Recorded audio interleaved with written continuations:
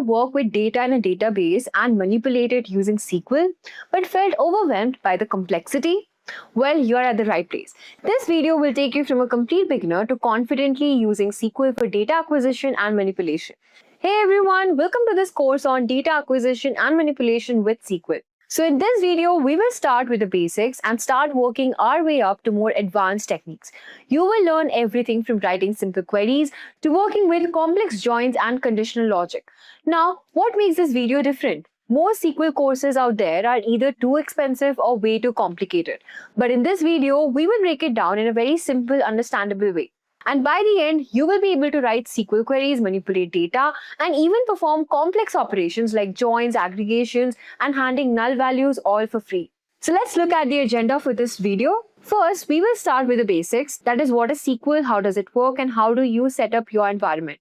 We'll also cover simple SQL commands like select, from, order by, and fetch and organize your data. Second, we will dive into data types and filtering, where you will learn how to use filter data using the where clause, apply comparison operators, format your code for better readability. We'll look at functions like concat, reverse to manipulate strings and handle null values in your data sets. Fourth, we will cover aggregation and conditional logic. You will master grouping data with group by, filtering aggregated data with having, and using if and case for conditional logic in your queries. And fifth, we will get into joins and advanced queries. We will show you how to combine data from multiple tables using inner join, left, right join, and even advanced joins like self and cross join. We'll also explore the union operator to merge results from multiple queries. So this video is packed with all the SQL skills you need to start working with real-world data.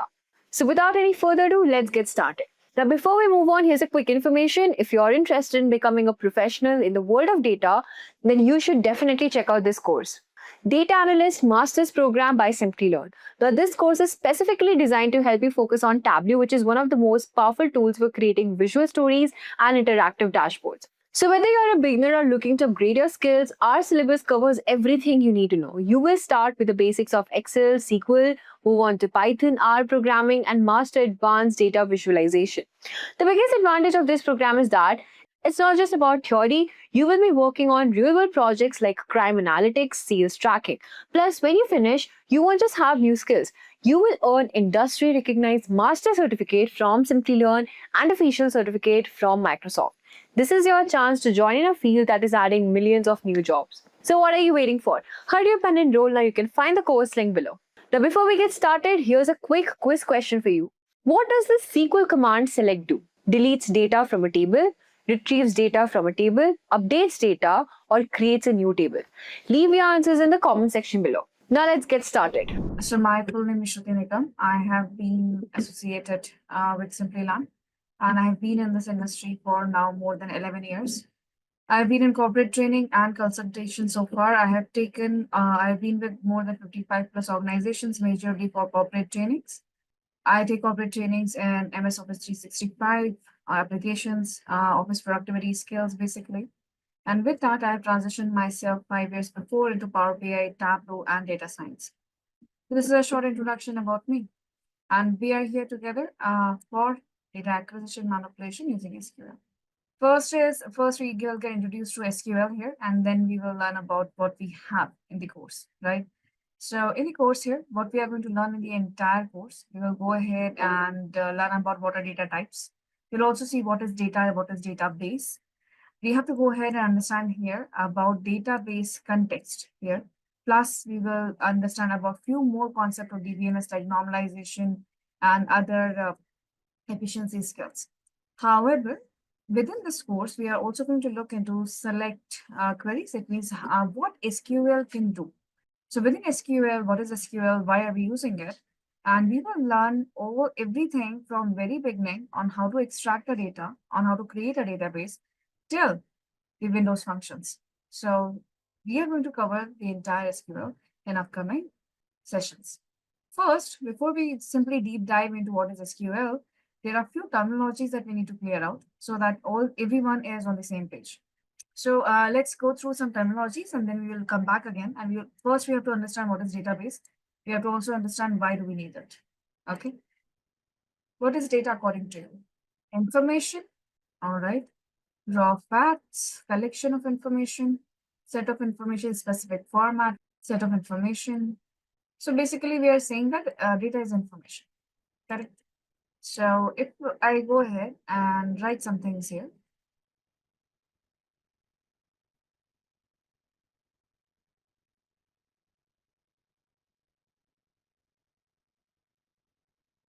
is this data? It is data. There are some numbers, there are some text. But does this make any sense? So what is data? In very simple words, in a very, very simple words, data is structured information saved in a proper format. Saved in a proper format. Format can be anything. That format can be CSV, that format can be TXT, but it has to be some format. So that the context is also clear. Okay, it can be Excel also. It can be in JSON also. It can be anything. So there are many formats that we can go ahead and look for. It can be saved in multiple different formats there. Now that's a simple structure or definition of data. Then what is database here?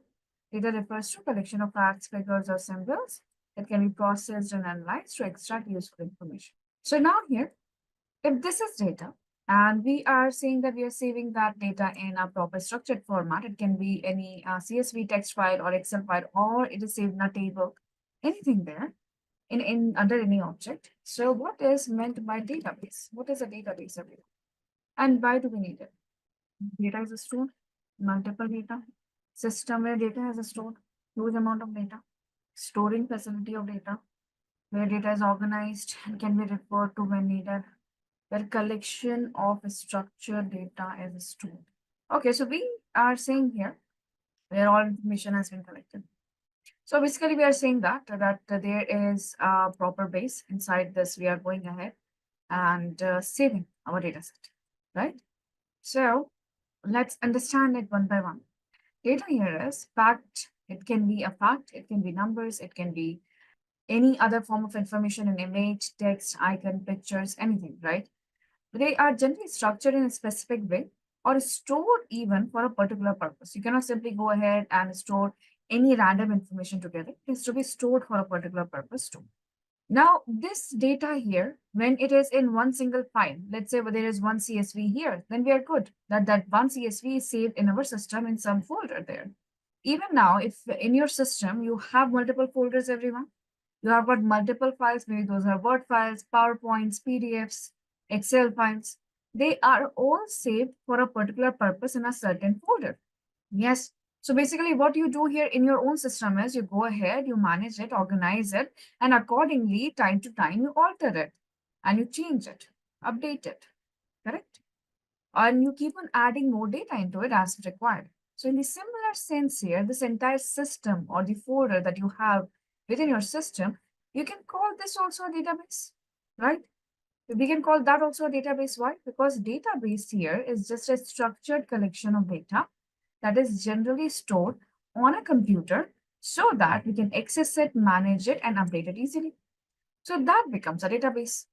However, within the database, if we go ahead and refer our own systems as database here, because it fits the definition here, is it easy to go ahead and find two connected files if they are in absolutely two different drives? We know that logic, that how these two files are connected to each other. For example, your salary slips and your tax returns. They are connected to each other, but definitely they will be in two different folders, two separate folders right there. Your investment details are in another folder, your salary slip in another folder. But you don't know that these two things are connected to each other logically. So that is not very easily managed, accessed, and organized because all logic is in our minds right now. Okay, that is why we have multiple different type of database management system. In database management systems here, these are the systems specifically designed just to manage, organize, and collect the data there. And to ensure that multiple users can easily access it without even touching the data there. So if we are if someone else is modifying the data, multiple users can access it, extract the data too. Plus, while modifying and updating the data, this particular data management system makes sure that data is consistent, their data has validated properly, and plus the correct data is getting uploaded. So all of this can be done within that management system there. So database definition, you all are absolutely correct. So what is DBMS? Management system they have created in which they're saving this data set and still and working on extraction, modifying, updating the data set there. So within the database, now we agree that there are multiple data set. Done. Now the problem here is, why do we need database system here? Whenever we create a database system, there are few things that are very, very important here. So for example, right now, you have files in your system, right? So let's say you have got two files in your office laptop. One is for employees and one is for department. And there is two separate Excel files, Excel workbooks. So if I will ask you that, can you go ahead and get me the marketing manager personal details? How will you find it? So I understand the question again. Let's say you have got two Excel sheets, okay, on your system right now. Let's say two Excel workbooks here. One is have employee details and one has department details. And if I ask you here that, can you go ahead and get me the personal info, like personal info here of marketing manager, how will you get it? What we have to do? Because we have to go ahead and figure out who the person is. And employee details, let's imagine here, okay, we have the personal employee details data separate, only with the employee ID. So we have to go ahead and open the two Excel sheets in front of us, and we have to first figure out any department details. We'll go ahead and filter out any manager or wherever the marketing manager is. We have to go ahead and filter that out. Once we filter that person out, we check for the employee ID. Once we have the person's employee ID, we go back to employee details, we filter out that employee ID, and then we get the details out of that. So either we do it manually or we apply VLOOKUP or anything, we have to go ahead and merge both the tables together, or at least open them together. Since we cannot merge, the data is huge. Okay, so you have to go ahead. And we are talking about Excel workbook, Krishna, so nothing like that will happen. We are in the Excel workbooks right now in the exam, right? So this is how it doesn't happen. This is why they came up with that this file management system is not working. Okay, with it is here. There are two very important things here. First, retrieving the data is the huge limitation here is retrieving of the data set. If I want to go ahead and retrieve the data, it is very, very difficult. If we are saving the entire organization's data into Excel files only, in some shared drive only, then we had no idea, okay, how people, who is updating the data set, how many people are updating the data set, right? So in that case here, we have too many limitations. The first point is there is no security, okay, because it is in a shared drive. All the Excel files are there for finance, for marketing, for digital marketing, for HR. So first of all, security is not there. And if a new person joins an organization, they go back and update its data set in their HR file. Someone is manually doing it. Someone is manually going ahead and updating the data set. And only not one person is responsible for that. So if there are multiple people there, there are chances that we are going to have multiple duplicate of data set. If I'm saving employee ID, employee name, employee last name, employee phone number, email ID. So if I have employee personal details, that will be there also. If I have employee work details, I have to keep their contact details there also in case we have to go ahead and contact them. So like this, there will be a lot of duplicate data there. And like this, there will be more limitations here. That is why they came up with DBMS, that is Database Management System. It was an entirely different type of a system. Inside the system, each table was saved as an object called as, each data was saved as an object called as table. And that table was made with rows and columns. They must be thinking that, why are you telling us about table? We know how a table looks like. I'm sure about that. Let's learn a little bit more about it. What we call as a table technically. Our data is called as a table structure, that we are saving it in a table structure only when it has rows and columns both. Plus, the first row will always be called as a header. First row has to be a header. And each column header should have its own data type. If it is a number, it has to be a number. If it's a date, it has to be a date, all from first row till the end. And when we are reading this data set or this table here, we will read it from top to bottom always, right? So that is DBMS. Now, DBMS is just one problem, okay? It has eradicated data validation issues, it has eradicated data consistency issues, because now we can have security. Because we're securing on the row level there, we are securing on the table level there. We are good. We can give access to the people we want to. That was good with DBMS. However, they had one huge problem that these tables were standalone tables. They were not connected to each other at all.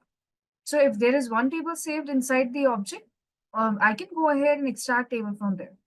However, those are not connected to each other. So employee table is not connected to department, department is not connected to customer or the vendor table. There is no common key between them at all. So when they faced this issue here, they came up with relational database.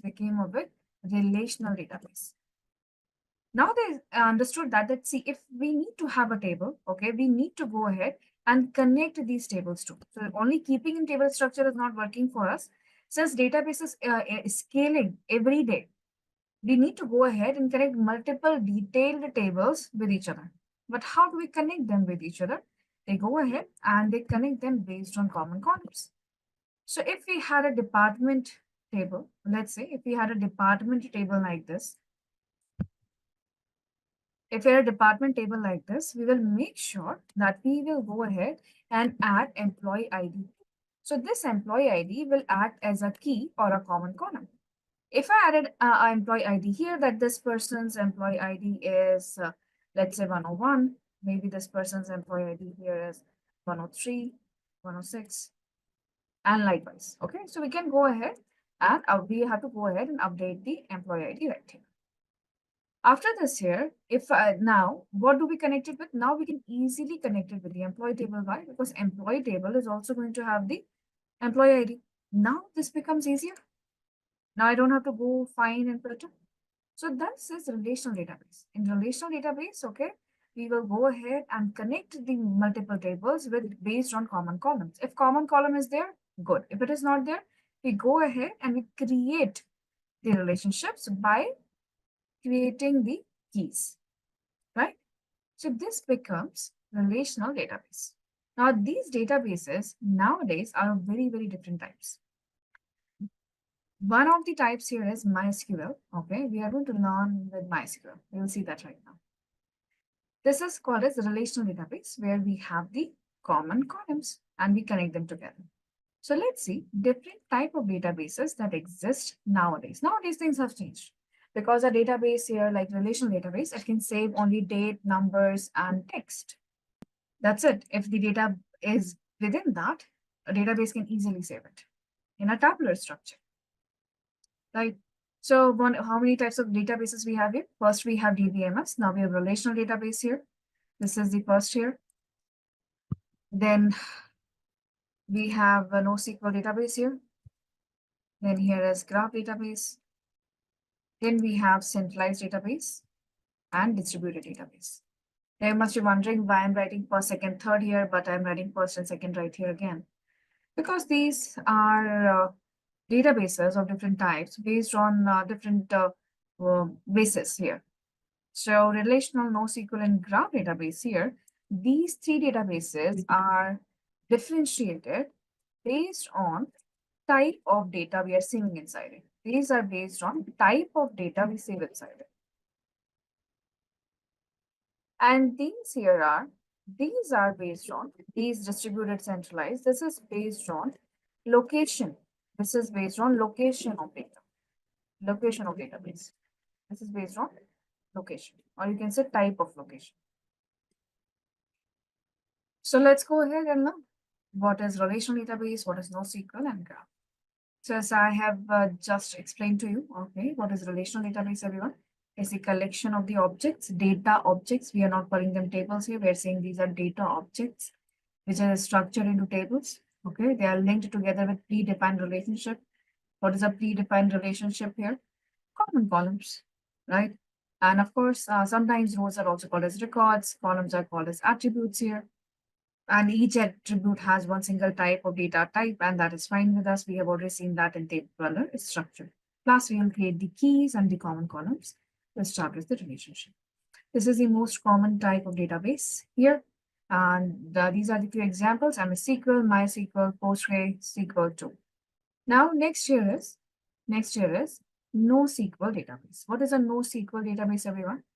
Mm, Um, since the social media, okay, after 2010, it has scaled up to the data that it started collecting. Okay, it has been scaled up to billions now at that time only. So these social media websites, they have data set like not only your email ID and passwords and the bank details, meaning not only number, alphanumeric, date, and text. They also have now your images. They have got podcast, some audio clips, videos, and comments, blogs, articles, entire web pages out there.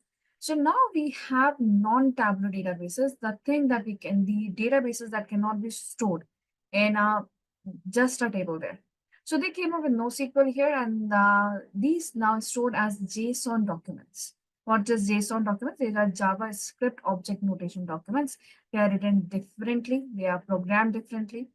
If you will look at them, okay, it looks like curly brackets and lot of commas and colons. But the hierarchical data and a huge data can be saved in a very, very small amount. So JSON documents here, okay, they are classified into several categories like data models, document, key values, byte columns, and graph databases. NoSQL databases are scalable, easily scalable. Now, if there is any kind of social media application, right? JavaScript object notation. I will write it down here. It's like we have Excel files, right? I will show you a file there. So this is JavaScript object notation file. It is like excel.csv.json. Okay, .geo.json. You might have heard of that too. So these are kind of the extensions of the dataset. It is a different kind of format. It is written with a lot of semicolons and very easy to define the hierarchy inside it. I'll show you an example later. So this NoSQL database can save pictures in pixels. It can identify that too, right? So NoSQL database examples here are MongoDB, Amazon Dynamo, Apache HBase. If you have heard of Hadoop, it is also linked together with this only. So when we have these kind of data and we want to save that, we don't save it in Oracle or MySQL. We go ahead with NoSQL databases. Then we have got graph database. To understand graph database here, whenever you go to LinkedIn, right, and you are looking at somebody's profile, does that tell you that whoever has visited this profile have also visited these profiles? Or these are the mutual connections you have? This is your first connection. This is your second level connection. This is your 3+ level connection. Have you ever noticed that on LinkedIn? How do you think they're saving the data set with them? So let's say if this is you. Okay, you have got, let's say, 1,000 connections there. This is you. Now you have 1,000 connections here. Now all of these connections here, how do they know which is falling on a second level, first level, second level, or first level? If anything new is coming up, new person is coming up, they also know that they're connected to each other. They know that whoever the next person, a new person is coming up, this person has mutual connections with you, meaning this person's network is coinciding with you. And this person, of course, has its own network again, first level, second level. Is it possible to save it in an Excel type of file? Okay, where if you try to do that, there will be a lot of redundancy, repetition every time, because if you are saving one person's network, is it possible to save one person's network? How many people are there on LinkedIn? And they're all connected to each other. So saving this in any kind of format is very difficult. And of course, it is a huge data set there. So what they do is they use graph database. This graph database, okay, they use graph structures, okay, which has nodes, edges, attributes, parent and child relationships, and likewise. So that's how they go ahead and say. So that's just graph database. We are not going to work on, we are going to work on RDBMS. We are going to work on relational database only, right? We are going to work on this and we are going to learn with MySQL. Now let's talk about what is centralized and what is decentralized. So what is centralized database here? As it is said, that it is a stored, located, changed, maintained at a single location, such as a mainframe computer. So there is a mainframe computer, a huge computer. Those who are from the non-tech background, it's a huge computer. Okay, it is kind of a server physically with all the hardware connected with it, and it is somewhere located at one single place. Now, everyone who works in the organization, they don't have to be at exactly that location. Okay, with the help of internet here, they can go ahead and access whatever data they want from here. Okay, so this is called a centralized database. Do you think it is going to have any difficulties or some limitations here? There are advantages, clear advantages. That is going to be low cost, easy maintenance. But what are the limitations? Yes, you're storing the data here, Vaishnavi. Entire data is stored here at one place. Yes, if we have to scale the data, we have to make sure that our hardware can handle that. Correct. Both may know. If I have one computer, I will place it at one geographical location, right? It is not going to be costly. Yes. If it gets corrupted or slowed down, entire organizations will be like, server is down today, we are not able to do the work. Yes, it is easier to secure the data because it is just one single place. It is easier to manage the data too because it is just one single place. But if anything happens here or the server slows down, okay, we are going to face that difficulty quite often if the data is scaling rapidly. Right. If there are too many people trying to access the same thing here and the hardware is not designed for that much scale or for that many people at once, it is going to lag. It can be slower in fetching the data too. And if it gets corrupted, our backup is still in this mainframe here. So it will go ahead. So we are at a risk of losing it, but we always have a backup. Okay. So this is the centralized database, and most of the organization will be having the centralized database only. All the organizations that we usually see, they work with centralized database only because it is easy to access and handle and scale. Now, after centralized database here, we have the distributed database. What is distributed database here? Okay, it is the unified collection of linked databases that are physically dispersed across multiple locations. So here it is saying that they have distributed the database at the physically multiple locations here, but they are still connected with the computer network. And they do have databases inside it. They will have the databases saved inside it. And since it is RDBMS, everything will be connected to each other. Now, what happens when the database is like that? Now, when we have the users here, they can still go ahead and connect with the data set, okay, by using the servers. But yes, of course, they will be distributed too as per their requirement. As per their requirement, access permission and job roles, they can go ahead and access the data accordingly. Now, what are the advantages or limitations do you feel will be there? Network dependency, it was in brief. High cost maintenance, that's correct. It may be faster, yes. Data security is the issue, you have to maintain it at all the levels. And you need now a bigger team to handle all the physical locations too. But if there is a huge data, they cannot save it at one single place. They will disperse it across the locations. Google uses that. Google uses the distributed database system of different databases type here. Yes, and scaling is easier. Meaning, to scale up, they don't have to keep adding up too much hardware or systems. It will be easier. Great. So now we here understand that these are the different type of databases here. What we are going to work with. We are going to work with RDBMS here. RDBMS is the most sought after. Why? Because most of the organization's data is that they want to analyze is date, numbers, and text. So RDBMS is best. Right. And plus, it is a simple mainframe computer. We can connect it with local internet and we can connect with it easily. So that is the most sought after. But yes, with the need of in the social networking systems and too much different types of data set, they might need to scale up to NoSQL or Graph database. Very good. So the question here is, the system is characterized by having its data structured, logically interconnected, physically distributed over several sites within a computer network. As it says here, distributed. Okay, this is the key that we need. So the answer will be C. Now let's go ahead and understand about SQL. What is SQL? We will deep dive into what is DBMS and RDBMS then. So first here is SQL. So let's go ahead and part this SQL. First in SQL is the language. What is language? So any language, so this is a language through which we ask something. What do we understand that now here is, it is a language through which we ask something. Since this is a language, it has to has its rules and grammars, right? This is why it is structured. So it will have its own rules and regulations that we follow while talking to each other. We do go ahead and we follow those rules while talking. That how would you make a sentence? Which are the vocabulary that you have to go ahead and keep it with you, right? So structured query language. So it is a query language, a language that has been created to ask the questions to the database and retrieve the data that you want.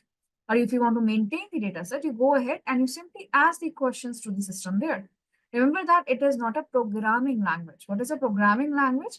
We create something new there. We program something new there. So we're not asking or creating something new out there or the entire structure of something. No, a structure is already there. We are simply going ahead and retrieving the data from there. And that's it. Okay. So structured query language here means we are using a language which has its own rules, regulations, and vocab. And using that language, we are talking to the machine and asking the questions to it. That's it. That is SQL. A structured query language. Yes, absolutely correct. Now, let's understand here what SQL can do. SQL can perform in a, if we say here, it can go ahead and perform the operations like create, read, update, and delete. These are the operations that we can perform with SQL. What we are creating here. We can create a database inside the hardware structure that we have available. We can create a table. We can insert the values inside it. We can, if you want to update it, if you want to alter it in some way, you want to delete that structure or a row, or maybe I want to update some data set inside it. Now, when we are modifying and saving data inside it, once it is done, it is my part. Another person who wants to simply extract the data and analyze the data, that person will be reading that data. So while reading the data, again, we will have multiple steps to follow. So this is the CRUD here, and this is how we can read the data here. So these are the four operations, basic four operations here. Now, MySQL is a language. It is not only used at one, SQL is not a language that we use only within one single database. Okay, it has multiple uses across multiple applications and platforms. And why we are learning via MySQL? Because MySQL is free to use. Second, it is the easiest way to learn SQL. If you learn the fundamentals here, you will be able to adapt to any changes that you find in MySQL, Oracle, PL/SQL, or Snowflake as you will move forward, right? So the fundamentals remain same. It is an open source system here, okay? And it is easier to use. A very, very simple graphic user interface. That's why we'll use this here. Okay, so now let's understand the difference between DBMS and RDBMS. It stores data as a file. We know that right now. RDBMS here stores data in the form of the tables. Now, RDBMS can have multiple users. We can connect the tables with common columns that are the foreign keys and the primary keys there. And it is easy research in RDBMS. And all of that is not present in DBMS here. Data fetching is slower and complex. We have already been through that. Now, a quick check again. Which system is considered most popular and advanced version of DBMS? With examples like MySQL, Oracle, and MySQL. As we've just discussed, it is RDBMS here, right? I hope you're on your LMS portal. In your LMS portal, on the right-hand side, when you click on self-learning here, on the right-hand side, you will find a vertical menu card. Okay. In your vertical menu card, you can see all the lessons that we are going to cover. You can see all the lessons that we are going to cover. Okay. So as you can see, we are going to cover, right now we were having introduction. Then we start working with the database and tables. Within that also what we are going to go through, different type of commands you can see here. And then we will see how to work with the operators, constraints, and everything else. There are there are everything defined here, what we are going to cover with the topics and subtopics. First here is look at instructor slides. These are all the PowerPoints you will see me download using in the class. Then here you have two types of practices. What are these two types of practices here? First here we have practice project, and then we have here guided practices. You also have demos, right? What are these demos? These demos are the ones that are used inside the slides. So when you go through the slides here, you will see that they are doing some small activities within the slides, and there are a few queries written there. So on what particular lesson, which particular dataset has been used to write that query, you can go ahead and find it from here. Now you have guided practice folders here. Guided practice are lesson-wise folders given to you. And the practice projects that you see here, these are the projects, lesson end project. So once your entire lesson is completed, for example, you have learned about all these small commands still here, right? So the lesson 2 practice project is going to contain almost everything from this lesson number 2. So these are the projects. What does these folder have? These folders have PDF files, and two PDF files are there. First is the problem statement, and another is the solution to that. Solution consists of the screenshots and the explanations for the query. Now, whatever data set has been used in any of these projects here, it will be provided inside the dataset folder. Inside dataset folder, you're going to find three things, three folders inside it. One dataset for demos, one dataset for guided practice, one dataset for practice project. So this is your reference materials everyone. Now I would like you all to click on live classes. When you click on the live classes here, you have this box right now with today's date. Can you click on the box, please? When you click on the box here, you'll find here session materials are written. And you will see a list of session materials here. You will see some PDFs. You're going to see YouTube links. Those links that you're looking at, you have to go to the epsilon or the three dots there and copy it and paste it in the next browser. So session materials and reference materials are two separate things. The session materials are the live session materials, whatever we are using here in the live session or whatever I solved within the live session. Now in the session materials, go ahead and find out there is a PDF file, one for Mac OS, one for Windows. Whenever we talk about data, everyone, okay, so let's say we talk about MySQL. Now in the MySQL here, when we talk about our DBMS database here, it is made up of three entities, or you can say three components. What are the three components here? Okay, one is going to be hardware, one is going to be data that we save inside that hardware, and then we need an application to access whatever objects we have saved inside it. So if we talk about like this, right? So we have software, hardware, and the data. Now, these three components require a container, a physical container that is hardware, an application program, a software application program, which will help us to connect with the hardware and the save data inside. These three components have three types of users too, based on data abstraction. Understand data abstraction as a security here. So who has how much access to database or individual data tables? First person here is the end user. Who is the end user in server? End user is the person who has the access to data as per the job role. Their main job is to extract the data and create reports. They will be using the minimal coding possible. And their only job is to extracting the data and making the reports, analyzing the data, and then moving on to other applications. These are end users. They work on the external view or as the end user on the application level. Then the second here are application programmer developers. To those we are called them nowadays data engineers, right? We call them data engineers. What do these people do? They are the persons who will interact with the data directly. These are the persons who will decide how to get data inside this particular server, which relationship has to be created, what data should be stored, what kind of model should be created, so what kind of schema should be there. This is all decided by the application programmer. This application programmer has got nothing to do with data analysis. They are more concerned about how the data is managed and secured inside the software. Now the third person comes in here, that is database administrator. This is the friend in the entire structure here, because this is the person who is responsible for the maintenance, operability, recovery of this entire connection. Meaning the network should work properly, right? It should be operable so the end users can go ahead and access that and extract the data set. Plus, this is the person who will give instructions, access to the user. This person will control the entire data access. So as per the job role, whenever there is a requirement, you keep asking for data and they will provide you with the data set or they will give you the access to that part of the database. These people work on internal level. These people work on internal level or physical level, creating user ID passwords, providing and replacing the security levels there. So these are the three type of users here. So now what type of which course are we doing, everyone? It is concerned with analysis of the data set. This entire program is concerned with the analysis of the data set. You're supposed to analyze the data set. So either you're a data analyst or you're a business analyst, or you will move forward to data science. Any one of these three, whatever is your upcoming path there. Yes. So who are you? Which user are you? 1, 2, or 3? We are the first users. I don't know why you're not sure. Maybe you are the experienced professional right there. Okay. And you have worked with the mixed job roles. That's why you're saying that you are not sure where you are going to go and end up.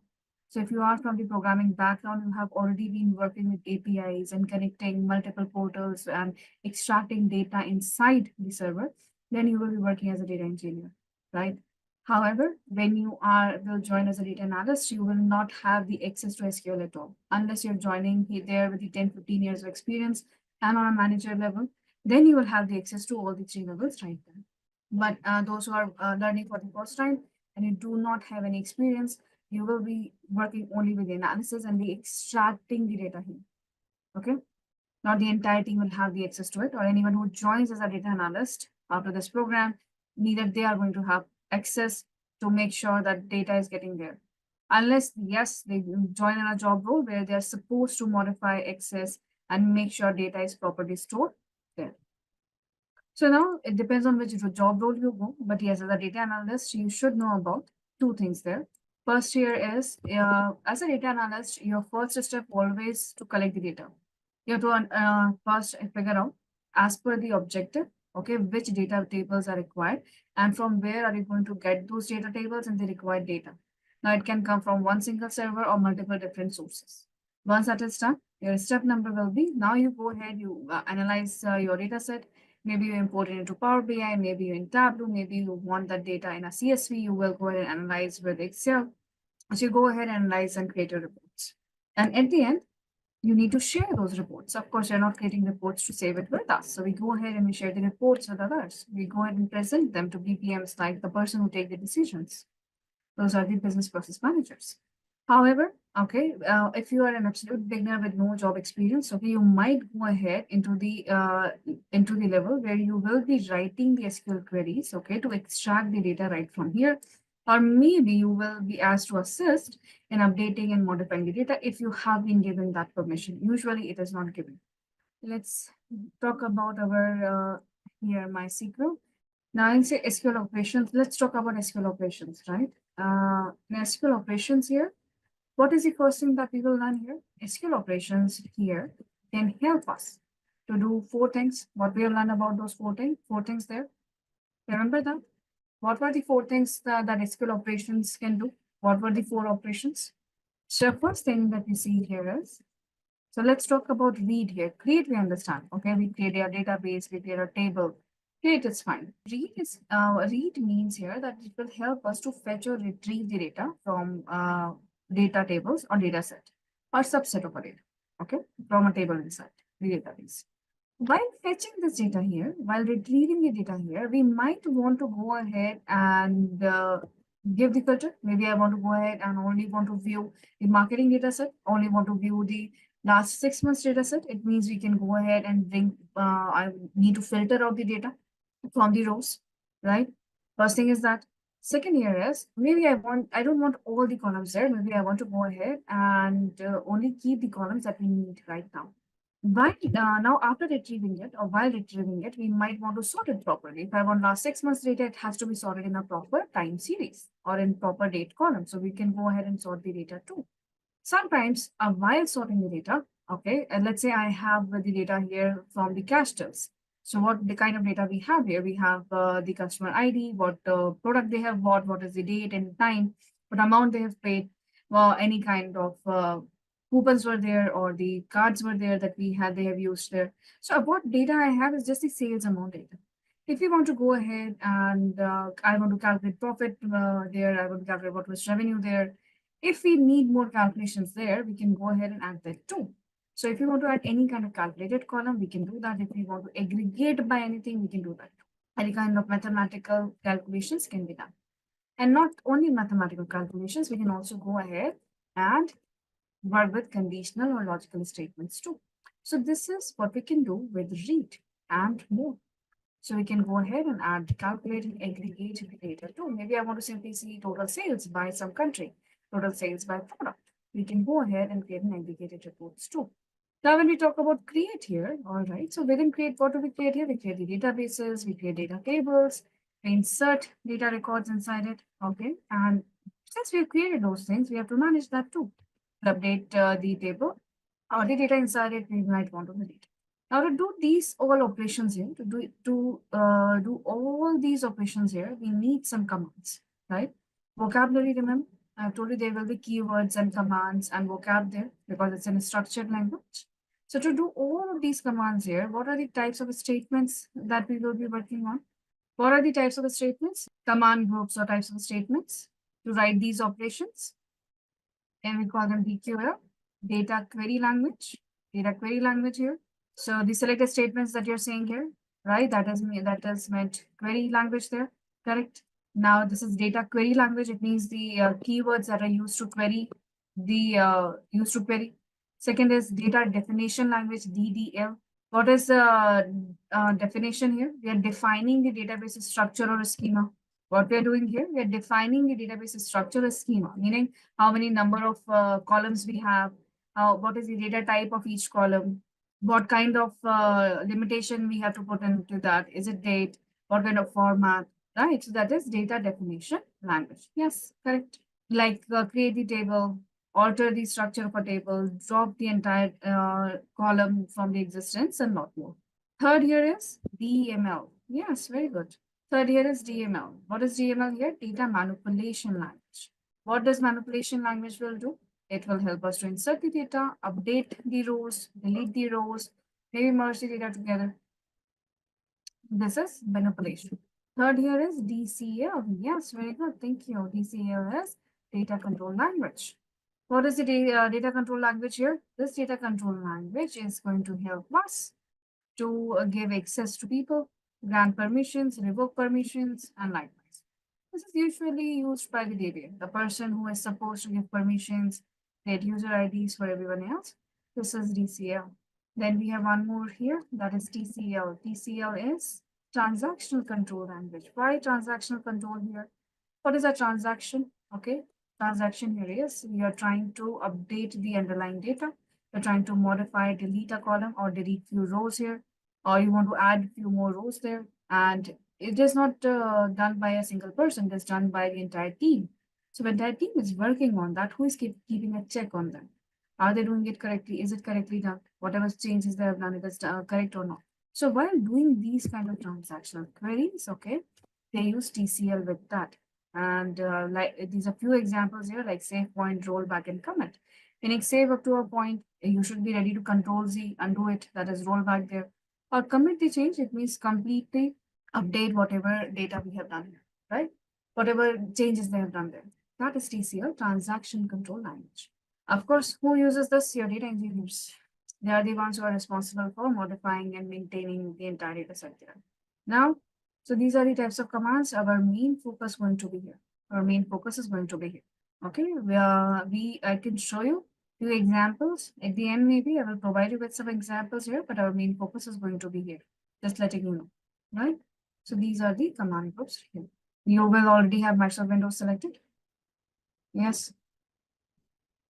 Once you have the Microsoft Windows selected here, go ahead and click on download. Select the first one here. Select the first one here. Once you select on the first one here, it takes you to this page here right now. In this page here, you're supposed to click on no thanks. Just start my download. So the one with 2 MB here, you will go ahead and download that one. Once you click on no thanks and start my download, then you can see all the next steps here. The first is custom, you get the server here first. Say they are giving you very good instructions here. You have to click on the plus sign, then you will have all the versions expanded, then double click on this, get it on the right hand side here, then find the workbench, follow the same instructions. So everything is properly written here. Once you will go through each and everything here, you will have at the end, you might see this dialog box. Few of you will see this, few of you will not see this dialog box. So, and you're good with that. Okay. So you have to click on the plus sign and get the workbench and the server on the right hand side. After this here, everyone, you have to simply click on the plus sign here, as you can see it clearly. There's a plus sign here. Okay, everything is properly given here. So Meenu and everyone else, just follow the instructions here. It's a really good PDF. It will take you through entire steps. If you face any difficulty, you let me know. So plus, plus, plus on server. Then once you see the list of servers, select the first one and click on the green arrow. Now you click on minus. Then we click on plus on workbench again. Then the list of versions of the workbench will appear and you get the workbench here too. After getting these two here, we click on next. And after that, okay, keep clicking on next. It will take some time to execute. In few of your versions, if you're using Windows 10, it might ask you to get the visuals in here, Microsoft Visual there. Agree to the terms and condition and install it. After installation, just keep clicking on next until you reach to the password there, until you go ahead and reach to the password. About the password here, please let me clarify you. This password is not an easy password to recover. It's an open source application, everyone. So the root password, please make it easy. Okay, that should be in your memory. Write it down somewhere. Write it down somewhere. If you think that you can remember it, okay, you can. It is not possible to remember this. I would suggest that go with the 1, 2, 3, 4 ABCD or QWERTY, these kind of passwords that you can remember. There is nothing to save and secure here. Okay. So keep your root password easy, as easy as possible. So that if you, and because it is not just clicking on forget password, you get an OTP and it is reset. It is not going to be like that. Once you forget the root password, even uninstalling and installing will not help you. You have to go inside it and then change it and update. You cannot recover it. So make sure that when you reach to the root password, it is easy and memorable. Okay. In this welcome screen, everyone, we can see local instance. Okay. So let's go ahead and click on local instance here. This local instance is, when you click on the local instance here, it will take you to the workbench. What is a workbench here? It's the graphic user interface tool so that we can go ahead and access the server. When you click on the local instance here, this is the interface you will be looking into. So we have nearly 4 quadrants here, everyone. In first quadrant here, you will find you have schemas here. You might not be looking at schemas, you might be looking at administration management like this. Yes. So on the left-hand side here, you will find your navigator management here. And just above this, observe here, you have your quick access toolbar. Above this, you have got drop-down menu toolbar. And here we have home tab and the local instance tab right there. What is this home tab and the local instance tab? This, if you go to home tab, it will take you to the welcome screen and back to local instance. You can have many instances open up here separately. Now we are in Navigator. We see the management instance options here. Within here, you will also find an option called as a schemas. Click on these schemas, please. In these schemas, do you see a cylinder right now? A cylinder kind of a structure? Meenu, please click on this here. Now you click on local instance, type in your password, and it will take you here. So let me now go through the interface here. Okay. Okay, so as now here, do we see this container, everyone? I hope we do. This container is our database. What is this? This container is our database. But what is written here? It says it is a schemas, correct? So in MySQL here, let's talk about the MySQL right now. In MySQL, what is the database? In MySQL, data is database, the term database, okay, it is going to be equivalent or synonymous to schemas. So now we understand what a database is, right? A storage system. But what I'm trying to say here, tell you here is that you need to, this schema and database are synonyms in MySQL, right? So in database in MySQL is implemented as a directory that contain all the files that correspond to the tables of database. We can, if you want to create the database inside the MySQL, okay, you require admin privileges, admin access. Without admin access, you are not allowed to create the database or the tables. And the term schema and database are synonymous in MySQL here. And in MySQL, we can copy and clone the database features. We can keep a backup of the copy of the existing database. Plus, it also includes table structure and lot many properties like indexes, constraints, and values. As we move forward, we will learn about those terminologies too.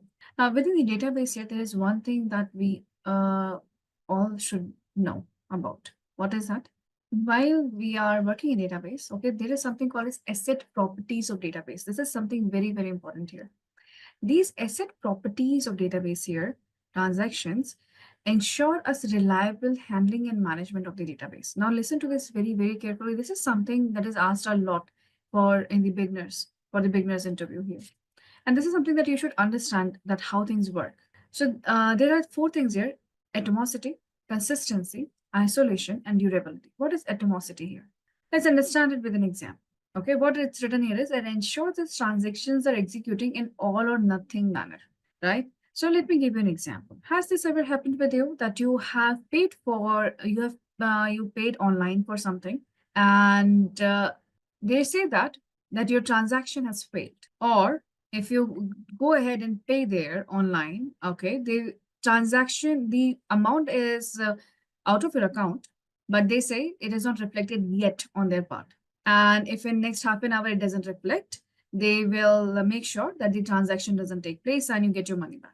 Have we ever faced these situations? Yes or no? Yes. That is atomicity, meaning either the transaction will take place or it will not take place at all, but it will not be left in the middle.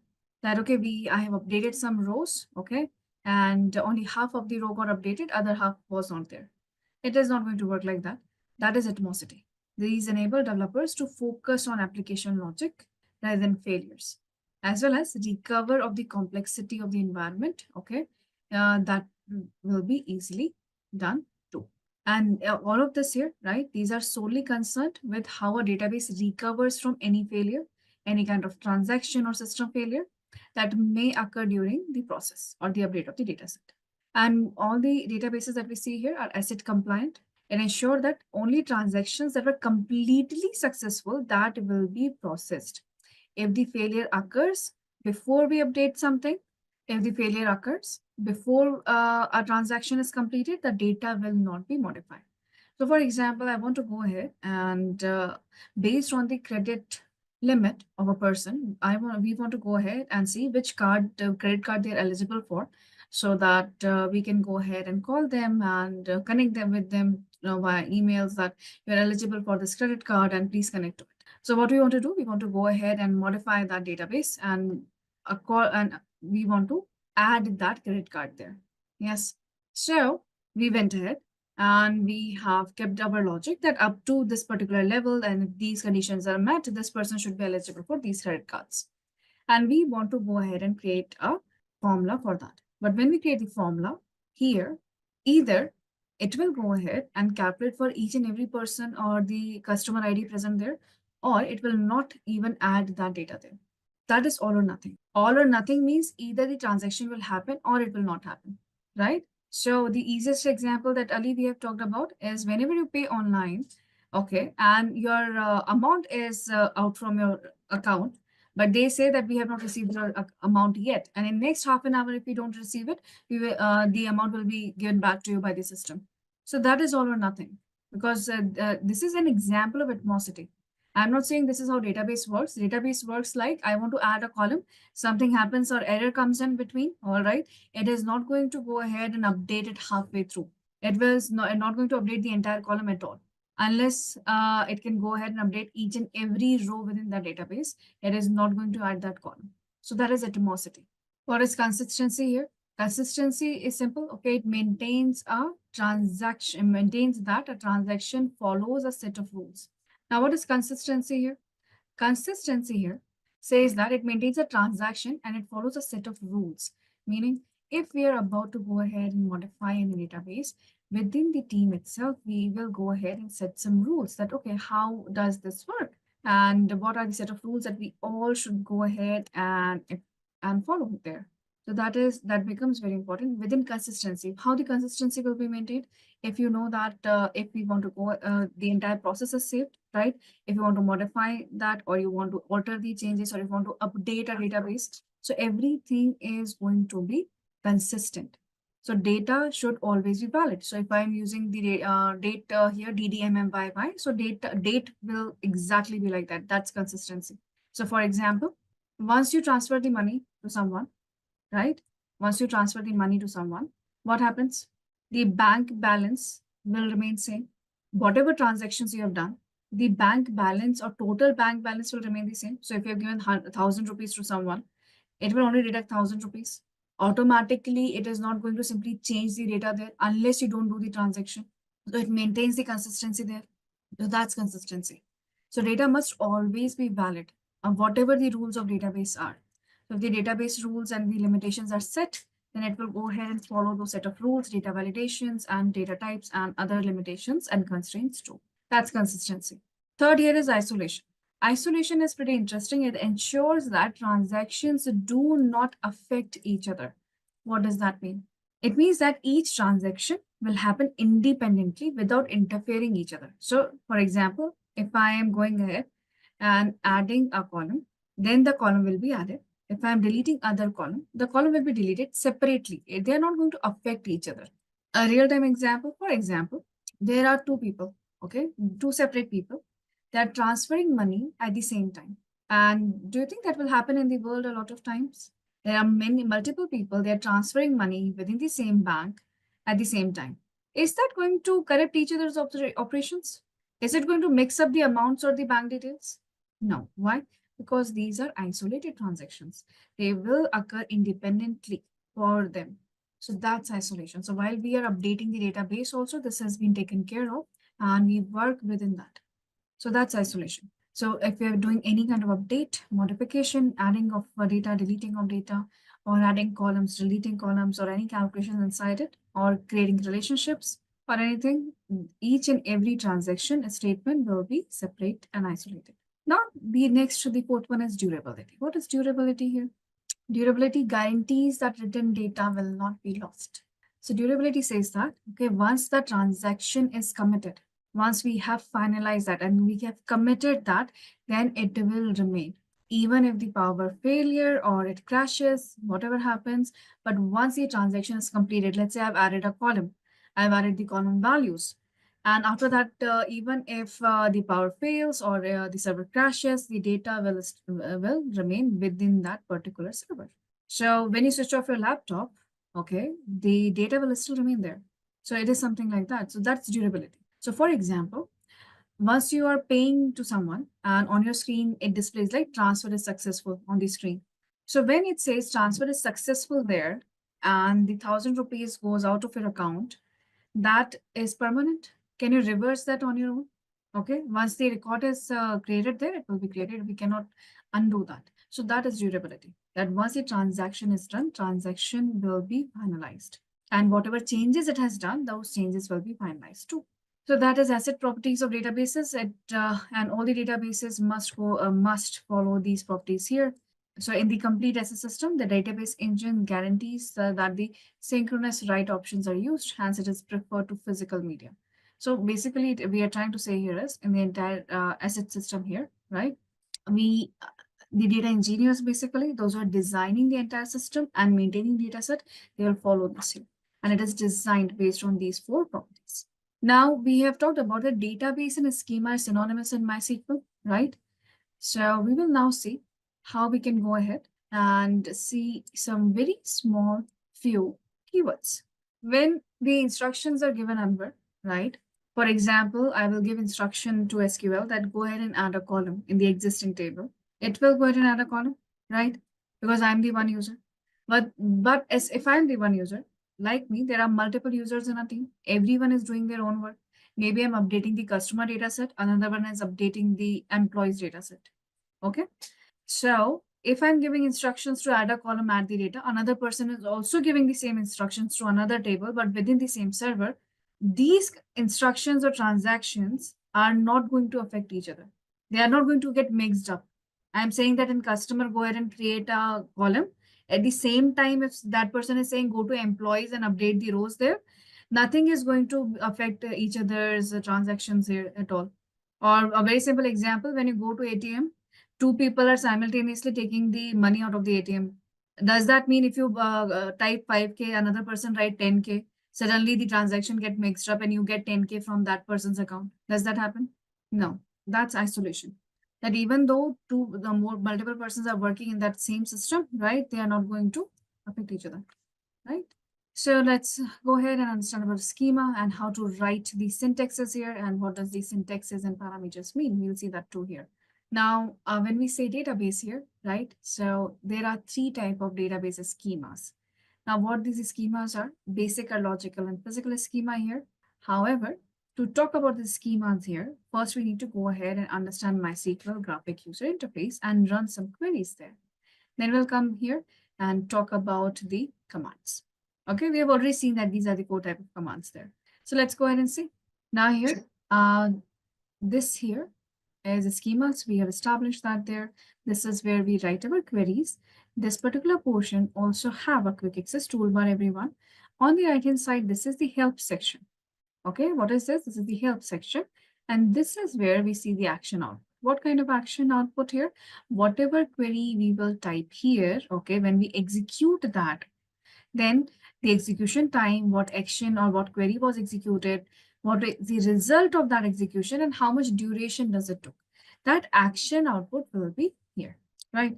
So let's go ahead. Let's go ahead and see, first learn here, how do we type something here? So first here is, do we have any database here? No, we don't have any database here. So let's understand how to go ahead and first add a comment, and then we'll see how to get data set here. So first thing we will always remember, database and a schema will be used synonymously here in MySQL and nowhere else. How do we add a single line comment? So if we go ahead and type the pound sign here or the hashtag that you call it, we can add a single line. If we want to add a single line comment, either we can go ahead with this or we can go ahead and type two minus signs or hyphens and a space here. This also adds the single line comment. Now, what is the comment here and why is it important? Single line comment here is the non-executable part. What is it? It is a non-executable part. Basically, it's the description of whatever codes and queries that you are writing here. But what are you doing? What are you working on? So whatever you're writing here, you have to write the description of that, and that is going to be the code, the query. But not every time we can write everything, every explanation in one single line. So what we have here is the forward slash and the asterisk sign and the asterisk sign and the forward slash. So we start writing like this, all right. And if you want to the multi-line comment, we want to write in multiple lines, right? So we have to enclose them enclosed within these here, forward slash and asterisk. Now what we want to do, we want to insert, we need to go ahead and get database, right? We need to get database here because right now what we have is a system database. It is not going to have any tables or something. It has some system details only, right? See, what tables does it have here? System configuration. It is not going to help us here. So we need to get the database. How do we get the database here? So we have got either we should have SQL codes through which query and codes through which data is created, right? So a creative database here. Or we can have a CSV file. We can have a CSV file that we can import here. Okay, so we can go ahead and import the tables too. So first that we will see here is how to get the database by using the SQL codes right here, right? And how we go ahead and create the database. So let's talk about create database right now. Whatever I am writing here, okay, almost in the real time, I will update there too. Now, Excel is quite direct. SQL is quite direct. Okay, if we want to go ahead and create a database, we have to simply go ahead and write CRE. In the drop down, you can see create is there, right? So from the drop down, you can press on tab and the create will be there. You can also go ahead with the mouse there and double click on that. It will be written there. And if you're getting it in the drop down while you're writing something, select the keywords from the drop down. That will be easier to type. Now, what we want to create here, we want to go ahead and create a database. So we can go ahead and write DA. We have the database right here. Now we are creating our first database here, right? So I'm going to go ahead and name it this here, first database. I'm naming it first database here. You can name whatever you want. So this is create database, first database here. Now, first focus on what I'm doing. See, whenever we are learning queries here, follow along with me. Meaning, first, see what I'm showing you on the screen, right? I will execute this. I will show you where to execute it, how to do it. And I will show you where the output is, what is the output, and where is it. Is attention on the screen, please. You can see I have written create database and first database here. And then I have given a semicolon here. Yes. What? Why do we need this here? Reason is semicolon here terminates the statement. It tells the it tells the SQL that see, this is where your command or the instruction stops. Correct. So it terminates that statement. That is here. This is the statement. This is the only command that you have to go ahead and execute right now. Now, how do I execute that command here? To execute the command here, where either you go ahead and press Control Enter, right? That is the shortcut key here, or you can go to the query drop down here and see first. If you go to query drop down, there are two options here. First is Control Shift Enter. That is, it will go ahead and execute whatever you select. Select means proper select. It will should highlight it and get selected. Otherwise, it will go ahead and execute whatever codes or queries are there inside the script. We call this a script. Otherwise, if you want to go ahead and execute the current statement that we have here right now, where our cursor is blinking, right? That is execute current statement, that is Control Enter. We can also go ahead and use these here, okay? So this first lightning bolt that you see here, it will go ahead and execute all or selected. This here executes current state because it has a cursor there. So lightning bolt with a cursor will execute the current statement wherever you are keeping the cursor. Since we are doing this, we are executing this for the first time here, right? Let me show you like this. So if this is the statement, you select it like this and you execute with lightning bolt. If you want to use the second lightning bolt and we are only executing one single line, you can keep the cursor here and execute with the lightning bolt with the cursor or press Control Enter. So when we click here, see what happens. It in the action output, it is saying green sign, and we have create database here, one row affected, right? But even when it is affected here, are we able to see anything right now here on the schema part? No. So you have to go ahead and refresh the schema right here. So first, we kept our cursor inside. We have executed this, right? Now go ahead and refresh the schema. So once we go ahead and refresh the schema here, we find our database right there. Of course, currently it's empty. Okay, it has got nothing inside it. Once we execute the statement, okay, we will see the output. We see the action output here. But if we want to go ahead and view the schema here, we need to refresh the schema. And there is a small refresh button here. Click that, you'll find this here. So first, this is first, this is second, and this is going to be the third step. Okay, this is administration. Just towards the right, there is schemas. When there is a small refresh button here, I have given too many highlights on this. Can you find this on your own, please? See, right. And what were the what were the ways to get to the database here? First, we could have created the database by ourselves, but now we have to create the table. Inside the table, we have to insert the individual row too. So now, instead of doing this, let's go ahead and import the data. How do we import the data here? From the .sql file, in which already the codes are written for us. This .sql file is in the session material that is called as MySQL sample database folder. If you will go ahead and expand and extract that folder, everyone, go to the file drop down, left hand upper corner. On the file drop down, we have fourth option, Open SQL script. So we are here, file drop down, left hand upper corner. You click on Open SQL script. Those who are working in their systems, just follow along and find where your file is. And the person who is working on the lab, go to desktop. In the desktop, you will find a classic. You will find the classic models folder. Inside the classic models folder, you might find the file. So we are going to the file here. Click on Open SQL script. Find where your script is, wherever you have saved it.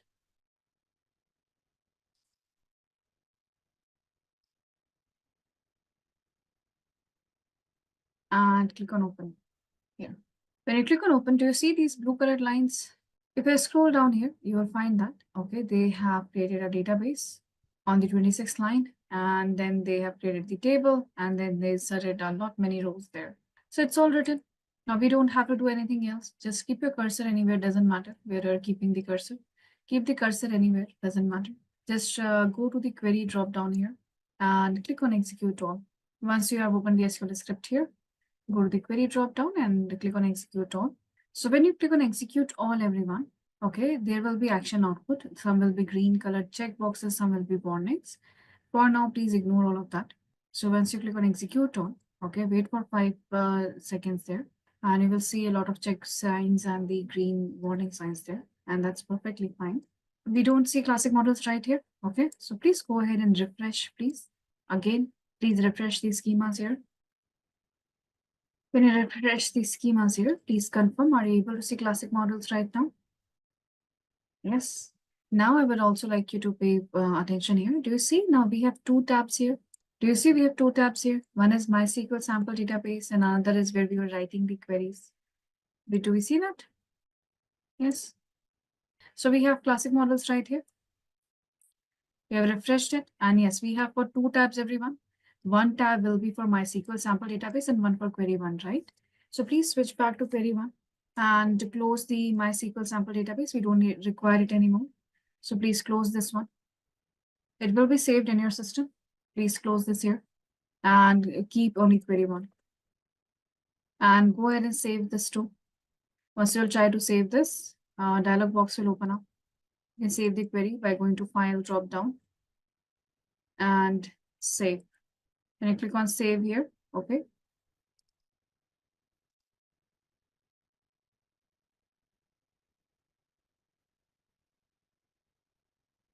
You will get the dialog box and you can go ahead and save your file within any name that you're looking for. So make sure you are where you are here, where we are saving, where we are writing the codes. Now this is the classic models, right? Now we inside the classic models here, I would like you to expand, please expand the classic models. You will see tables here. When you expand the tables here, you will see list of tables right here. We have got multiple databases also here, correct? So how do we go ahead and see what all the databases that are present here? Okay, so we can simply ask it that why don't you go ahead and show? Why don't you go ahead and show databases? The next step, Ali, is to write show databases, because now we have multiple databases here, right? So we simply go ahead and ask it to show databases. Then it is going to give us the hidden databases too that we don't see here in these schemas. So we simply go ahead and write show databases. We can see the list of databases here. Yes. Now, what do we see here? What is this? We are looking at this particular quadrant for the first time here because the output is there, right? What is this? This is called as result grid. This is called as result grid. Result grid will show us a temporary output. This is a temporary output. So when we write a show databases, what it is doing here, it is showing us the list of the databases here. And this is going to be a temporary output that we can see or export. So we can see it here, okay, and export it from here. So whenever you ask for a data, whenever you go ahead and ask for data from any database administrator, what do? They give you a CSV file, right? Most of the time they will give you CSV files. So you get to export it from here. This is your temporary output.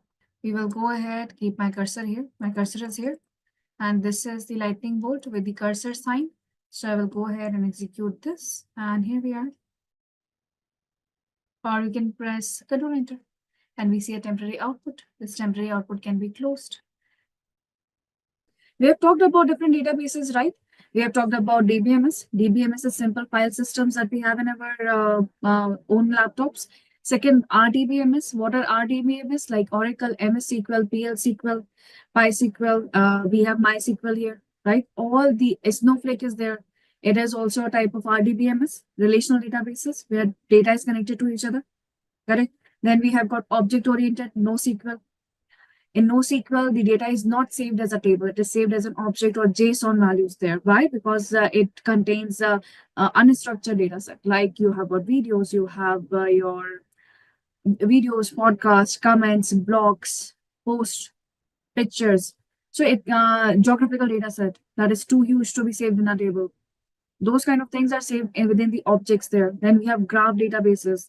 Graph databases save the networking within the hierarchy or a flow chart. It has got parent node, parent and child relationships, start node, end node, relationship node. So that is graph databases right there. So as we have already discussed, when we talk about graph database, we are talking about LinkedIn, social networking website, how they are tracking that whom you are connected with and how they are interconnected with it. That's your LinkedIn. You go to Facebook, you see the recommendations right there, right? That is the real scenarios there. So this is where these databases are created. Whatever databases are there, when we talk about RDBMS, for example, there is an office, an organization there. That entire organization is collecting data from multiple sources. What are the multiple sources an organization is creating data set? So here, how do you think the data is getting into the servers? All of us go there. All of us go to the office, correct? And do you go ahead and swipe your card? Or maybe you use the biometric attendance? Do we all do that? Yes. You're creating data. You're creating data. Where does that data is going? Where is it getting saved? We all have a portal in which from you can go ahead, regularize your attendance, check your attendance, and apply for leaves. You can download your salary slip. You can check everything. We have a portal, right? That portal is like a website.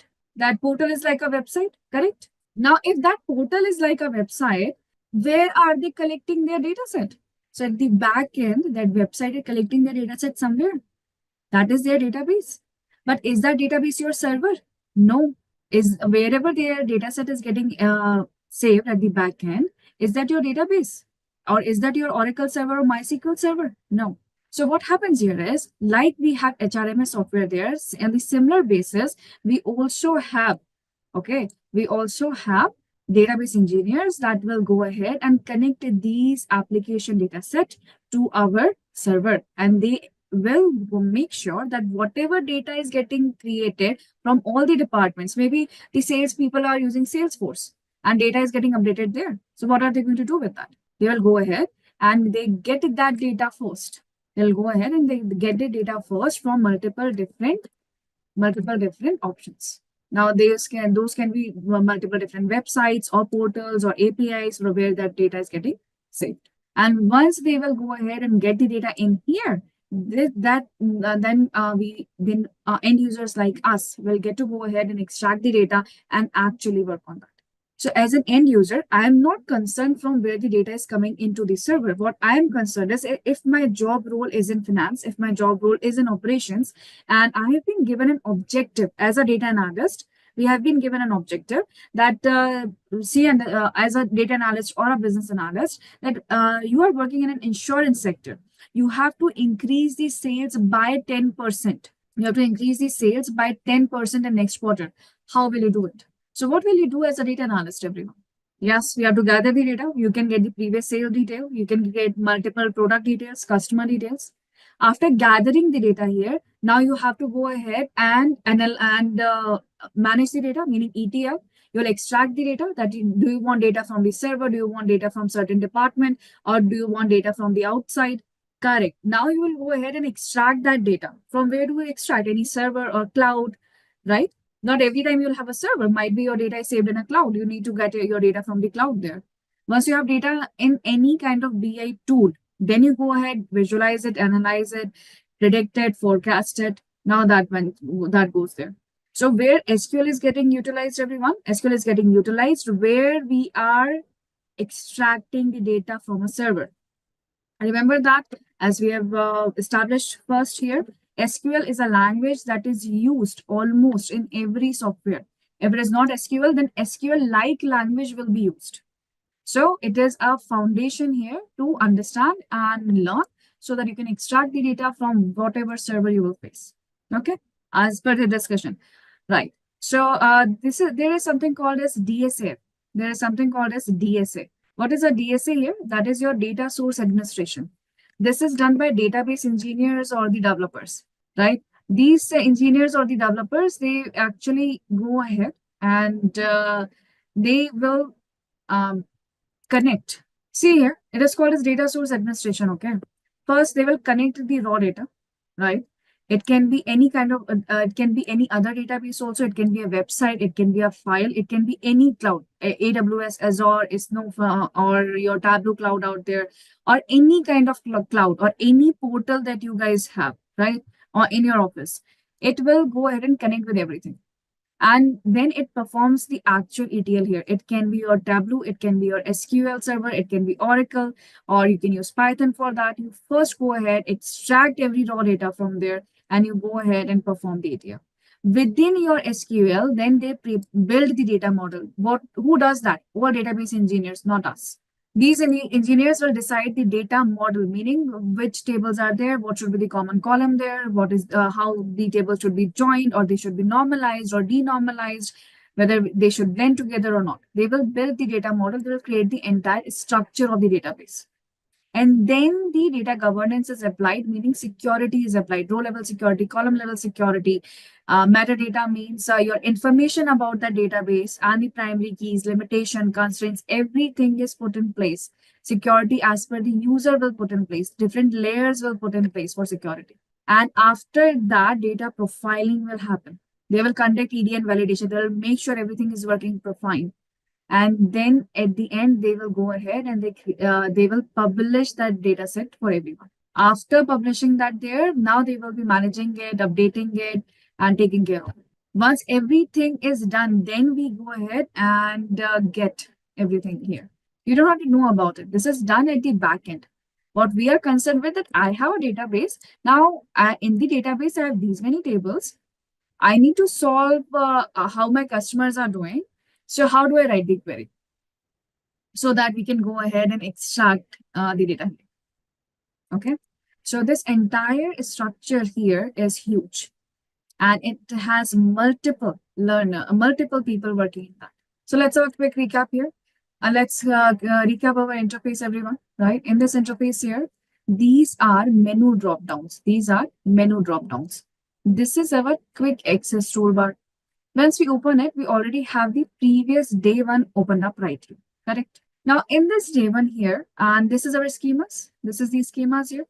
How do we reach to these schemas? We have got two tabs here. One is administration and one is schemas. We have to simply click on it to switch between them. Right? Schemas and database. This terminology here in MySQL is used synonymously. Okay. Now we have learned about the comment first.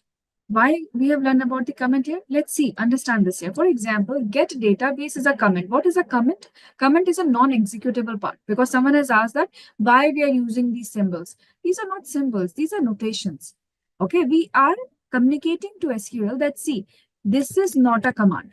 This is not a command, because if I am not typing the pound sign or the hyphens here, what does it think? That this entire part is a command. This entire part is a command, which is not, right? This is why we have to go ahead and either we will go ahead and type two hyphens and a space to inform SQL that, see, this is a comment. What is a comment? Comment is any kind of description we are about to write. So as in when we move forward, you will understand that why comments are necessary. And when we are writing a direct statement, okay, we don't have to give any symbol right here. We can directly start writing the comment. All right. When we go ahead and write a statement here or a command here, you can say, meaning we are commanding MySQL to do something here, we write create database.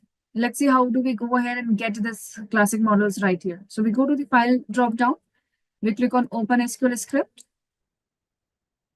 Go ahead and find out where your MySQL sample database is downloaded.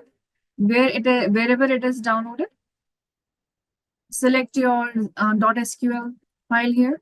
You might not have the extension written there, but you will find this .sql because that is the only file it will search for. Once you will find the file wherever it is, go ahead and click on open. Once you click on open, you will see another tab is opened up, right? As soon as you see another tab opened up here, go ahead and execute it. How do we execute it here? We keep the cursor inside, we go to the query drop down and click on execute all. Okay. Just keep your cursor here anywhere, doesn't matter where. Go to query drop down and execute all. You can see the keyboard shortcut, Control Shift Enter. Once you'll execute all, wait for 5 to 7 seconds there, and then click on refresh right here. Click on refresh. This is a refresh button here. Refresh the schema, and you will find classic models right here. You can expand the tables here. You will see the list. Just below the file tab here, we have a plus SQL icon just below the file tab. So let's open up the day 2 file here. So go ahead and click on plus SQL here. When you click on the plus SQL here, you will find the file will open up in the next tab right there. First thing that we do here is we save it right from here. So there you will find a small quick access toolbar just below your script file. This is again a small quick access toolbar. So here we have a save icon right there. So after clicking on plus SQL, go ahead and click on the save here. The save will open up a very familiar dialog box here.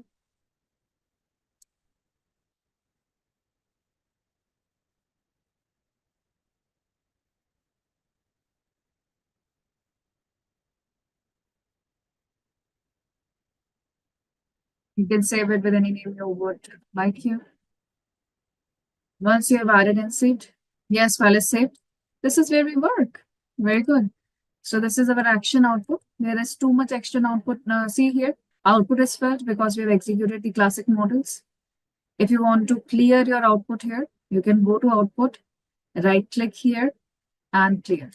So if you go to your action output window, everyone, okay, if there are too many output lines are here, you can right click and clear so that now when we write any new query, we will be able to identify easily about the output. If say, there is something in the output, right click and clear. While you're doing it, let's go ahead and talk about today's agenda. So before we have already seen the how to create a database, and we have imported the .sql, right?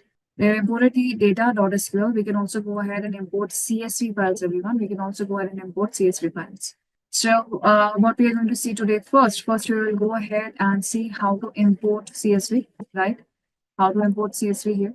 Next, we will move forward and look for, we have seen create and show databases, right? A very simple thing here. But today we are going to talk about first data type in SQL. But we have to understand the data types in SQL. After understanding the data types here, then we will move forward with the select query. Now, what is select query? Why?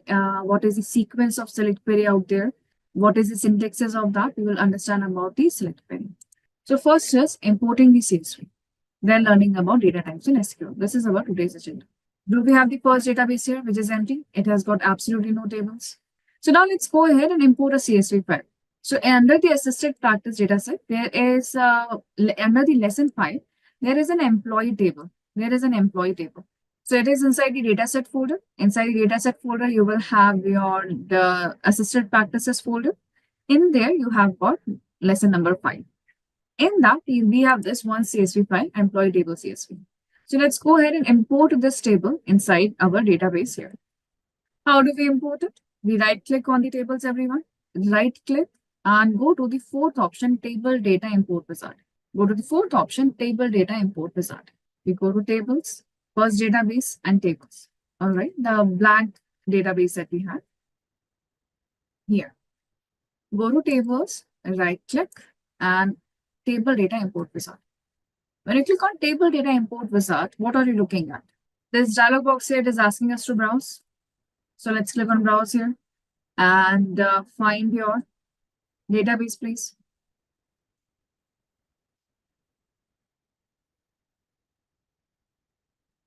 So inside the materials, you have dataset folder. It is assisted practices, lesson 5, employee.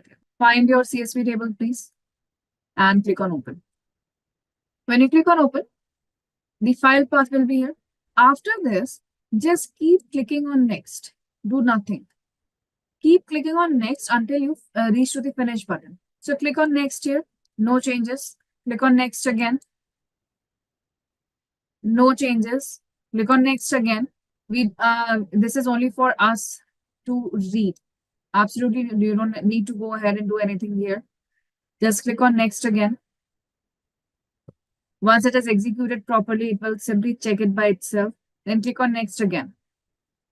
It will tell you 20 records imported. and then click on finish. So keep clicking on next until you see 20 records imported. Once you see it there, just click on finish again. Right. So right now we have imported CSV, everyone. Now we want to view what kind of table it is. How do we go ahead and view the table right there? To view the table here, over the cursor over here, and you will find 3 gray colored icons, information settings here, and a table with a bold sign here again. So go to the third icon, a table with a bold sign, and click on it. When you click on it, observe what happens. When you click on it, observe what happens. Table is displayed. How is it displayed here? A new tab is opened up and a query is written for you. Correct. Now what see here, now the entire employee data is selected here, right? Properly in tables and columns, rows and columns here. This is employee ID, first name, last name, gender, role, department, and everything else is right there. We can see it here, right? And what we will be focusing on the query that is written for us. See what is written here. Select asterisks from first database, that is the database name, and the table name right there, ending or terminating with the semicolon right here. So what is the syntax right now? So I will go back to day 2. Remember to switch back to day 2, everyone. Remember to switch back here. How does this select query is looking like? What is asterisk here? Meaning all the columns. Okay, what does this mean? That we need all the columns. Now within the select here, we are asking it that go ahead and select all the columns from where? From first database, inside first database, go to the table. So we have to give the entire address here. In the entire address, first we are giving database address that go to this database. Inside this database, go and fetch the entire columns of this particular table. So we are talking in a very simple language here. Okay. So if someone will ask you here, you're having dinner. If you ask someone that can you go ahead and get me the salt and sugar from kitchen. It's that simple. So they will go ahead, whatever they find, they will bring it back to you. Either you can select everything or you can pick what you need. So here, the entire address right there. Let's go ahead and understand here, how does that work in real time? So we are going to work on classic models, everyone, right? So in this particular table here, I would like you to observe here, employee ID, first name, last name, gender, role, department. What type of data it is? Text. These are all text. Whether it is alphabet, alphanumeric, it is going to be text. And most of the time, we are holding on to text, right? Let's look into the experience and salary, employee rating. This is all numbers. So first is data types in SQL. Let me cut and paste this here. So first type of data here is always text or character. Most of the time, the dimensional detail that you will find is that you're going to find in a text format or text data type. Text data type is sometimes also called as character or string. In SQL, how these data types are defined? In SQL here, these data types are defined with CHAR. CHAR, that is char. What is char here? Char means a fixed length character. Char means a fixed length character that all in all, the length will be similar. What is meant by fixed length here? In a fixed length mean any kind of ID or unique code or unique ID that we provide. For example, employee ID. Employee ID is fixed. Everyone will have either alphanumeric employee ID. It might have 6 characters, or it might have 7 characters or 10 characters. Character means any kind of code or ID is given. Employee ID for the entire organization will be fixed.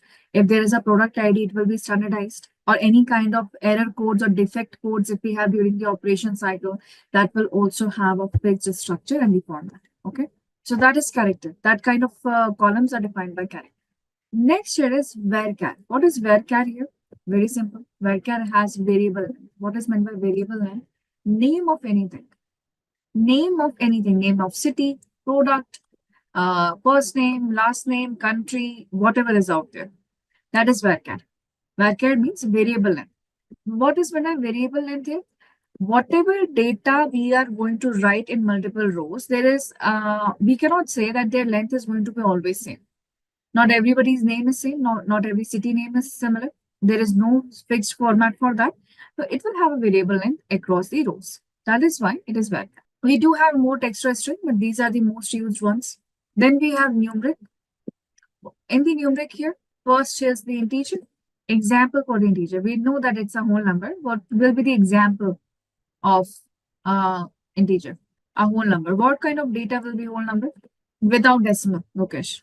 Whole number can be number of projects someone assigned with. Whole number can be number of cars parked on a certain day. Sometimes we are only looking for the whole number age, quantity in inventory, correct? That's also that is also integer. How much quantity we sold out?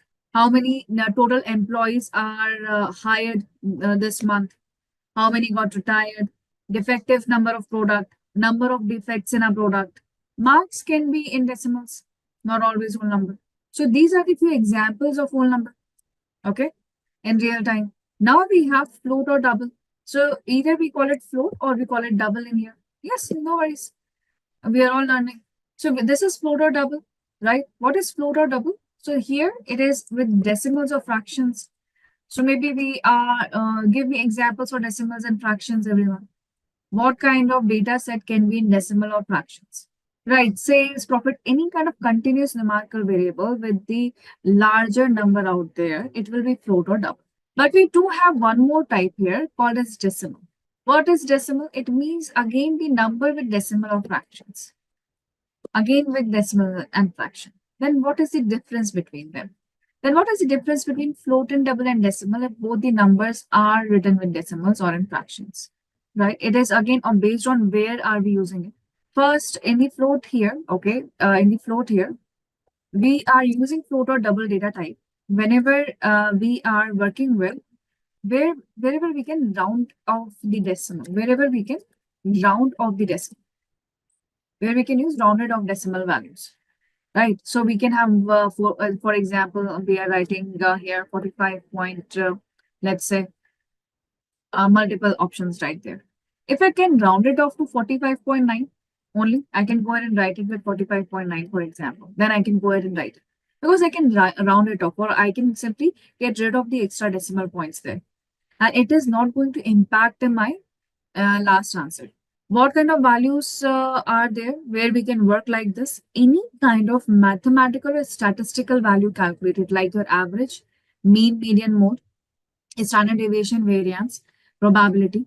Whenever you are going ahead and calculating any kind of values like these, right? And if you have too many decimals at the end, we can round it off or cut it off. That, okay, I don't want too many decimal points, let's cut it off to 1 or 2. In that case here, we use float or double. Where we don't have to stick around here, we can round it off.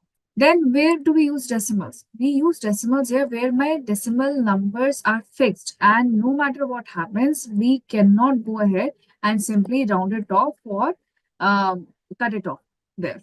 What can be the examples here? I will give you a very simple example. Would you like anyone to round off your compensation for the work you have done? No. So when people are actually writing the any kind of accounts and finance data, right? They don't round it off. They'll keep every decimal out there. Correct, Avani. Any kind of commission calculation, salary calculation, any calculation based on any kind of accounts, they don't round it off, right? So this is where the data type will come. Now you will also find there are many other data types too, like big integer, small integer, medium integer, tiny integer, based on the length of the integer out there. And you will find more. So when we will actually encounter that, we will see multiple different numerical values or numerical data types there. Then we have date and time. Now, where do we find date and time? So in date and time here, we can of course go ahead and type date separately. We can go ahead and type time separately. Of course, if we have date and time, we'll have the date and time stamp also with us. So either we have date time stamp here or we have only time stamp here. This is a standard everywhere. Okay. Another standard here is that your year should be separately written because sometimes if it's a time series data, we'll only have years. Now, years can be either in 2-digit format or 4-digit format. That is also true. That's how we also write it in general life. However, in MySQL, the date format is fixed. In MySQL, date format is fixed. So if you're importing CSV or you are just inserting the file data inside it, right? Your format should be year, month, and date. If your data is written like this within the double quotes or single quotes there, then only it will recognize this as date and time. As date and time. Time is hour, minute, and seconds, similar to Excel. If we will go ahead and we will not type any spaces, anything out there, okay, like this, again, it will be considered as a date and time. You want a timestamp only, then it will be hour, minute, and seconds. It will look like this. And a 2-digit or 4-digit year format, we all understand that. 25 or 2025. You can write it anything like that. So this is your date and time here. There are a few things that I would like to remind everyone. Always end the command with semicolon, right? And if you want to go ahead and execute a certain statement, right, then go ahead and you can simply go ahead and execute with keeping a cursor there and pressing Control or Enter. Okay.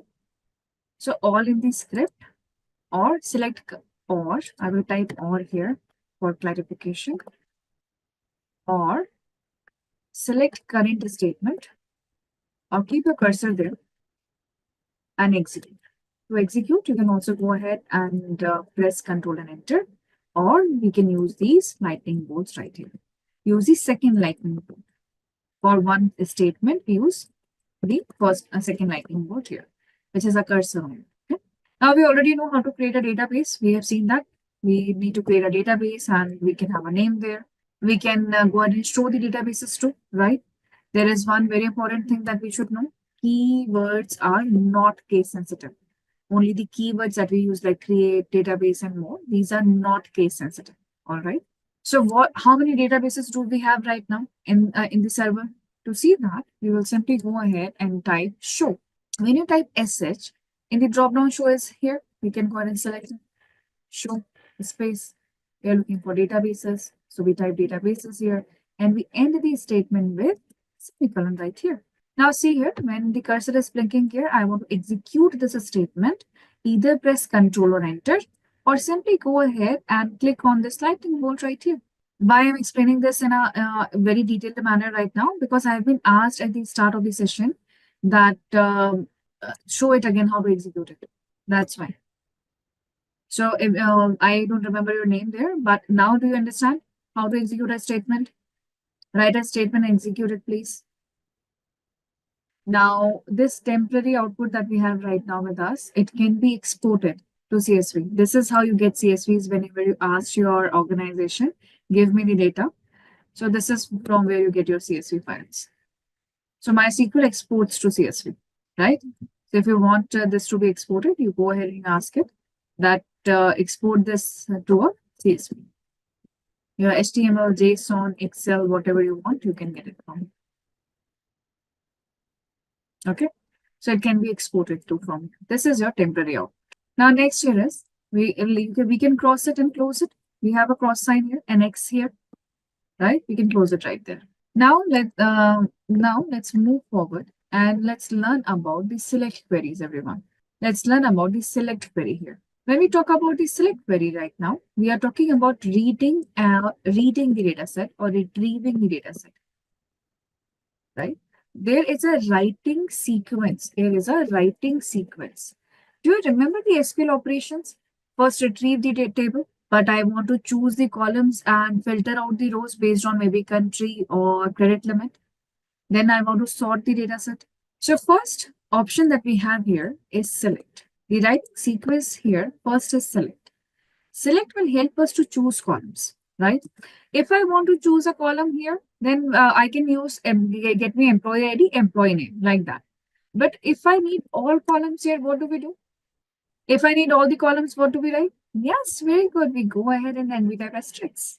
After select here, we have to also tell MySQL from where are we getting it. So the second keyword that we use here is from.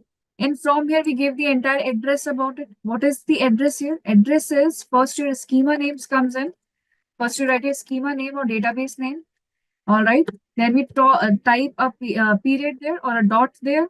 And then we go ahead and give the table name. We go ahead and we type the table name. So we are giving the entire address from there. Okay. After from here, After from here, if we want to go ahead and apply any filter, we have a where clause. This where clause will help us to apply, help us to the filter rows from database directly. It will apply the filter on the rows from within the database there. This is where clause. Now after where clause, we have more options here, more keywords here after where, that is group by, having, order by, and limit. Order by is sorting her out. Order by will sort her out, right? What limit will do here? Limit will limit the number of rows and out. Number of rows and out. So the temporary output that we see there, right, to export. If you want to see only 5 rows, 10 rows, it will simply limit it. From defines the source of data that we are looking to retrieve. Yes, you can say that. So we are simply asking it that go to this particular container. Inside this container, this is the table. So let's focus on these 4 clauses first, right? And then we will move on and learn this. First, let's start a small with select and from. We have the classic models here, right? So how does the syntax looks like for select here? Now we understand that very easily. We have to write select. We have to define whether we want a few columns or one column here. And then we will ask it to select or define columns from schema name right there. This is how the syntax looks like. So let's go ahead and write it here. We're going to write here select. I'm selecting from a drop down, select. Right now, let's get all the columns because we are not aware about how these tables are. Select everything from, see here, I'm simply typing and selecting from the drop down. From where? Classic models. So we will type here CLA. See, classic models is there in the drop down. It says it's a schema there. Select it with the tab or double click on this. I've selected this. Now we want to define the table. So we click on, click the dot there, type the dot there or the page sign. You will see the list of tables inside it. So let's look at the customers table right now. That is the first table here. Click on tab or double click on it and it's there. Now we put a semicolon here. After I put the semicolon, control enter or click here. Once you click here, you will find the entire customer table is here. Also look at the output here. It says 122 rows are written, meaning in this entire data set, we have got 122 rows. Select it from the drop down. Do not attempt to type the entire thing. We are humans, we will make these spelling mistakes very easily. Currently, we are getting all columns. Okay. Currently, we are getting all the columns. Now, next we are going to see here how to select only one column. Select only one column there from the data set. How do we go ahead and select only one column? If we want to go ahead and select only one column, we will type select. All right. And let's see from the customers table here, we simply want to get only customer name and nothing else. Okay. In that case here, what do we do? I will not go ahead and type that column name. Absolutely not. Okay. Let's use the graphic our interface here. When you expand the customers here, you will realize you have columns right now. When you expand the columns, you will be able to view all the column names right here. Okay. Once you're able to view the all column names right here, if I want to type any column name here, we have to simply double click. We have to simply double click on that. Once you will double click on that, it will automatically types that into the script. First, everyone expand, reach to the customer column names here. Now, after select here, when the cursor is blinking, I'm going ahead and double clicking on customer name and see it appears here. Now, from where do we want it? So we will type from again. We will ask it to go to classic models again. And from classic models, go to customers again. And it will only retrieve one single column for us. In the similar manner, if we want multiple columns, to be retrieved, what do? We go ahead and type select again. And this time, we will simply double click on multiple columns. For example, double click on customer name, comma. Next, maybe I'm looking for their country, comma. Next, maybe I'm looking for their credit limit here. So keep typing comma here and we are good. After this, again, I can copy paste from here. Why to write it again? So copy and paste it. We can paste it in another line also. Why? Because we're terminating it here. So it understands that unless the termination doesn't come, this entire is one single command. So if I keep my cursor right here after typing this in 2 lines and I execute right here, you will find we have customer name, country, and credit limit right here. First try it out for one column, then give comma and try it out for multiple columns. We are using the hashtag sign here to tell SQL that this is a comment I am writing. It is not a command to be executed. It is not a command to be executed, is it? It's a message that I'm writing here for our own understanding. We use the hashtags or the hyphens. Vaishnavi, why it is there? What is the comment? Why do we need it? Because we need to differentiate between a command and just a message that is written for our own understanding. This message is written for our own understanding. SQL doesn't need it. All right. So now we have one column and multiple columns, everyone. Let me show you something here. Whenever we are writing this here, this is how we are writing. Okay. But there is a way to type it. It is not a functional language, but it does have a format to be written. Since we are new and we don't know that here, so go ahead and select these 2 lines here and go ahead and click on this brush right now. This is the beautify brush. What is it? It is the beautify brush, or the shortcut here is Control B. So beautify, or you can call it reformat. It is beautify or reformat here.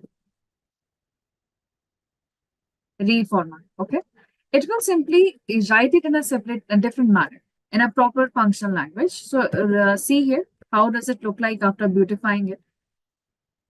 So I'm going to select this entire command and click on this paintbrush. Once I click on the paintbrush, this is how it looks like. Select properly spaced name from and properly spaced address right there. Okay, you do not have a database called as employee table, Dhanam. Sorry, you don't have a database called as first database. This is the way it should be written. Which one looks better, first or second? First one is better or the second one? This is how we have typed it. This is how it has beautified and written it. Which one looks better? Right. Absolutely. The second one looks better here, right? However, it is better to read.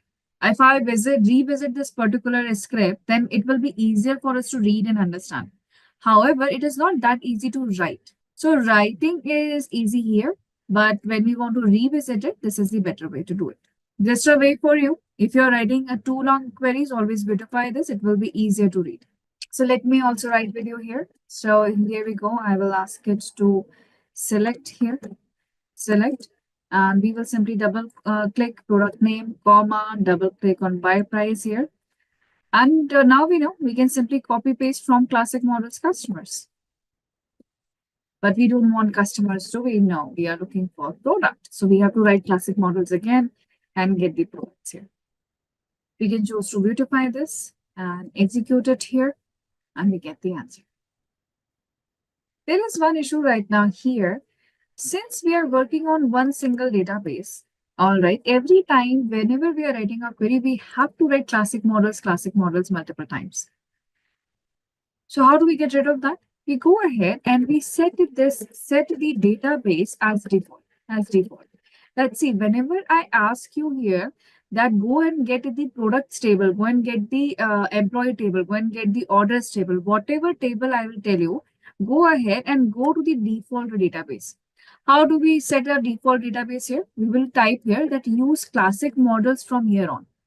Meaning from here on, go ahead and use only classic models as a default database. When we go ahead and execute this here, our database turns into default database. And how do we know it has turned into default database? See here, I'm writing this here. I am executing it right here. The moment I execute this, classic models will turn in bold right now. Another way is to set this as a default. We can right click here and set it as a default schema so that whatever table name we write, it will go ahead and get that table for us. That is default schema here. You can also double click on it and turn into default. So for example, if I double click on first database, it will turn bold. It is default. If I double click on classic models, it will turn bold, meaning it is default. So there are multiple ways here to set the database as default. It is a very simple thing that we are writing here. Use database. It is setting this as default, and observe that it will turn into bold.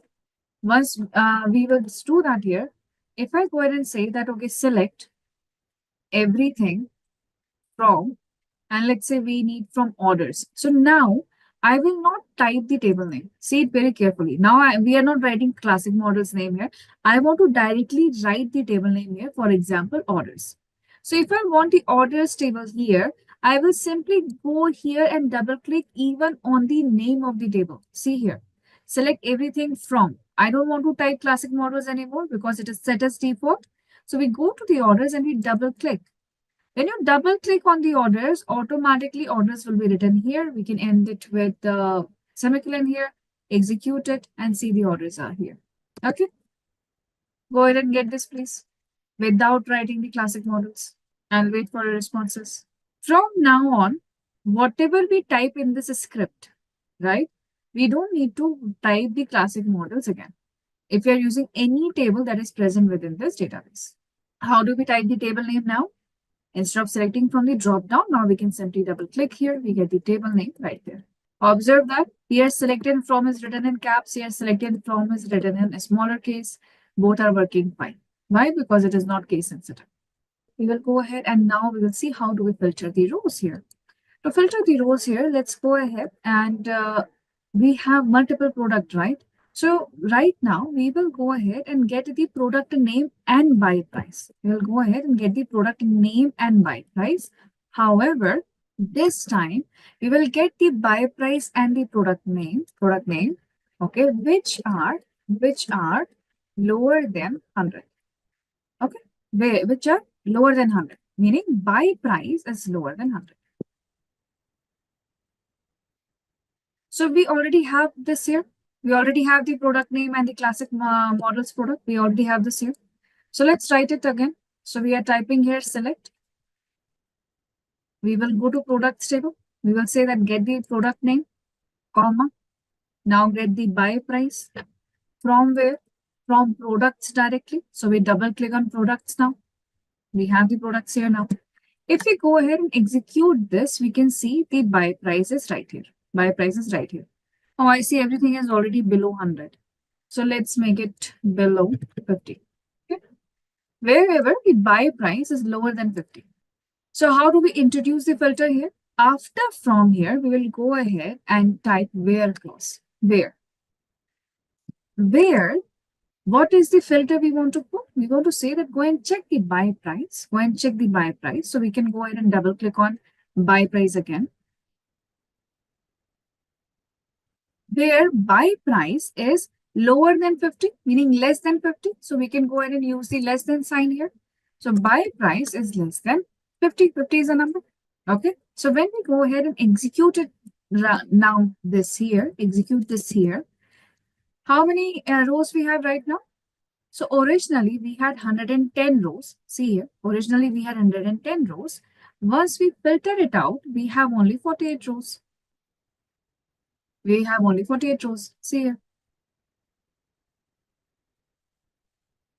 Yes. If I have only 48 rows, can you tell me that among these 48, where do we have the highest buy price? Which product has the highest buy price? To find the highest buy price, we have to sort it. How we can sort it?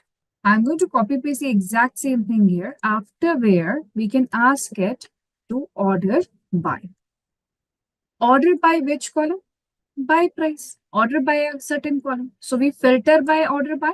We are sorting also by order by. Sort means arranging my data set. So in the order by, if I ask it to order by price here and we execute it right here, see, this is the lowest price we can see. So right now we are by default, it is will sort or arrange the table in ascending order, or you can say in increasing order, right? If you want to sort it in descending order,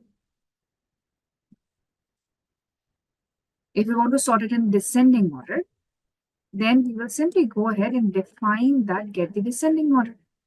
So after buy price here, now we want to set that in descending order. So for descending order, we will simply type DESC here. If we type DESC here and we execute it right here, we'll find the highest value. If we don't define anything after order by and we execute it, we have the lower price up. So what we are doing, we are applying the filter and we are sorting our output too. Go ahead and find it out. First, filter it out. You already have the filtered list. Now what you will do next, we'll move forward and sort your value or sort your result out. See them one by one. And this is the less than sign. It's a simple logical operator, everyone. Or you can call it a conditional operator. Go ahead, execute them one by one and let me know. We still have less than 10 responses. Order by here, right? What is order by? Meaning sorting my dataset, arranging my output. So if I simply go ahead and ask it to sort it, or ask the result rate just like this, right? It will give me, there is no sorting order. Is your table arranged, output arranged in any manner? Is it alphabetically arranged? Or is the buy price arranged in some manner? Not arranged. So what we do here? We will ask it that why don't you order it as per the buy price? When we ask it to order by the buy price, by default, it orders in the ascending order, increasing order of the buy price. But what if we don't want this? What if we want it descending or a decreasing order? So we go ahead and we write the exact same thing. We ask it to order by buy price, but in front of that we write descending. DESC. We define that right now when you're arranging the table with the column by price, make sure you sort it in the descending order. So it will sort this into the descending order. That's order by. Order by means sorting the output. Again, I have a question for you. Okay, can you get me the customers from country France, and sort the name in ascending order? Well, can you go ahead and write the query for this, please? What table you need, what columns you need. First, tell me which table we should go for. From which table we can get this information. So we should go to customers table. Very good. Which columns do we need in the output? So you are telling me from customers is done. Right? Now, which columns do you need? Which columns do we need? Country, we do need country. What else do we need? Who are the customers? Right? We need customer name too. Is this the output we are looking for? Very good, Mana. Is this the only output we are looking for? No.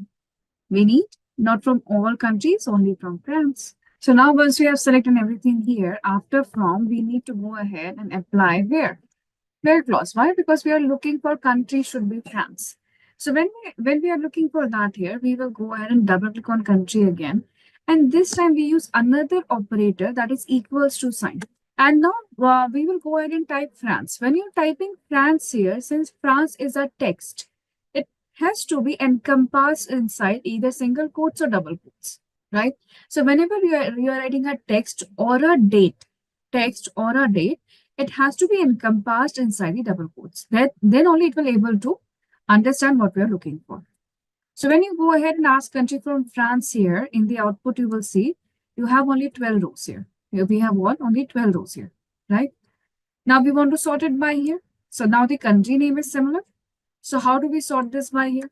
So we can order by here with customer name.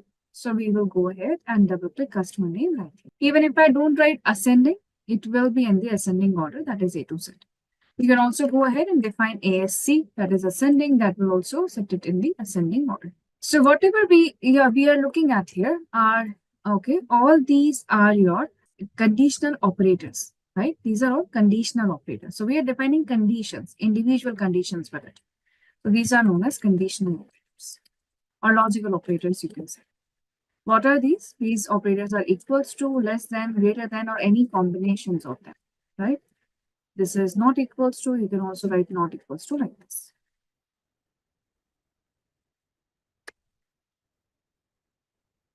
So these are the conditional operators, everyone. And this is how we use them to define one single condition, right?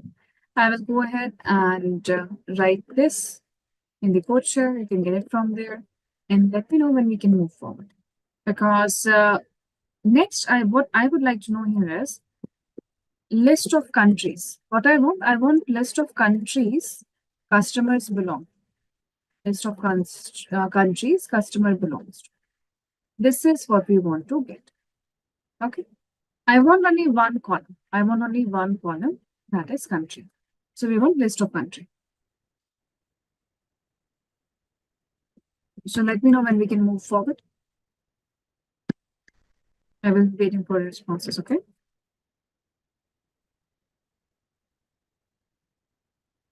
Yeah, they are also called as comparison operators. Okay, how we can get to the country column only?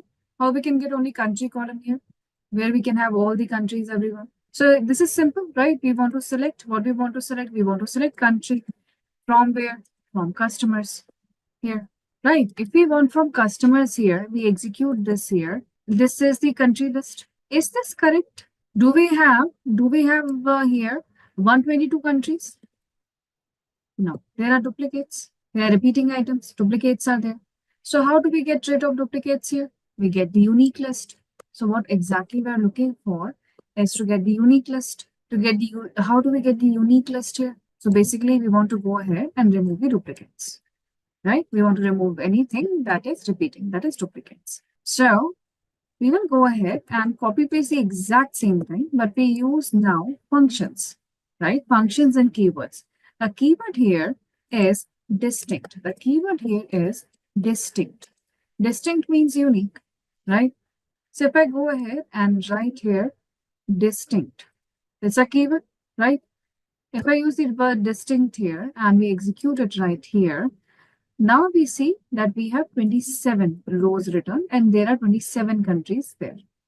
This distinct can be written either as a keyword or sometimes you will also find distinct written or used there as a function. So when it is used as a function, distinct will be followed by the opening parenthesis, and after the country, it will be closed within the parenthesis and closed like that.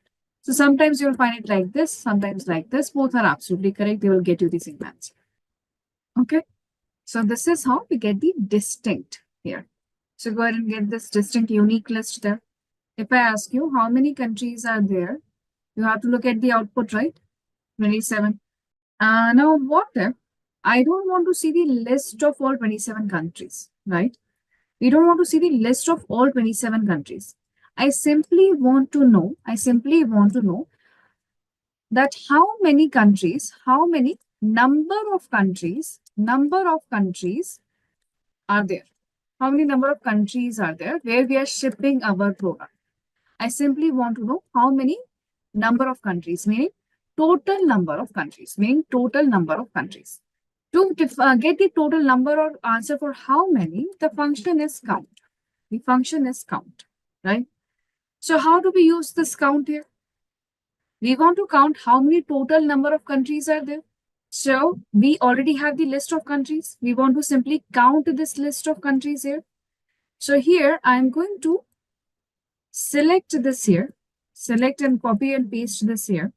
And now we will ask it to go ahead and count. We'll ask it to go ahead and count. Count what? Count is a function, everyone. So you open the bracket here because count is a function.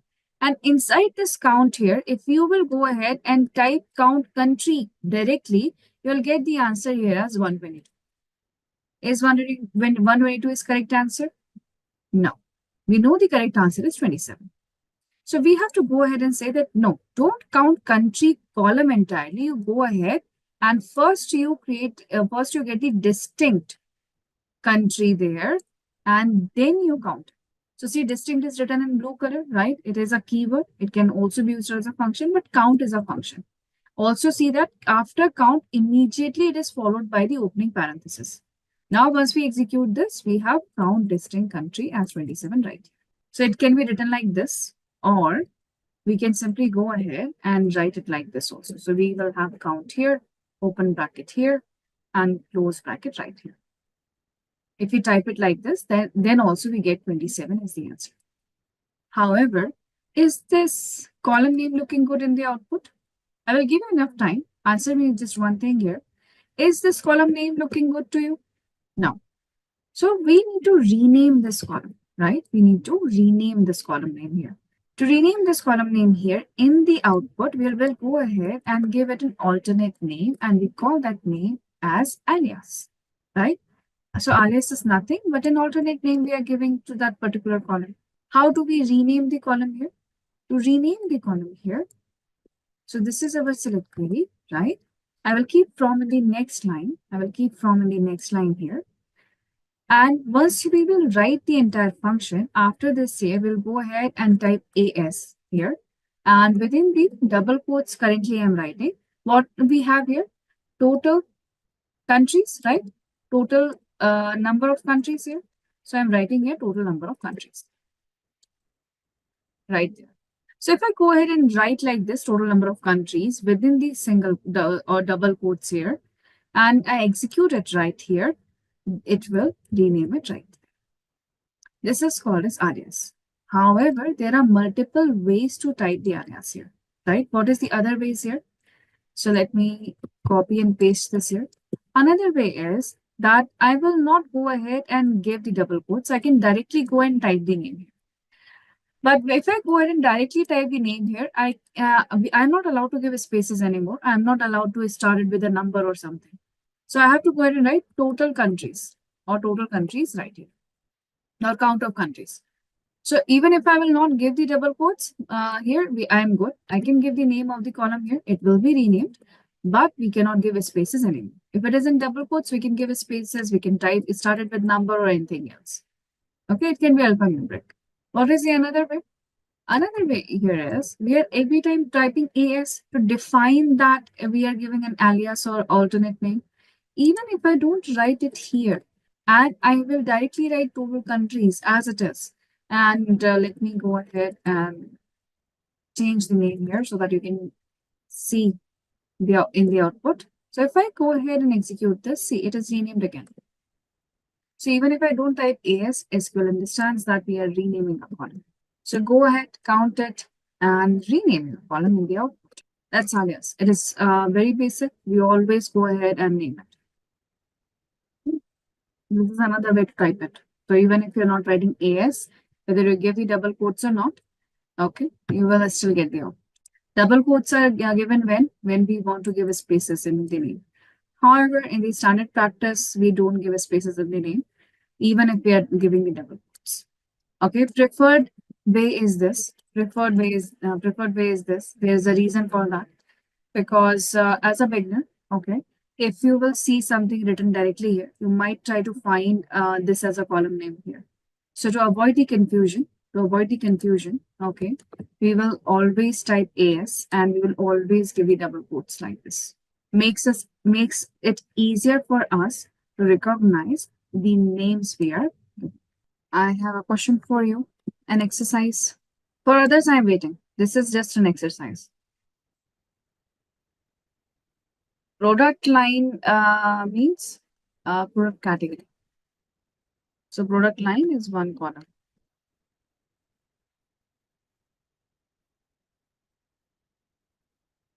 So this here will remain similar, right? This part is going to remain similar here. So I'm going to copy paste.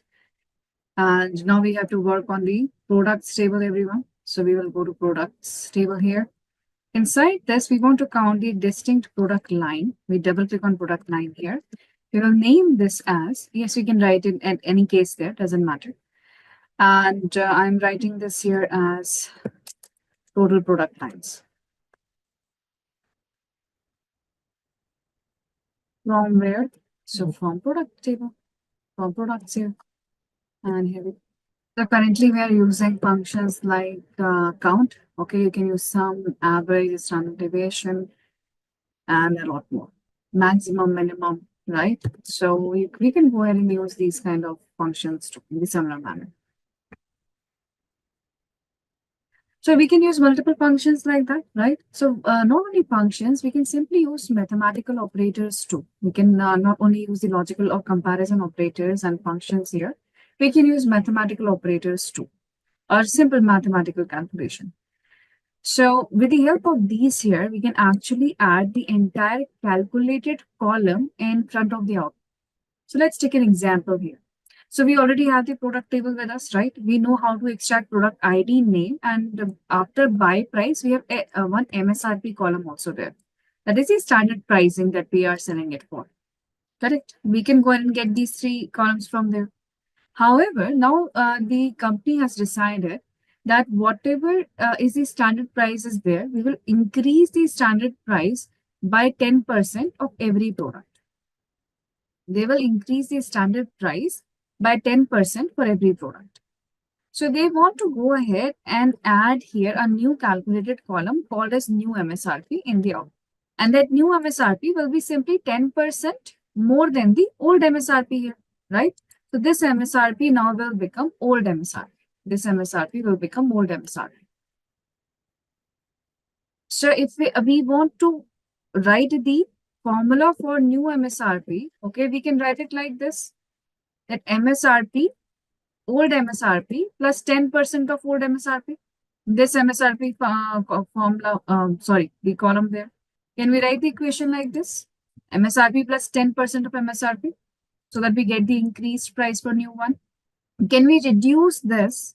Since we know with the help of data type that we have seen at the start of the session today, that it doesn't recognize that percentage sign, right? So instead of typing the percentage sign and off here, can we reduce this to 0.1 and multiplication? We can do that here, right? Because we want the calculation to be done. So now this looks like that get the MSRP value from MSRP column in the individual row, multiply that with 0.1 and add it to the older MSRP. Very straightforward. But if we go ahead and reduce this here, we can get the common value out to reduce it to a smaller version. So once we get the MSRP out, we are multiplying it with 1 plus 0.1, meaning we can simply write the new MSRP like this. MSRP multiplied by 1.1. Correct. So we have this calculated column right there. So how do we write this calculated column here? So we go ahead and say select, right? From where are we selecting? I'm writing from first here. Okay. I'm getting this out first from the products table. Okay. I'm getting this out first. Then I'm typing select so that I don't forget which table we are working on. So in the select here, first we need product ID. So this is product code right there. And I'm going to rename this here as product ID. Easy, right? After that, what we are looking for, comma, we want product name also there. So this is name. Let's take this here as name only. Since it is product ID, it has to be the product name too. After product name, what we want, MSRP. So this is MSRP, but this is old MSRP. So let's name this here as old MSRP. Comma. Now we need new MSRP, but that new MSRP is not a column that exists. It's a calculation. So we write the calculation here. How do we write the calculation? We get the MSRP here and we ask it to multiply it with 1.1. That's what we have seen there. Now this entire calculation, we encompass it inside the parentheses here and we call it that name as new MSRP, name as new MSRP, right? I will go ahead and beautify this. I will go ahead and execute this first. See here, we have got product ID, name, old and new, right? I will also go ahead and beautify this here. I'll go ahead and beautify this right.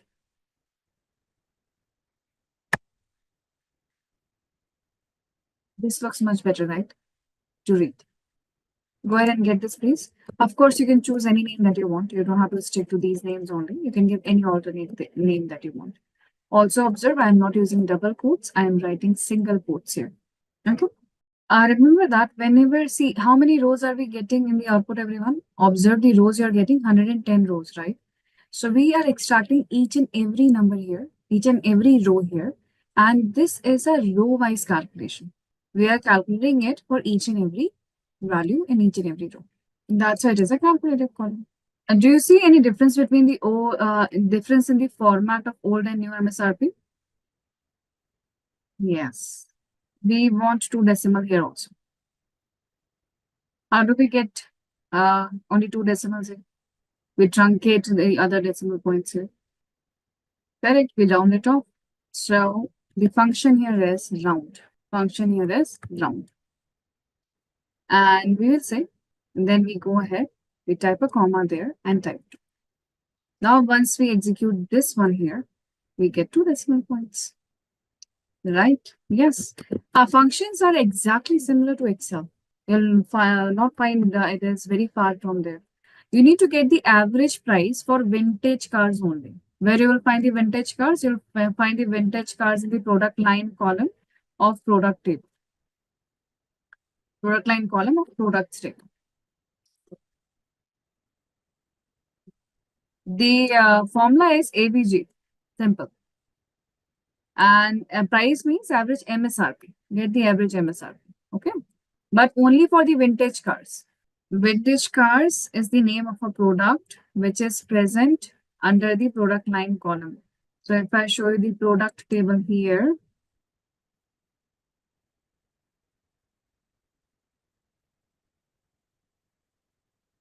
see under the product line, you will find vintage cars. See, okay. And it is not case sensitive. You can write it anyways. Just the spelling should be similar. Now, how do you go ahead and solve it? That's the question, everyone, right? So first thing you always figure out from. First thing that we always figure out is from, right? So what we should type in front of from here? Product. We're aware about that. After from here, what is the second thing you will look for? What do we want in the output? What do we want in the output? We want average. Average of what? Average of MSRP. That is also fine. Other than that, do we have any other requirement? We have average MSRP from the products table. What is the third requirement here? Do we have any other requirement? Right. We want to filter only for vintage cars. How do we give the filter? Where clause. But on which, now where clause here, on which column we want to put the filter? What is the name of the column where we want to put the filter? We have to give the column name, right? So the column name is product line. Why? Because product line is the one that holds vintage cars. This is how you, when you will break it down, it will be easier for you to write. So here, if we go ahead and type select now, so here we move here, select, right? In select here, we want to calculate the average. So let's calculate the average. Average of what? MSRP, right? From where? From the products table right here. This is products table. We want to apply the filter. We will apply where? There on the product line. Product line is equals to what? Vintage cars. So we can go ahead and simply type vintage cars here. First, check the spelling in real time and then type the vintage cars here. Yes, that's it. However, this is just average MSRP. This is just average MSRP written here. We can type it properly, the name there. And see, there are too many decimal points. So let's round it off. So we will round it off the average. Let's round it off to 2 decimal points there and give a proper name here. So this is average MSRP. This is average MSRP. So we have given the proper name also here. And we have rounded off. Once we round it off, give a proper name. See how does it look like. Better. But this output doesn't tell us it is for vintage cars. So what we can do here is we can type a comma here and we can ask it to get the name of the product line too. And when we execute this here, we can see one single name is written because filter is there. Yes, because we need only one single output here. It is a one single number output. We have just one single number here. While typing round to clean the data, I had overwritten the average function. Yes, that happens. Okay, because if you are selecting it from the drop down, all right, then you will get you will replace the upcoming or already written values there. So what you're doing is you're all rounding off MSRP, right? So you're going to have error and very different output. You'll have multiple vintage cars and each and every row will be out. Because right now we are asking you to calculate an average. What is an average? Average is an aggregate calculation there. So if the average will not be there, it will simply go ahead and extract each and every row. Now it is not aggregating anymore. Observe that in all the three conditions and every condition that we have seen yesterday, we are only going ahead and filtering it by one condition. We are only going ahead and filtering it by one condition. What if this is the orders table, right? In the orders table here, if I ask you to go ahead and only get the orders, okay, which are on hold, what you will do then? So we are now going to have two conditions. We are saying that I want the orders which have been placed after 1st Month 2005 year, and they should have, and the status should be shipped. Let's get the shipped status here, and the status should be shipped. So now what we have here, we have got two conditions here. So how do we ask SQL to go ahead and give us two conditions? Filter the data by two conditions. This is where logical operators comes in. That is and, or, and between. This is where the logical operators will come in. That is and, or, and between. What and will do here? These will help us to look for two or more conditions. And have we heard about and, or, and between? I'm sure we have heard about it. And, or, and between. Not in SQL, but somewhere else. If you are from engineering or just you have learned Excel anytime, we have heard about these conditions and, or, in between. And in general cases also, we do use that in general life. I want apple and mangoes from the market. Get apple or mango from the market. There's a difference, right? So in general also we use that. Logical gates and Excel. And at many places in general life also we use it. And here first. So what will and do? And means I need both the things here. I need apples also, I need mangoes also. So in one single row here, it has to check that in this per one single data row, all the conditions should be matching, meaning the order date should be less than 2005 and this status should be shipped to. Both the conditions should be matching in each and every row. So let's go ahead and see how we are going to type it here. So we will get the same thing here, which orders have been placed. Let's get it right here.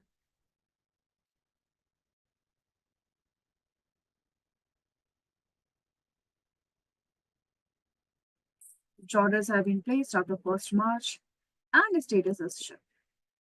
How do we write it? So we know that this is select and let's figure out from first. So from we have orders, right? What we need here in the orders table. So let's get the order number, comma, we have order date. That's what we're looking for.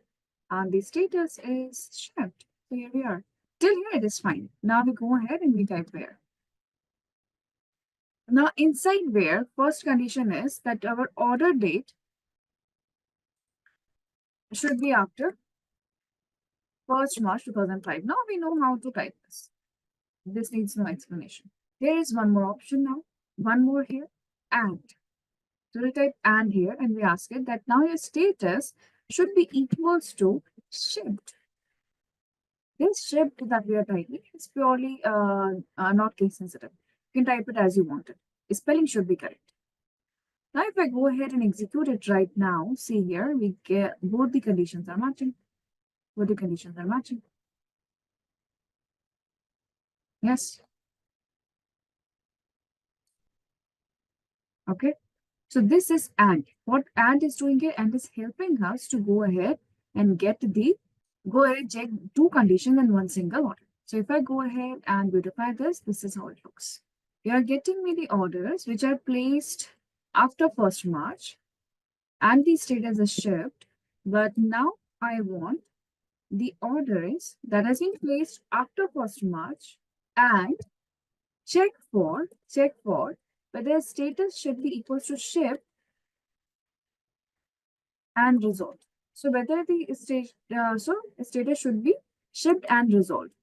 So there, if you will see here, there are status like resolved here. Okay.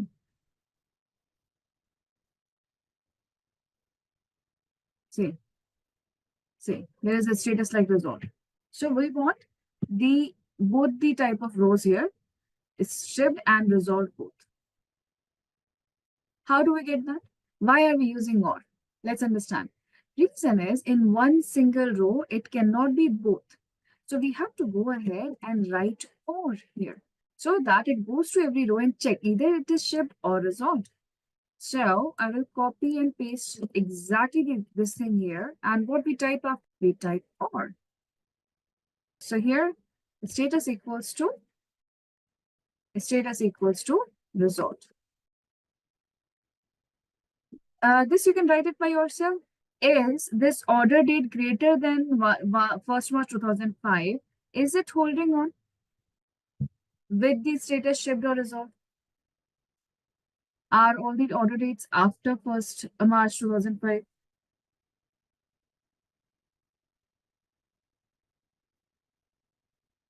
Are we having all the order dates after 1st March 2005, everyone? Yes or no? Does this look like 2005 to you? 2003 is in the first row. You don't have anything after 2005. March 2005 specifically. You have January 2005, November 2004, October 2003. This order date is not holding up anymore. Yes. So when we are writing the OR condition here, right, the AND condition here, this order date is getting thrown out of the window. Why? Because it is right now with the and or what is happening, or is getting the privilege. So first it is resolving the or and then it is resolving the and. Since and cannot be resolved anymore, it is not holding on to this filter anymore. Because what we are writing here is everything is in succession. We are saying check for order date and shift. After that, check for or. So what it has done here is it has taken all these two as here, and then it is checking or status equals to result. So this is a problem. So what we need is that order date should be, doesn't matter if it is shipped or resolved, right? It has to be after March 2005. So we have to simply go ahead and encompass this inside the parenthesis. Once we do that, now it understands that, oh, okay, you want this to be held true always. And I have to check whether this or this. So this is what we need. This is how we write. So once you keep it inside the parenthesis here, it will go ahead and check between these two. It will apply the or only between these two. It is not going to apply the or with the order date. So when you want something to be held true, keep it separate. When you want something to be held true separately, just keep it inside the parenthesis. Now two conditions are matching perfect. Okay, just simply go ahead and give the parenthesis around it, and it will be resolved.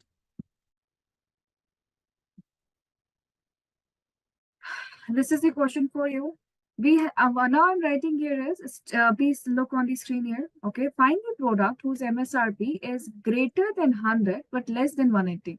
How many conditions are here? Two conditions. So if I have, and both the conditions should match, it has to be greater than also and below 180 also. Both the conditions should match here. So we can use and here. So first let's figure out from here. So from the product. So this is the from products. And we are looking now in the product here. I don't need all the columns. So we get few select columns here. Let's get the product name, product code, and here's the MSRP, right? This is what we are looking for. Now we go ahead and type where. In the where, this is MSRP right here. MSRP is greater than 100. So we can go ahead and type greater than 100. And again MSRP, because there are two conditions.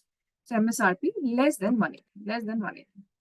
This is going to give us, see here, the MSRP between 100 and 180. So what we are looking for, a numerical range. So whenever we have a numerical range, we can easily apply between. We can apply between here. Instead of and here, we can have written between. How do we type between? So this much will remain similar. This much will remain similar. After MSRP, we'll simply type here between and we'll say MSRP should be between 100 and 180. So between cannot be used without and. So type 100 and 180. Yes. Now in both the cases here, the answer is going to be similar. Now answer me here. Are we including 100 and 180 when we are filtering with the AND function here? Are we including 100 and 180 when we are typing AND here right now? We are not including upper and lower limit here. If I want to do that, we can go ahead and write equals to here. If I want to include it, I have to type equals to here. Then I'm including upper and lower limit. Meaning I have the choice. Meaning I have the choice here. It works as Excel, not as programming language as you've seen that before. It works as Excel. It has to go to each column every time to filter something out. So we have to type MSRP equals to MSRP equals to.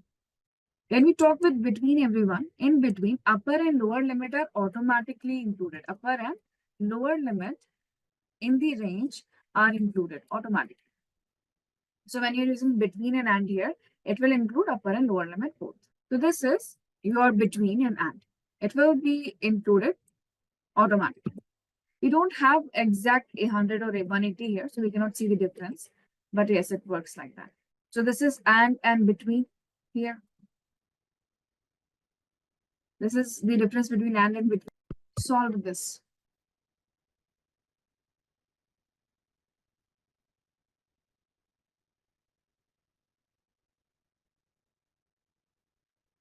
Verify the spellings first. So you can click here and look at the spellings here first. See the spelling. The logic is absolutely correct. So let's see list of customers living in USA, customer of France. So we now know we are talking about from customers here, right? So of course, you don't want to select everything from customers, but we are looking forward from customers right here.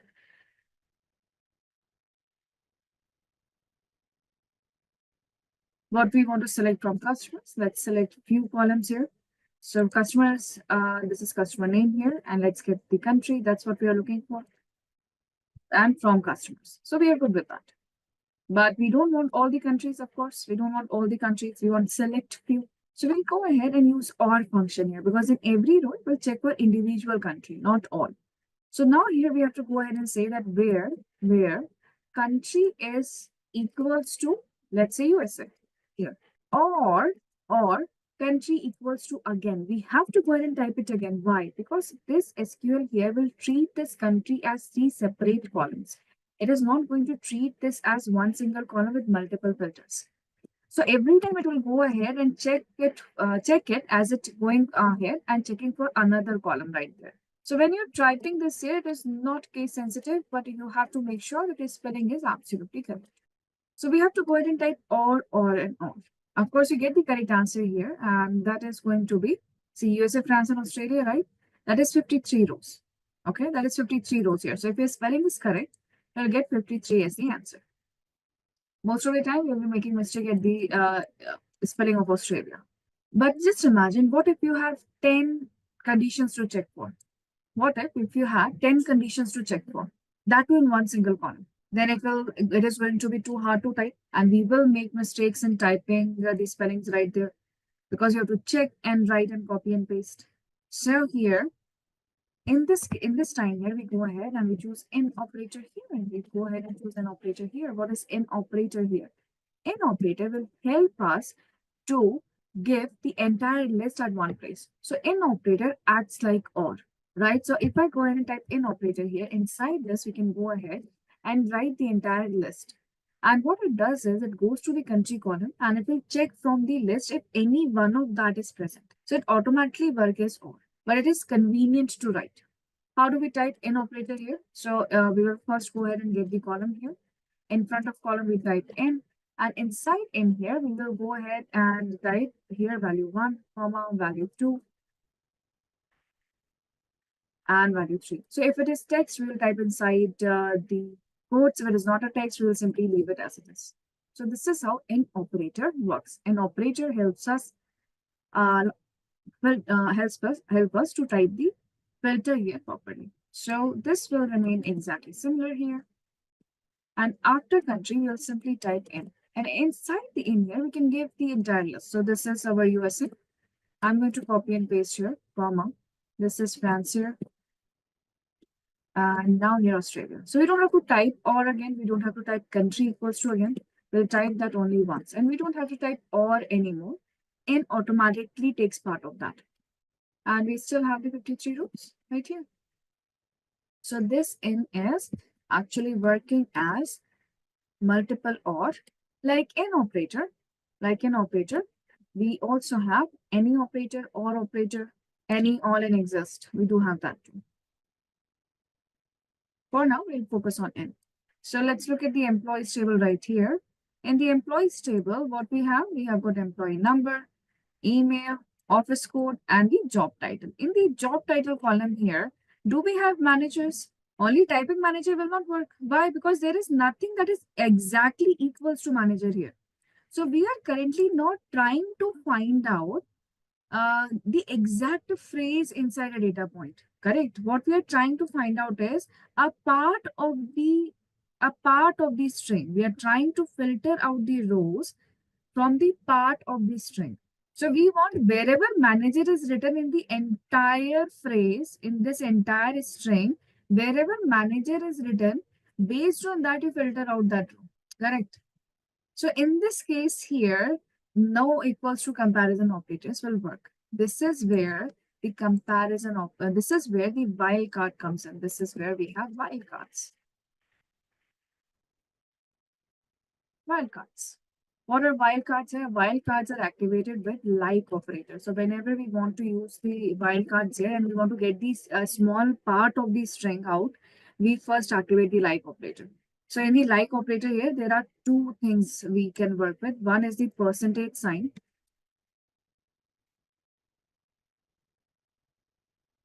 One is the percentage sign and another is the underscore sign. What is the percentage sign here is for variable here. That you will have variable, what do you we should say here? You should have variable letters and symbols, right? And this underscore here simply means fixed number of spaces, fixed number of letters or blocks. What does that even mean? Let's understand it. So if I go ahead and I will type here percentage, after percentage, for example, I will go ahead and type manager. What does that mean? It means here that if I'm typing percentage before manager, so we are communicating to SQL that see, the entire phrase or entire string should end by manager, and before manager, any number of variable can come there. Any number of variable can be written there. So it can be a letter, a symbol, or a space, anything can be here. But it should be before manager. If we go ahead and type that, okay, this is manager, and if I type percentage afterwards, so we are communicating to SQL that this particular data point should start with MNJR and end with anything. There can be spaces and any number of variables, anything will be there. If we go ahead and type percentage first and then manager and then percentage again, we are simply saying that in the middle somewhere, in the middle of the entire phrase, this particular words should be there. It doesn't matter what it starts with, what it ends with. Okay. This is percentage. So if you want to go ahead and extract manager from here, what we should be using then? Should we be writing percentage and manager? Or we should write manager and percentage? Or should we write percentage, manager, percentage? We are 2 to 1 right now. This is the correct answer. Why is this the correct answer? Look at this. Manager is somewhere in the middle. At the end also we have some variables. Yes, Samrita, Vinay. So this is our value operator. Let's go ahead and get the employees table right here.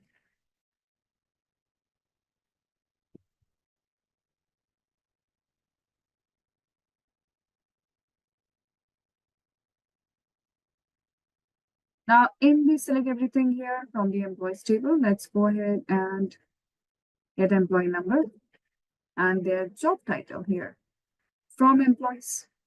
And now we want to go ahead and give a filter here. So inside the web, we'll say that, see, I want to put a filter on job title.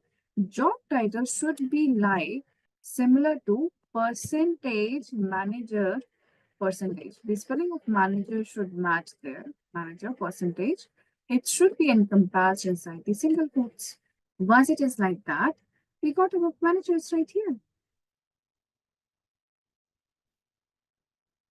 I would like to remind you, you are not supposed to type these things here. Like you're not supposed to type the keywords or the name of the columns or name of the tables here. I would like to remind you, you simply need to double click. Okay, please double click. Do not make spelling mistakes. Double click, please. Yes, Amrita, absolutely correct. 3 rows. There are 3 records. I would like to see now which employee is sales manager. What will I do if I'm only seeing these 3 here? I want to know who are these people. That's why. Otherwise, how does it make sense just to see 3 titles here? I need these people detail. I want all the managers. Maybe I want all the managers to invite them in a meeting. That this meeting is only for the managers. We should be actually getting first name and last name also, and their email ID also, because I need to share this list with someone, right? They will call these people and tell them to report to somewhere. Okay, this is what the percentage will do. Percentage, wherever percentage is written, it will look for multiple characters. What it will look for? It will look for multiple characters or variable characters. Any number of characters should be there. So percentage manager, meaning in front, there can be any number of characters. If we go ahead and type manager percentage, meaning it should start at MNGR and end with any number of characters. We don't care. And when we are writing percentage first and then percentage here, meaning start and end, we can have any number of multiple variable characters. That's what percentage is. Now, next here is underscore sign, everyone. Next here is the underscore sign right there. It is fixed number of letters, or you can say fixed number of characters. What is meant by fixed number of characters here? It means that if I will go ahead and type underscore once, if I go ahead and type underscore once here, so basically we're asking it to get to the 1 letter. So if I go ahead and write that there should be 2 letters at the, then there should be a letter O, then there should be 1 more letter here. So we are looking for a letter, maybe it is from. So it can have only 1 character. So this is the underscore, this is the underscore, 1 letter here. This O is something that a pattern should, we are looking for a pattern.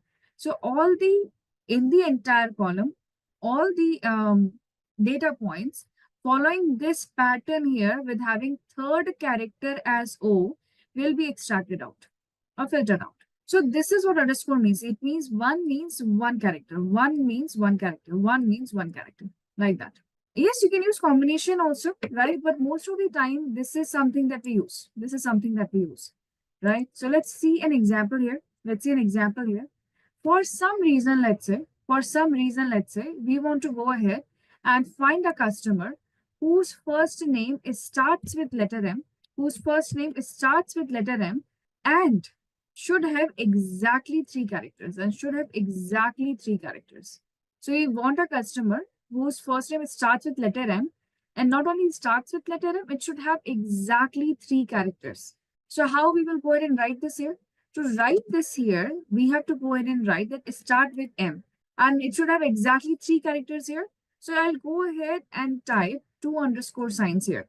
I will go ahead and type 2 underscore signs here, one after the another. How is it going to look like when you type it? It looks like a single line, but there are 2 underscore signs right here. So this is M, and exactly have 3 characters in total. So let's see if we have any names like this. So here I'm select. This is our from customers.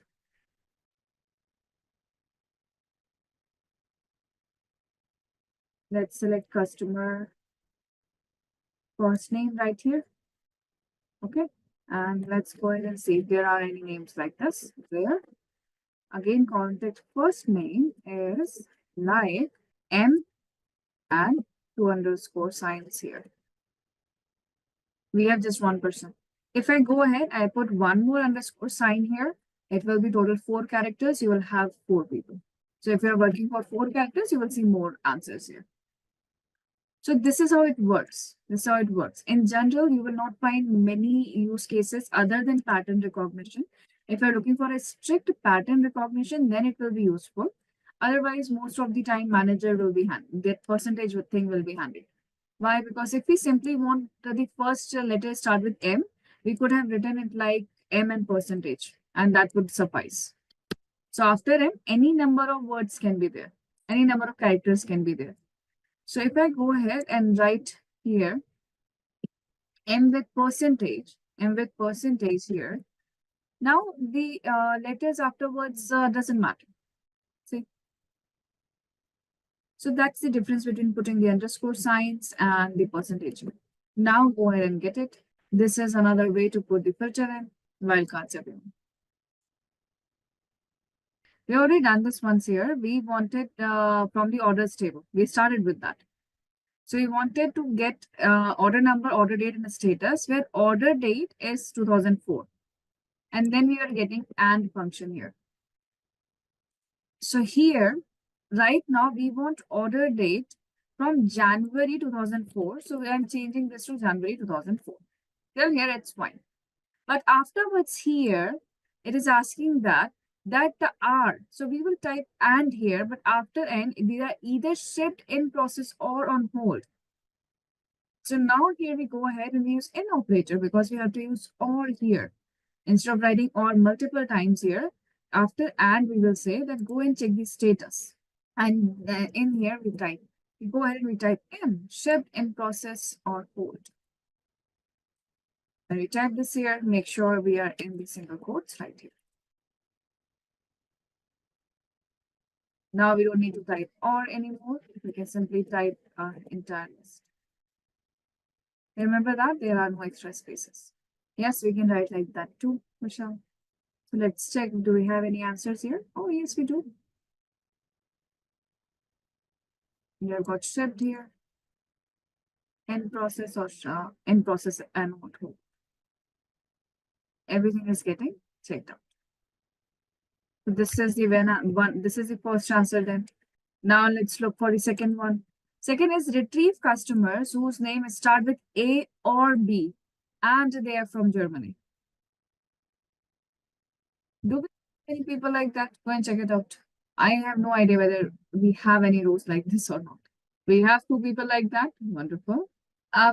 Here is the question there. Okay, retrieve the customers whose names start with A or B and they're from Germany. So what, see, you all are applying the filter on different columns, right? Someone is, few of you are applying this particular filter on customer name. Few of you have chosen customer contact first name. In both the cases, you'll get the answers. You might get one row or the two rows.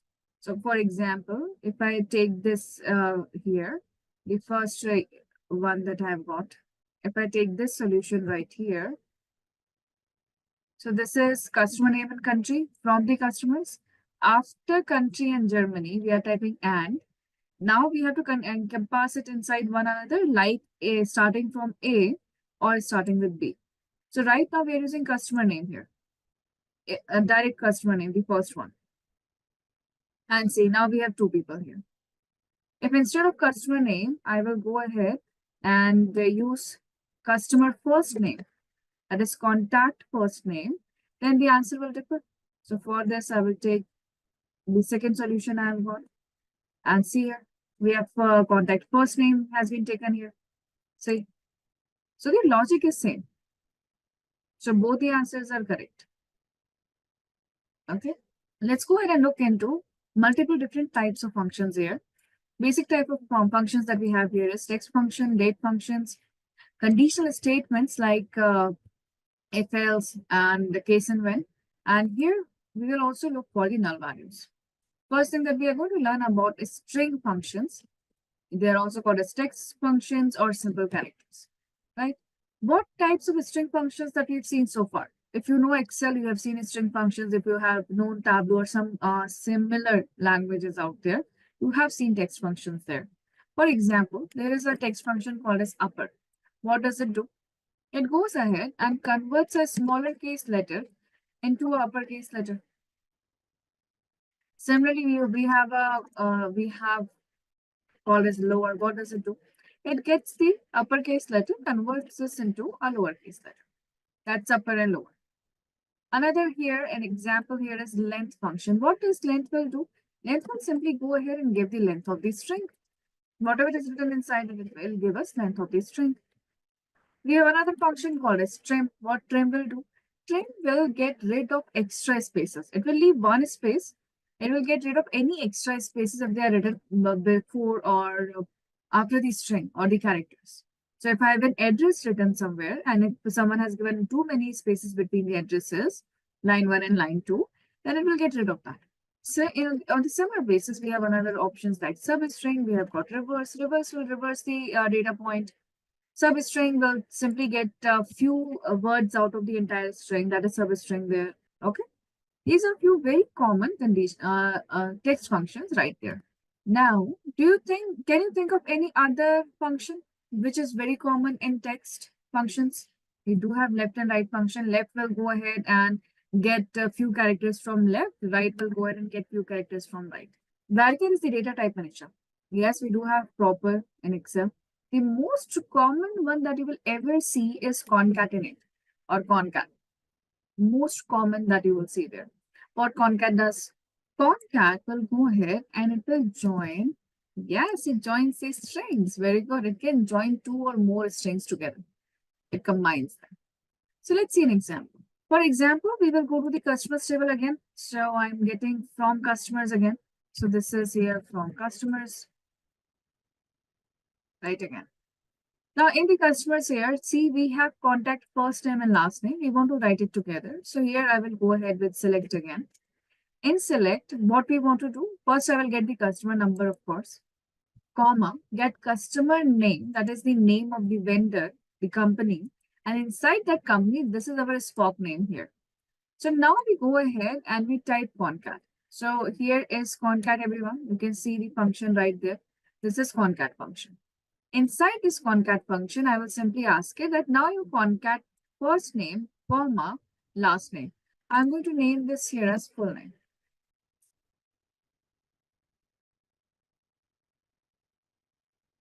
So we are applying the concat right here. When I'm applying the concat function here, look at the column full name and tell me, is this output correct? Can you simply go ahead and give this, share this output outside? Is this possible? There is a space. See here, Karine has the space. Janine here, this has the space. Diego has the space. Jonas here has the space. Not in all. Why is it like that? Why do some names have a space, some name doesn't?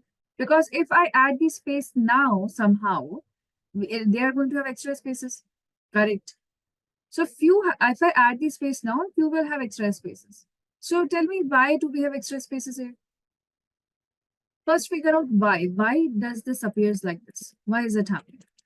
Because when someone was updating their data, right, they have written the first name or the last name, and by mistake, they have added the extra spaces either before that or after that.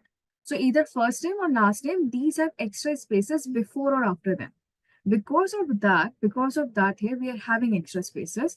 So we need to go ahead and trim the extra spaces first and then add the required space.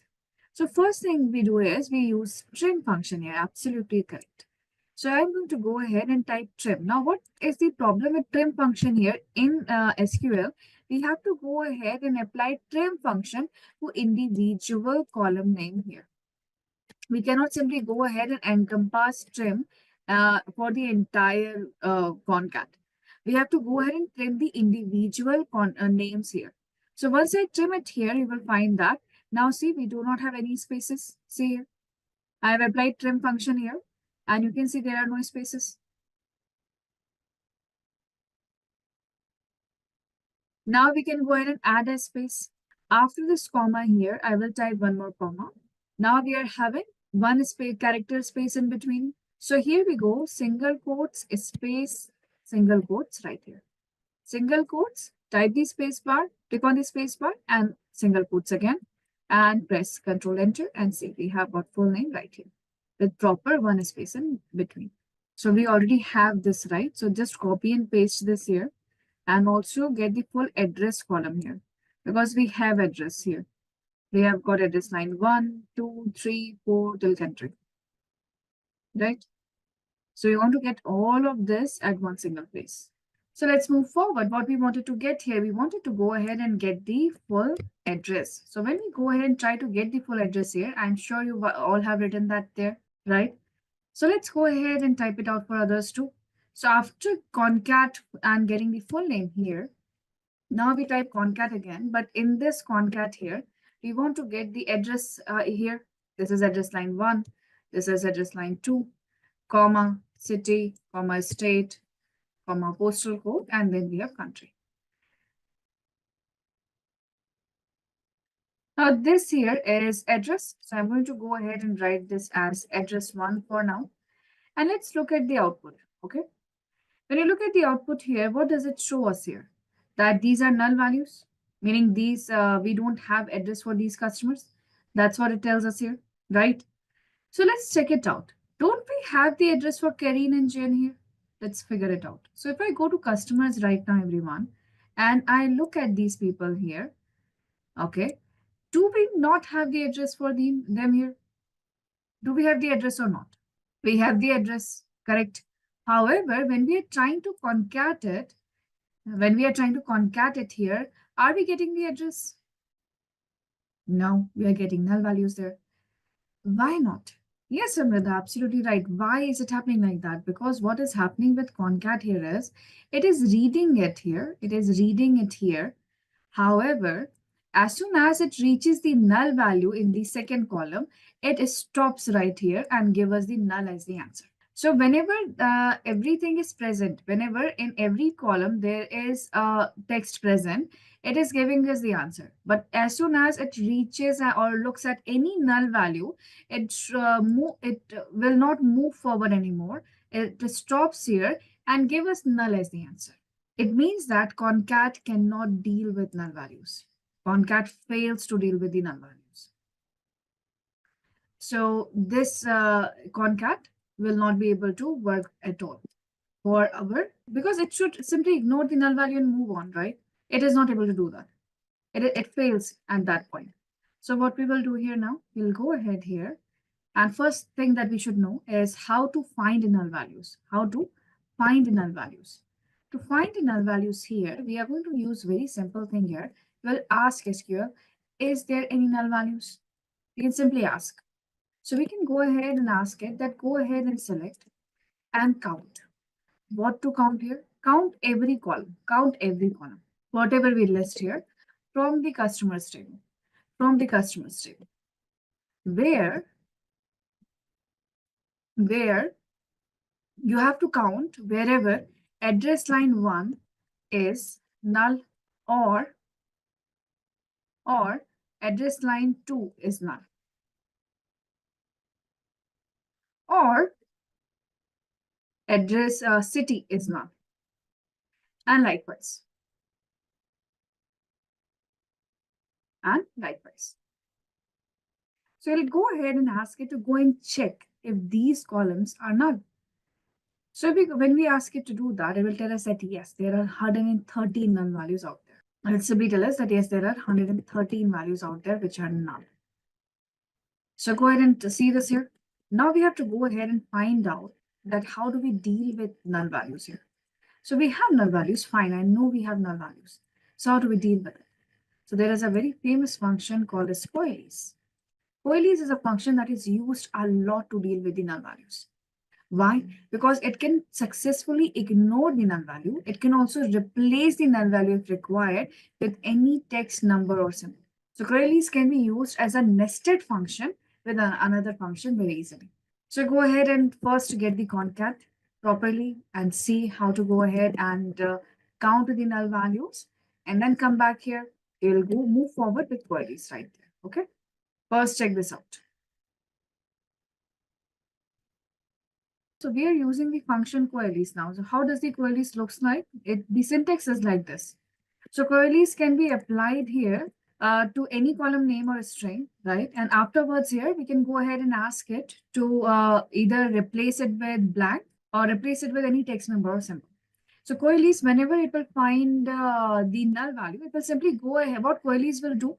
queries will go ahead and check for non-null value. If the value is not null, it will give that as the output. If value is null, then it will give you whatever you ask it to give as the replacement. So if you wanted blank, it will give you blank. Two single quotes without any space, that is blank. Okay. So let's go ahead and find it out. How does that work? So I'm going to copy and paste it right here. I'm going to copy and paste it right here. And comma, enter. What we want here is we want to go ahead and work with Concat, but Concat cannot deal with null values. So we will ask here, we will ask Alias here to go ahead and check, is address line 1 is a non-null value? If it is a non-null value, we will type a comma here and we'll say, if you find a null value, go ahead and leave it blank. If there's a null value, leave that blank. Now we type comma again, and here we will go ahead and type Alias again for address line 2. For address line 2. In address line 2, if this is blank here, go ahead and type NA. I'm going to type a bigger NA here so that I can show you that it replaces the value. Okay. I'll type comma again. Now we go ahead and check for the non-null value again. That under queries, if city is null, go ahead and give this as the replacement. Okay. I'm not typing anything else right now because I want to show you how queries works. And I'm going to type this as address 2. Let us see how does it work.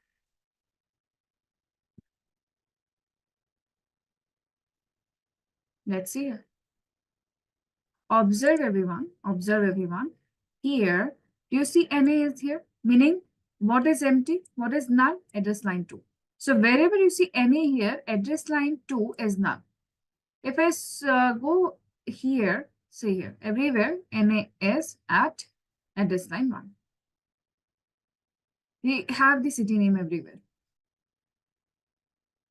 We do not have any null city name till now. Okay. So this is how queries works. So within queries here, right now it is showing NA, right? Right now it is showing NA everywhere. If I ask it here, let's simply go ahead and type a comma. Simply go ahead and type a comma with some spaces before and after. Then see how easy it looks. See here, how clean the output looks. Yes. So this is how queries works. And yes, it is a lot more work to type concat with queries. It does take some time. So go ahead and type concat with queries, everyone. And I will reformat this to show you. It actually looks very good after reformatting, and it is easy to follow also. So if I reformat this here, I will go ahead and reformat it with this here. Look at this, how easy it looks to follow now. Now here, when we have seen everyone that we can write concat and queries, but it is not looking that good also because we have to go ahead and trim also.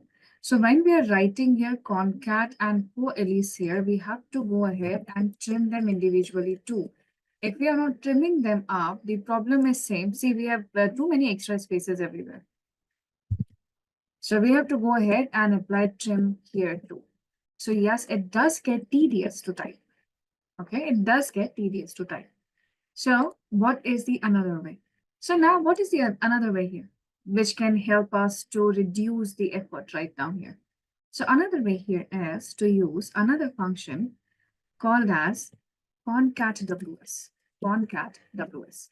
Ws means concat with separator. Concat with separator. Now, why is it called as concat with separator?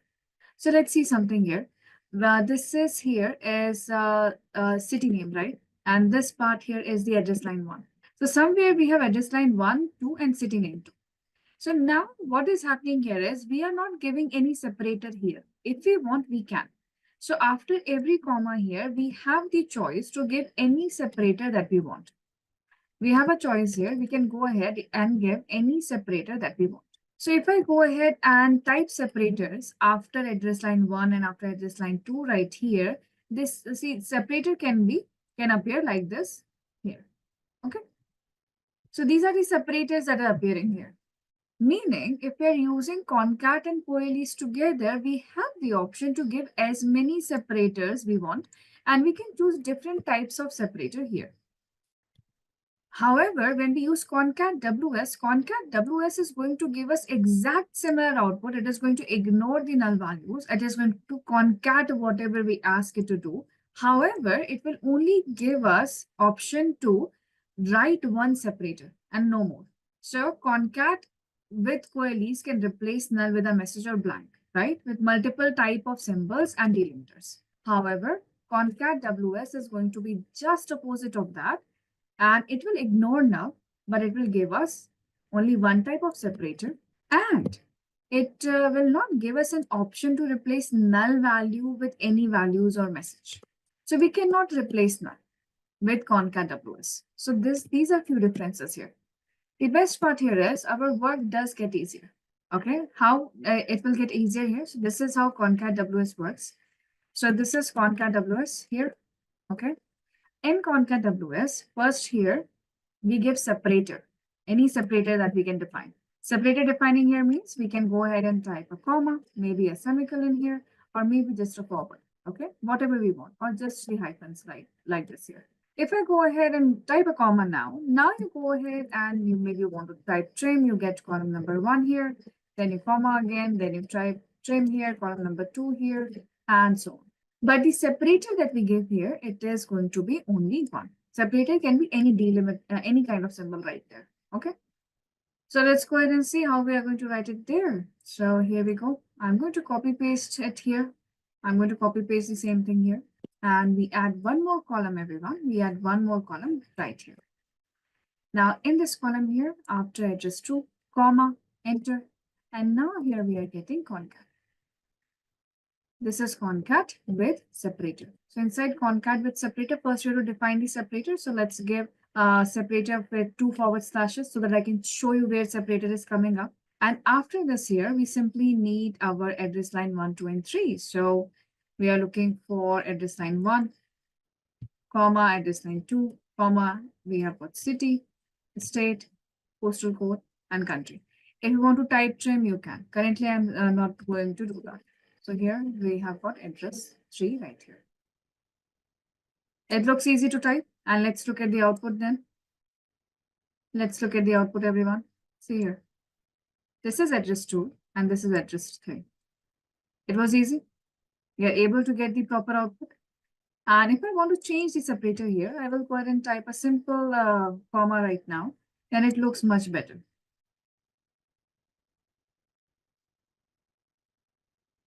See. Easy. But in real time, what happens here is, in real time, everyone, we use concat and coalesce together, but because it gives us flexibility to type whatever we want, wherever we want. That flexibility we get in coalesce. Because every time we are not looking for one single separator, neither we are, and sometimes we want to actually replace the null values with something, some message out there.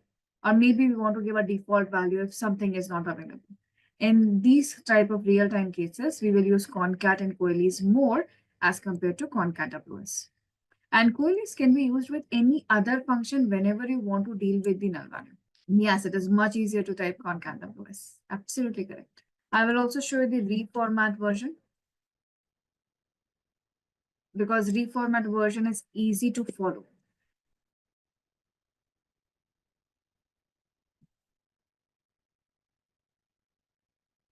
Do you see this minus sign here? This minus sign is you can actually go ahead and collapse them. You can simply go ahead and collapse them. So you will be only focusing on what you want to work with. It is still there, but they're collapsed. So you can expand it, collapse it. So that's the reformat, everyone.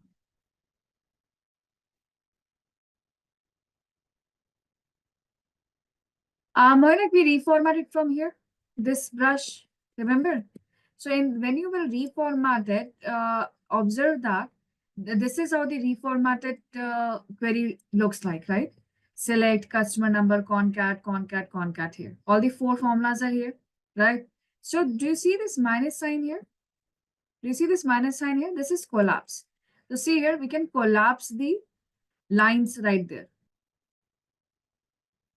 Saving on the screen part.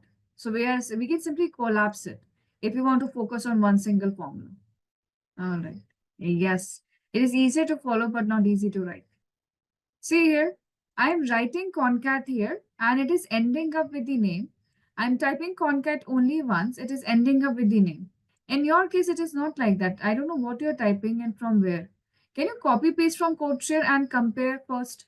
So copy paste from the code share and compare what you are typing and what is written here. You will be able to understand what's going wrong. Okay. So here, next function here is substring function. What is substring function here? This is how the substring syntax looks like. As the name suggests, what does it do? It will go ahead and create a subset from the existing string. It creates a subset from the existing string. Meaning, see here, we will pass the column to it. We'll ask it the starting position. And from the start position, how many letters we want out. Or how many characters we want out. Yes, part of the string is retrieved. So if I simplify it, we simply extract a few letters or characters out of the entire string. Okay. So for example, I'm going to type just like this first, and then I will show you the example. So for example here, if I am writing here, product, right? So what is meant by start position? A start position means this P here is 1.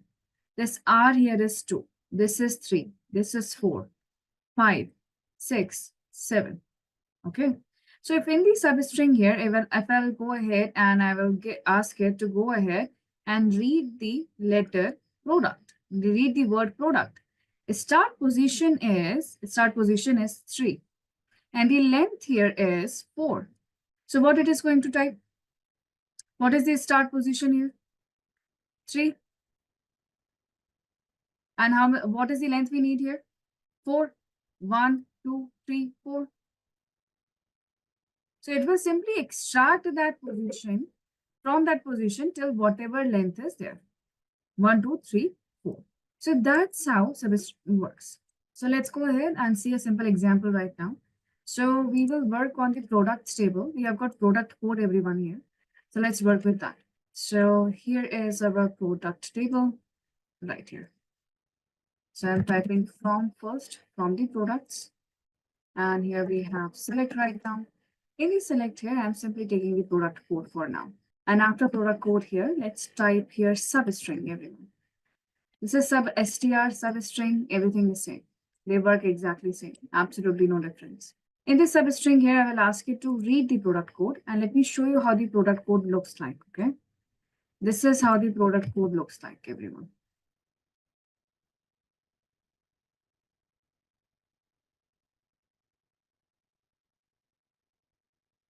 This is how the product code looks like, okay? So this has here is 10, 1678, 1949, 2016, and all. Done.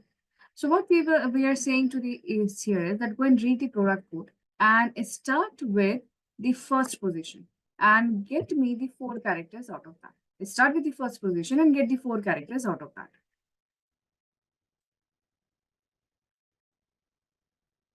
And see, it is including the first position, including that it is getting 1, 2, 3, 4. It's a simple substring here.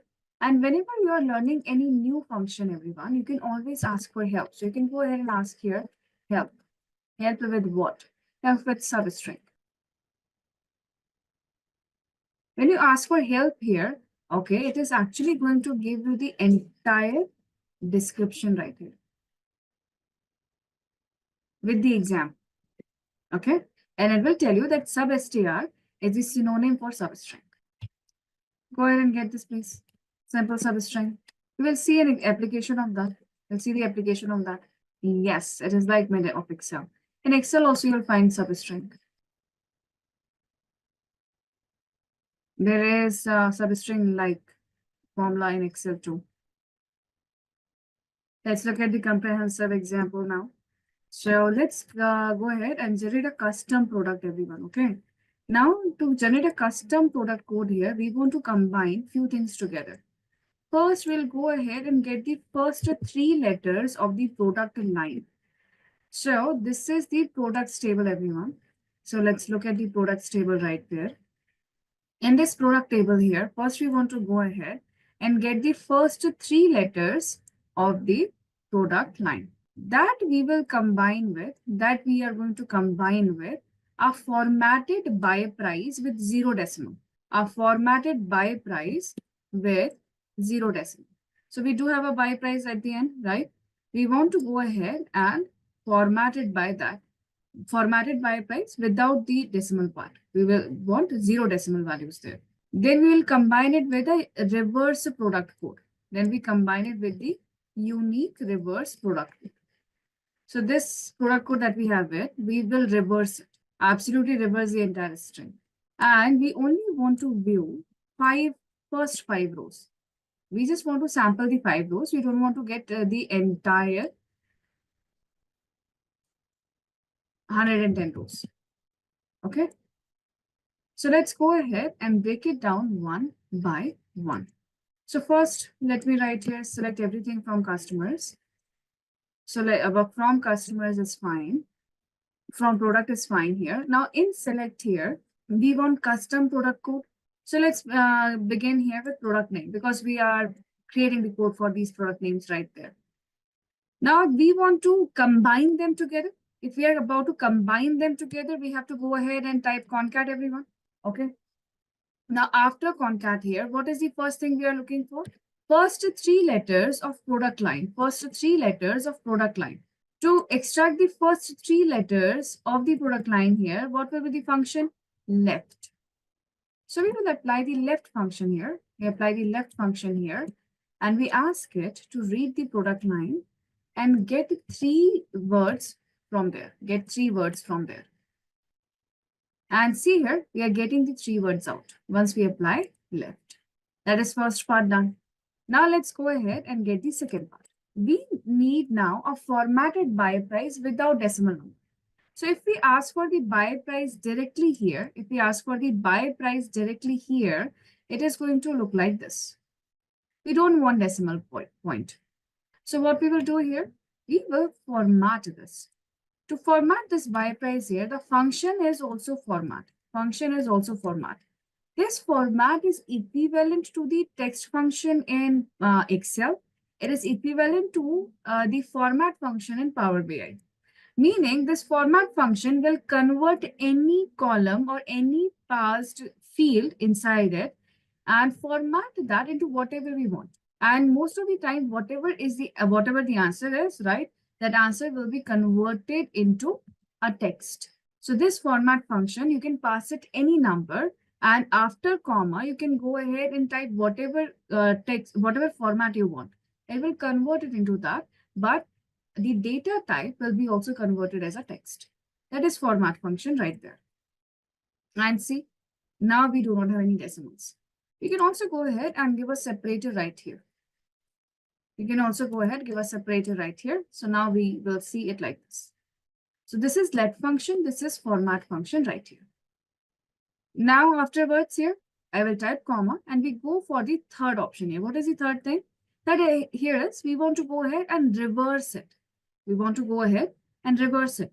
So we will simply go ahead and say that yes, go ahead and use reverse function right there.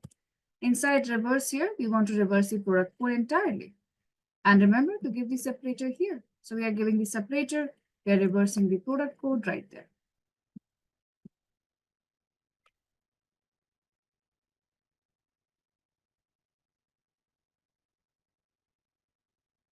And see, we have reversed it. Absolute reversing. Okay.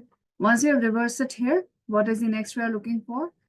So this becomes our custom ID. So I'm writing this as custom code. Okay. This is our custom code right there.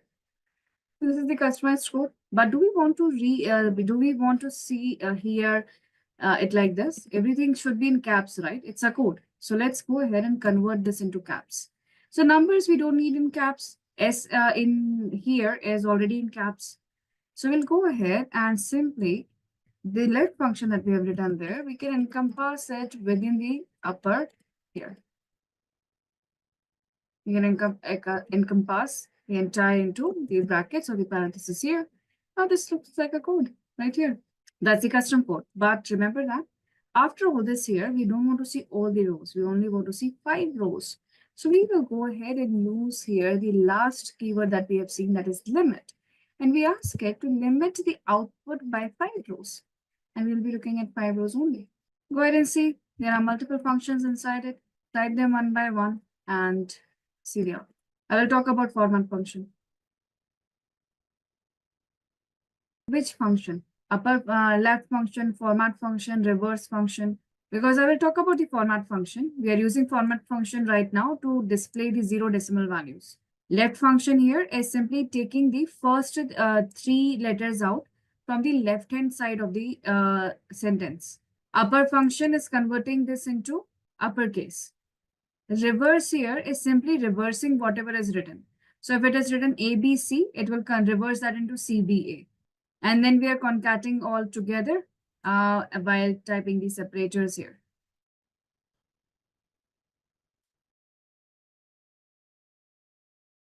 So here we go. Let's talk about the format function in detail. When to use this format function? When to use this format function and what it is for. First, let's look at the syntax of the format function.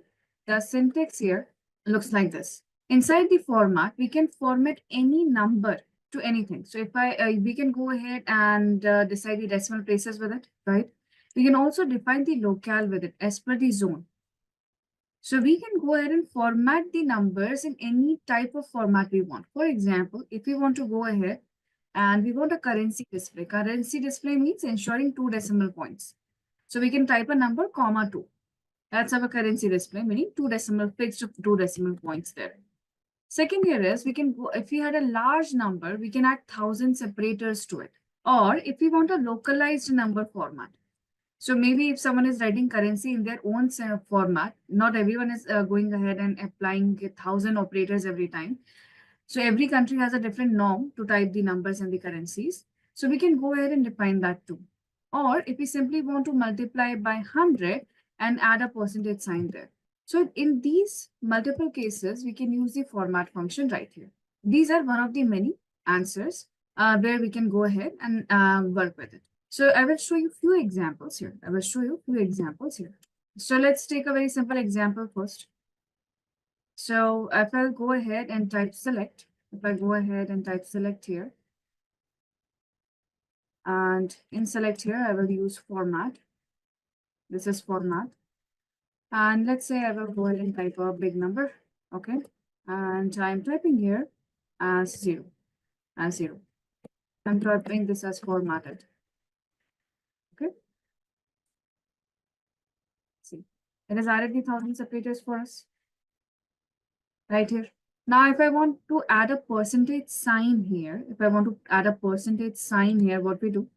We again go with select here, and now I will type format. Okay, I will go ahead and type format. Inside format, let's go ahead and I'm writing, let's say something like this, some decimal values right there. And we multiply it with 100 because that's what we are looking for, right? Comma 1. I need 1 decimal here. If I go ahead and type it like this, right? We want to change it into percentage here. So look at this, what happens? We see 76.8. Now what I want to add a percentage sign in front of it. To add the percentage sign in front of it, now I will use concat here. And after format, we can go ahead and type the percentage sign right there. And it is going to concat and type the entire column like this too. So these are the few examples here. Okay. Go ahead and check out the format function. Yes, all right. So I have one question for you here. Okay, we all know about the products table, right? We have all seen the products table right here. And we know about the product line too. If I ask you right now, to get the average, buy price, of each product line, here, how should the output look like? What should be the table structure of the output? Let's say you're creating that on pen or paper or in Excel. So how do you think the output in the result grid should look like? How many columns we should have in the output?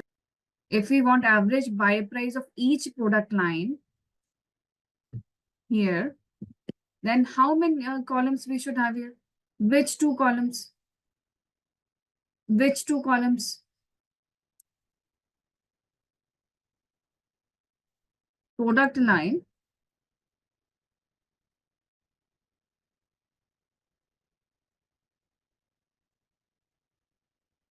Product line, and average here. Now in this product line here, what do you expect? Should we go ahead and extract the entire product line column from here to here? Should we go ahead and extract the entire product line column here as it is? Should we simply copy paste it entirely same? No. What we will do here is we'll look for unique entries, right? We'll go ahead and we look for the unique entries without any duplicates, of course. So with these unique entries here, when we type unique entries only here, meaning each product line should appear only once, right? So that if it is classic cars here, and then we have got motorbikes here, and we have got vintage cars here, whatever we have. In front of these unique entries, we will only have one associated average number right here. Correct. So this kind of reporting, so we all know this is how the reporting has to be done. So this kind of reporting is called as aggregate reports. These are called as aggregate reports. Okay. So these are called as aggregate reports, everyone. Why? Because we're aggregating as per individual data point. Right. If you have learned Excel, it is exactly what pivot table does. If you have learned Excel, this is what exactly pivot table does. So how do we create these kind of reports in SQL? This is where group by comes in. We haven't touched it yet, right? Remember in the sequence I have shown you there is group by and having. So this is where group by comes in. What group by will do here is group by will go ahead and simply fetch the unique list of any categorical variable.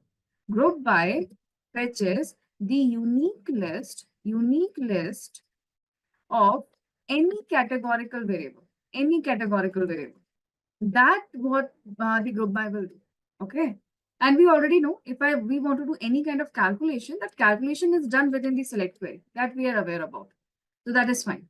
That is done by select. But group by will be the one who is going to fetch the unique entries right here. So last example, everyone, let's go ahead and see how group by is applied here. So we'll go ahead and we apply group by right now. So what we want to get, we want to go ahead and get the average buy price of each product line. So first thing that we do here is we type select. In select here, we are working with the product table here. So let me go ahead and type product first. And after select here, let's expand it here. And we will get the product line here. After product line here, what we are looking for? We are looking for to calculate average. Average of what? Average of buy price. So I'll ask it to get the average of buy price here. I'm calling this here as average. Okay. However, after from product here, we have to use group by here. Why group by? Because group by has to inform select that do not fetch the entire column. So when the select is in the select, group by will tell it, let's see, you're not supposed to fetch the entire column. I will go ahead and pass you the unique list of product line. So remember that whatever categorical value you write here, it has to be written here too in front of select. Okay, because select is the one that decides the output table structure. So if we are grouping it by product line has to be part of the output. So group by will actually pass the unique list of product line to select, and then select will go ahead and calculate the average right here. So once I execute this here, you will find the average right here.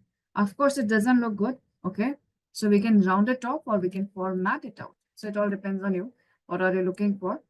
So currently I'm rounding this off here. So this is how group by works. Now, why I have taught you group by? Because I'm going to give you multiple practice questions with the where the group by will be used. Okay, so let's begin here. So what we are looking for here is, let's go ahead and see for each country, let's figure out that for each country, what is the average credit limit? What is the average credit limit? And while we are looking for it, we want to see only the top 5. We want to only see the top 5. Let's go and see how to solve it. So first thing we have to understand is we are going to use classic models. We have to make sure that the classic models is default. All right. Once you set that as default here, now let's break it down here. In breaking down here, first we want to go ahead and get 2 columns here, right? First column should be country. Second is average credit limit. Then it's asking for top 5. Let's see how we will get to the top 5. First, let's solve country and the credit limit right here. So first thing that we understand here is we have to work with the customers table right here.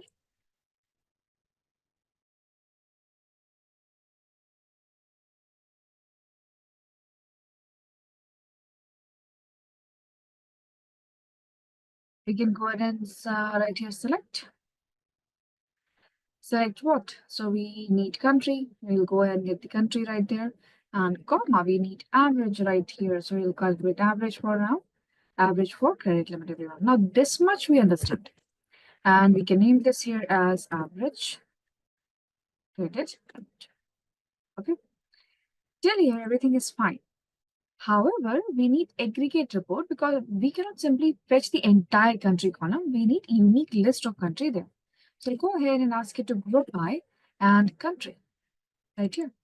Now, this much we understand from our previous example. So this is it. This doesn't look good. Why? Because it has got too many decimal points right here. So let's round it off. We'll go ahead and we round it off here. We already know about the round function, everyone. So here we go. We will go ahead and ask it to round it by the 2 decimal points, right?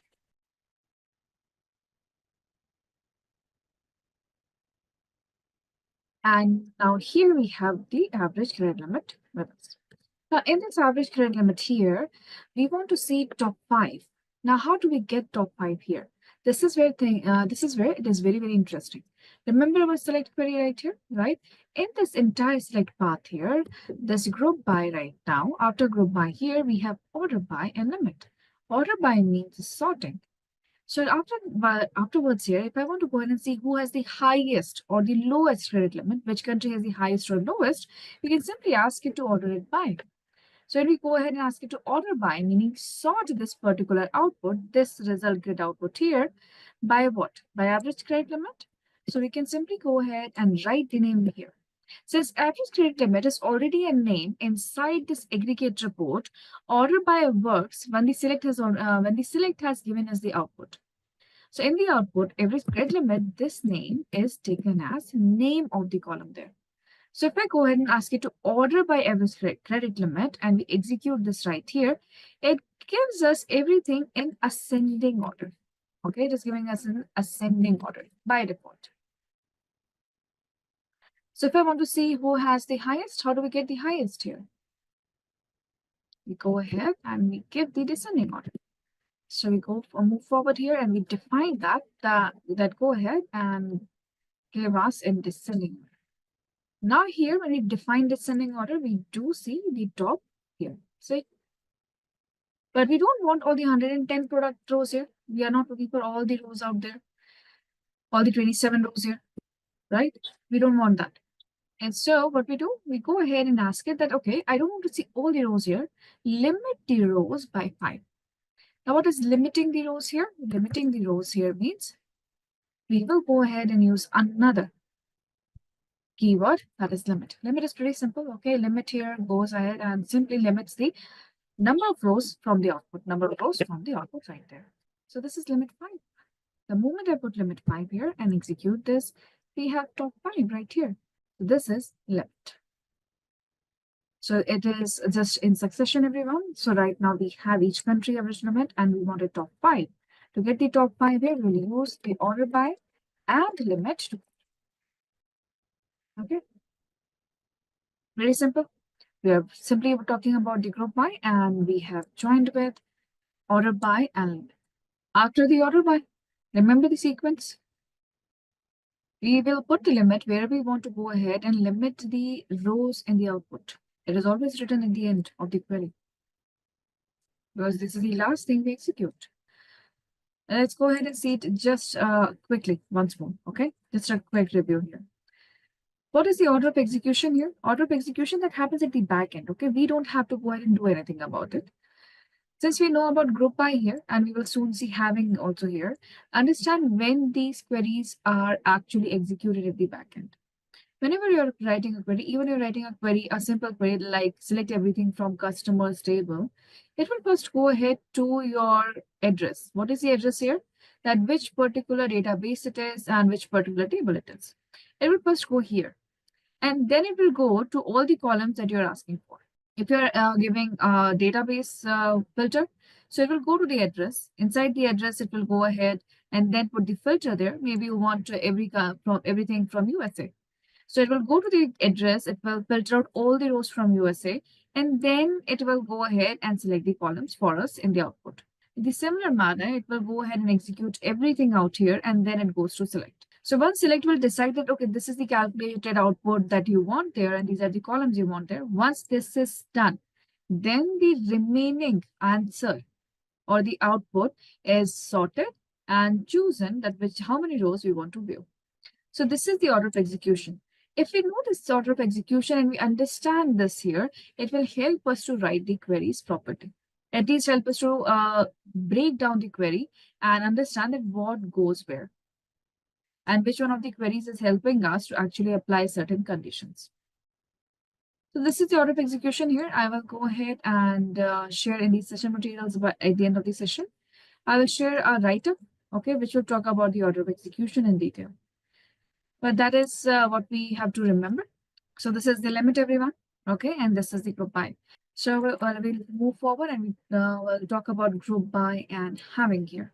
Sales rep. We have customers here, right? So let's go ahead and count the number of customers mapped to each sales rep representative. So what we want here is that for each country, we have got sales representative and we want to go ahead and count the customers for it. So we need first country column and then we need the sales representative and then we want to count the number of customers. So far, we have only written one categorical variable here and we want it to group by just by one. Now we'll go ahead and add the sales representative too, meaning we want the select to filter out by two columns here, one with the country, one with the sales rep, and then count the number of customers mapped to each of them from each country. How do we write that here?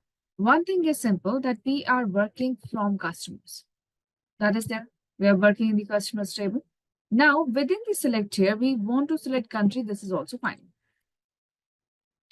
After country here, now we are looking for one more categorical value, that is sales rep employee here. The name is too big for me, so I'm going to go ahead and give it a smaller name here. Next here is we want to count the number of customers. Next, we want to go ahead and count number of customers. What we should be counting here, everyone? What we should count here? If we want to count number of customers, what we should count in the third column? Out of the customers table, of course. Okay, we have two options right now. Anyone else? Right. So remember that we want to keep it easy. We can go ahead and ask it to count customer number. However, we can go ahead and ask it to count anything. However, we can go ahead and we can ask it to count anything, any column right here. Why? Because if it will go ahead and count any of these columns here, it will still count the entire rows. We can ask it to write count asterisk, meaning it will simply go ahead and count the entire rows in the entire table. Of course, it has null values, then we'll have a different answer. So Count customer number seems fine. Why not name? Because name can be similar. So it might not count all the rows out there. So instead of asking it to count something else, it is we'll count customer number because it is always going to be unique. Yes, primary key concept, correct point. So count customer number, and I'm going to name it as total customers. Customers mapped, because these customers are mapped to each of the representatives to take care of. So here we will go ahead and type customer.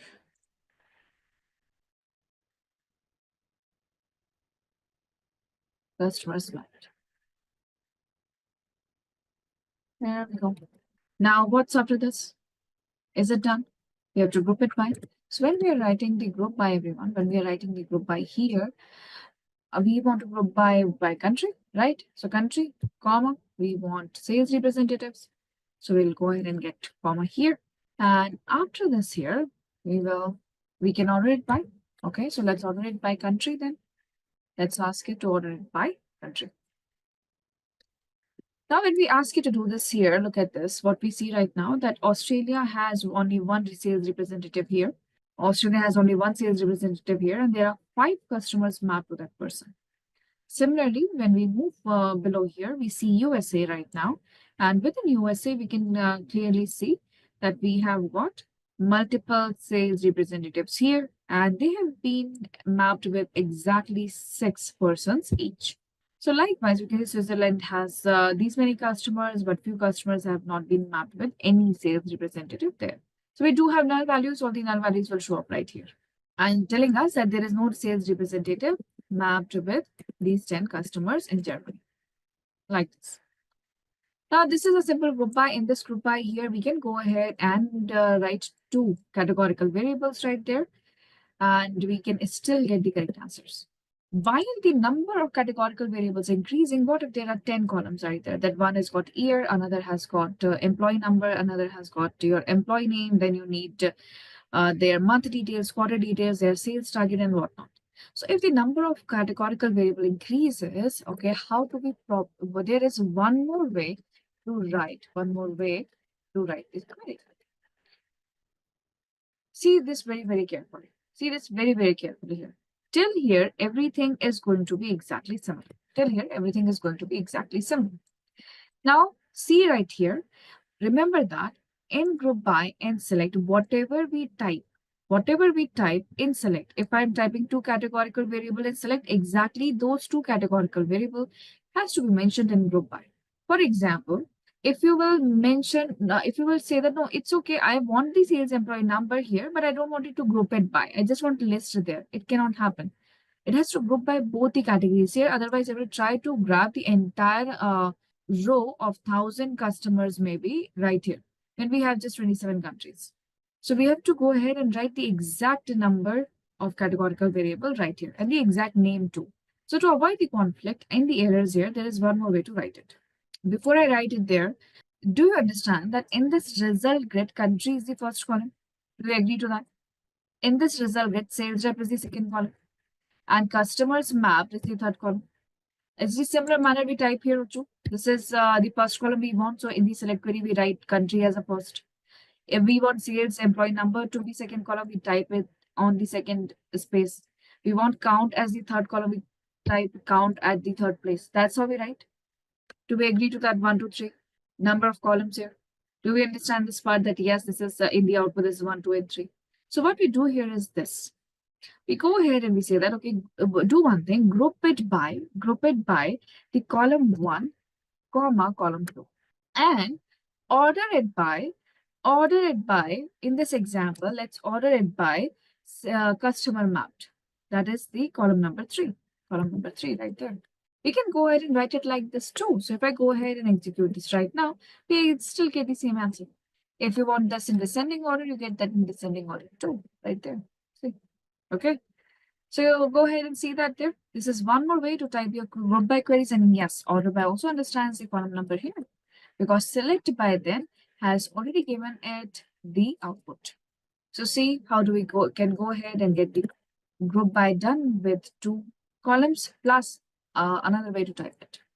Now here, all right, let's add one more condition to this. Now we want to see customers mapped. Now we want to see customer mapped. We want to see the countries. We want to see the country list. Country list where customer mapped to sales reps are more than 5. Okay. Only the country list where customer mapped are more than 5. So in this case here, of course, I'm talking about what the output that we are looking at here. But please tell me one thing. Where do we apply the filter? On which particular column we need to go ahead and apply the filter? We know that we have to apply the filter where customer mapped is more than 5. All right. So on which column do we need to apply this simple mathematical filter, comparison filter? Customer mapped? Do we all agree that yes, customer mapped? Okay. Where is the customer mapped present? Is it present anywhere in the database? Our customer map is present right here in the result output. It's a calculated field.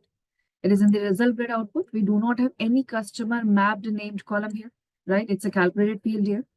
So whenever we have an aggregate report created with the help of group by, and we have some filter to use here inside the calculated group or aggregated option here, okay, where group by is already fetching the unique list.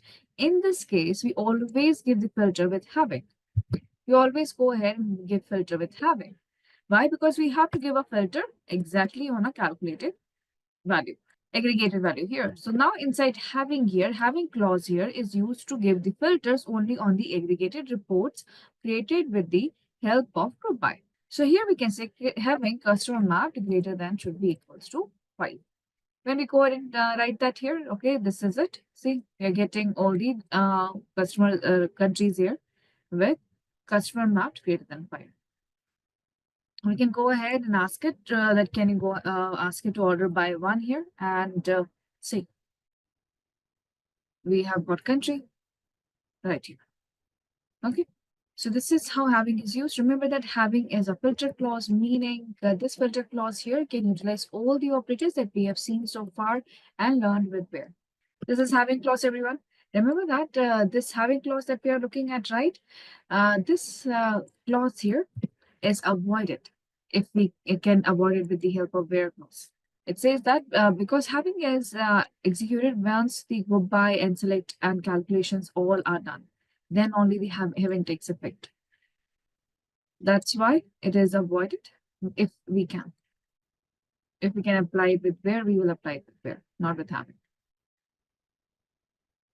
I would like you all to beautify this here because once you beautify this here, it looks really good and legible. You can read it easily. How many product lines that we have here? Okay, we have got classic cars, vintage cars, and trucks, buses, ships, planes, motorcycles, and more. Okay. However, what we are asking here, it is asking here that they don't want to see classic cars or something else, ships or something else. They simply want these from the list. So first we will figure out from. So which table are we working on? We have figured that out very easily. We are working on the products table there. Fine. Now from the select here, which columns do we want in the output? What should be the first column? We need product line with average MSRP, meaning the first column has to be product line. We agree to that there. And after this here, we want to calculate average MSRP right there. Now, after select here, we have to group it by. We agree, okay, we understand that we have to group it by 2. And we have to group it by the product line right here. We want to group it by the product line right here. However, now things will be different. What's different here? Now it is asking here that it doesn't want all the things there. It simply want to go ahead and filter out only these lists. So tell me here, how do we filter out the entire list, everyone? What do we use to filter out from entire list? We use where clause, very good. Now with the where clause here, we use the where clause here. Why are we using where clause? Because which column do we need to go ahead and filter out? If we want to filter out every row which contain these 4 names, which column contains these 4 names, everyone? Product line. So we need to go ahead and bring the product line. Since product line is present in the database, we will be using the where clause. Great. Now tell me which operator helps us to filter from the list. Because we have to go and ask here that go and check the entire list. And if anything is present from the entire list, go ahead and give me the output. Right, very good. We will use in operator here. We use the in operator here. Wonderful. So now we have covered almost everything. Last is the remaining here, average price less than 100. So whatever average MSRP we have seen here, all right, from whatever output we have there, we need to go ahead and filter that also. So if we want to filter this here, what do? We will go ahead and use having. Why you are using having here? Because we are using this average that we have calculated out. We want to go ahead and calculate it out average. We want to filter this out. If the average MSRP is less than 100. Are we leaving anything out? The first line, everyone, the alphabetical order of the product line. So we can go ahead and we can order by. Order by what? Product line, we can type 1, right? So this is the product line. We want to go ahead and order. That's how we type it. So first I'm going to write select here. We select here, we know we are looking for product line, everyone, and we want to type average there. And rounding it off. I'm rounding it off here. Easy to write it together. And this is here as I'm taking this as average MSRP. Now, from where we are talking about, we are talking about from the products right there. After from products here, now we go ahead and write where clause because select from and where. So in the where here, we'll say, and go to product line here and find it out where any of these names are present.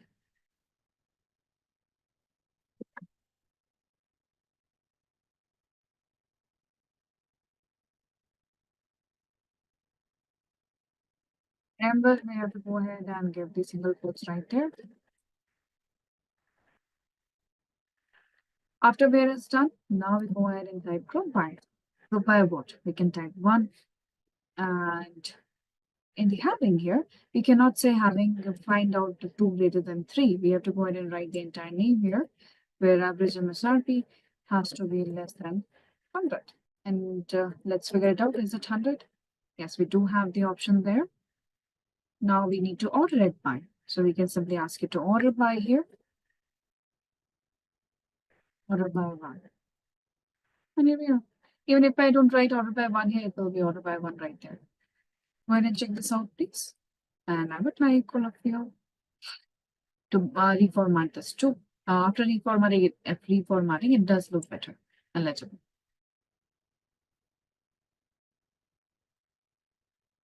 There is one task that I have written there. So now we will go ahead and we learn about a little bit about the date functions too, and we will talk about group by, rollup, and subtotals too there. So we're going to talk about 2 things. So first thing is, we will go ahead and see how do we add the subtotals and totals there, while we also delve into some date functions. Okay. So the first question here is, we want to go ahead and figure out total number of orders placed each year in the orders table. So what we are getting here is total number of orders is fine. Yes. Yes, we have to.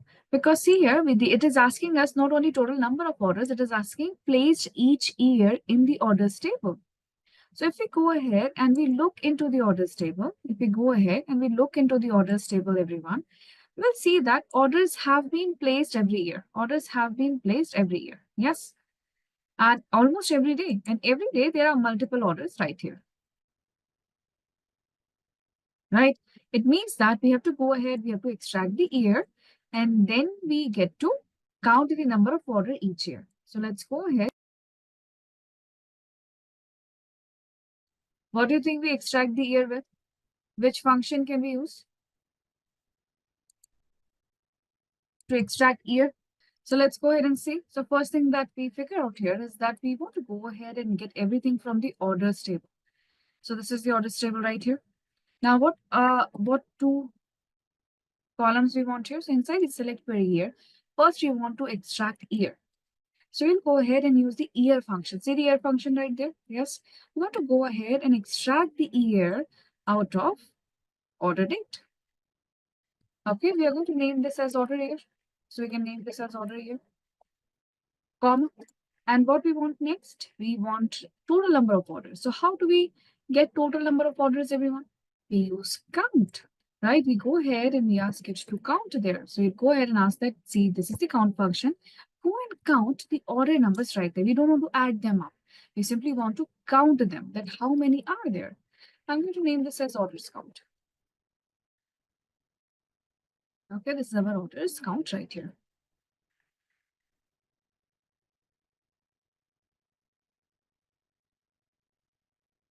Here we go. Now we have two columns and year has to be aggregated. We have to extract the year when we need list of the unique years. So we go ahead and ask it to group it by. So you have to group it by what?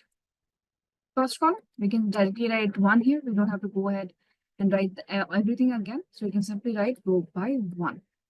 When we write group by 1 here, we get 2003, 4, and 5. Now this is something very easy to do and understandable too. Now what we want here is we want to go ahead and add the grand total right here.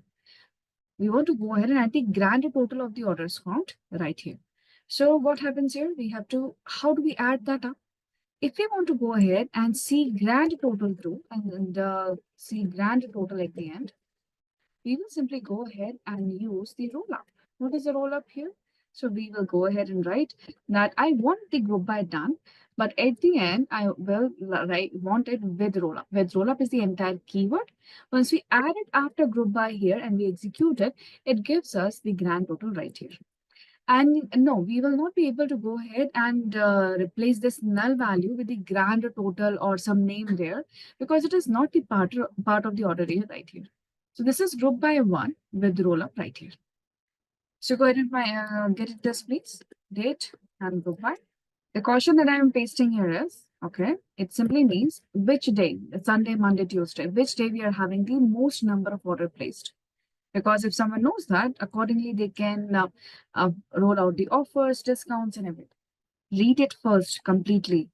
Find out which day of the week has most orders. What is meant by most orders means most number of orders are placed.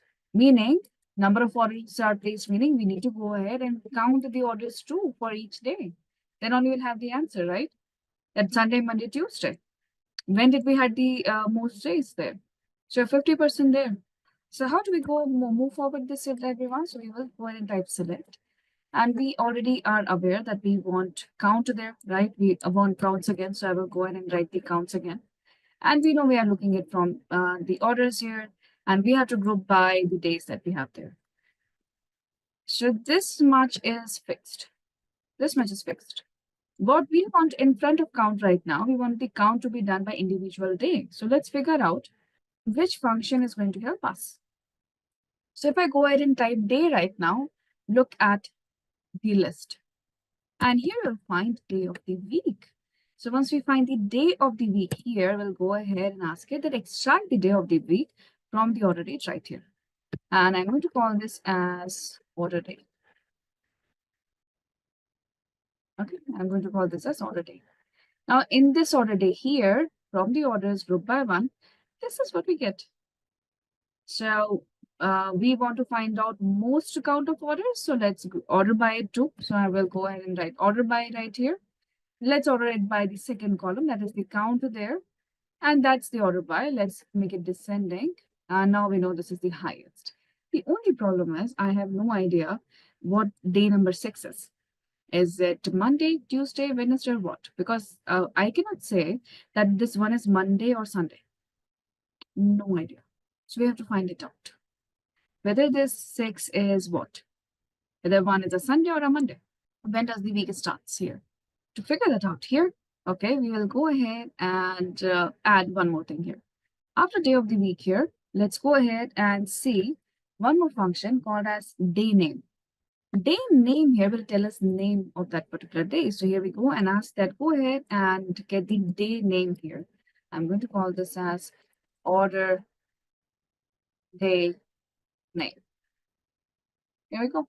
Now here, since we are adding one more categorical variable in group, I will say group by 1, 2, and we want to find out who has done the most, right? Which day has the most. So now we say count is 3 here. So we'll say order by 3 right here.